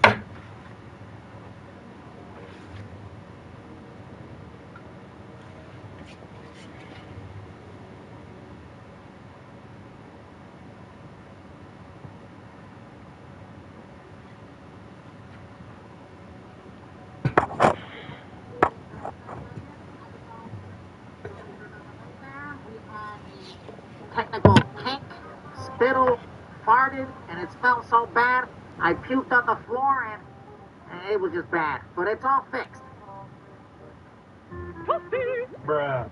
Yeah, so welcome to the show. Friday Night Legends is your DCOO community-focused webcast. It's all about you on the live servers, doing live stuff with live people live.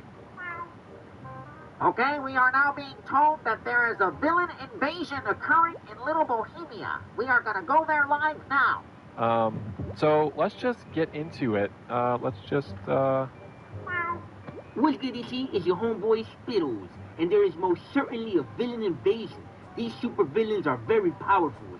As you can see, there's about 4 of them. That's including Brick, because Brick is very broken in PvP because the artifacts that we've added to the games really just makes it very overpowered when it comes to player versus player. Us here at Daybreak Games don't really balance PvP or fix anything or update it because PvP is not part of our business model. It doesn't really bring us no money. This war is starting to get hectic. As you see right here, New 52 suit is struggling against Brick. Brick is about to knock him out. Brick went into a shell. His balls just rode right on top of him. Oh man, you got knocked out so bad your friends are running away from you. Bruh. It seems like New 52 suit is back up and getting into the fight. Let's see what he does. He's using his martial arts combos. He's blocking. Man, mental is stunning him. Mental is broken. That's why everybody uses mental. Uh-oh, Phantom is struggling. He pops the cola. He blocks. Runs in the air. New 52 is about to go down. Oh no. Oh yeah, he said. Oh man, he didn't even die well. That's crazy. Here, let me give you a complimentary nut snack. Right here, take that. Take that, take that. Bruh. This is a reminder that tonight's episode of Friday Night Legends is brought to you in part by Salty Sweet Nut Snacks. Get all the protein you need every time you go down so that you can get up and get back into the fight. It looks like Red from the league Luke is about to get knocked out. Let me give him some salty sweet nut snacks. Take that, take that, take that, take that, take that, take that, take that. You're gonna love my nuts. Seems like the villains wiped out the heroes. A hero is coming back right here, though. He's gonna do a sneak attack. Oh, man, he almost one-shotted him. He's definitely dead. One teabag coming up. Take that, take that, take that. Now you smell like balls. Bruh. Seems like our salty nut snacks is not working for that villain. You can see right here that these two players are fighting, going toe-to-toes. Uh-oh, one is struggling. They're both mental. Mental is very broken in PvPs. This player right here is attacking something on the ground, and then he goes invisible. He's running away. Oh, man.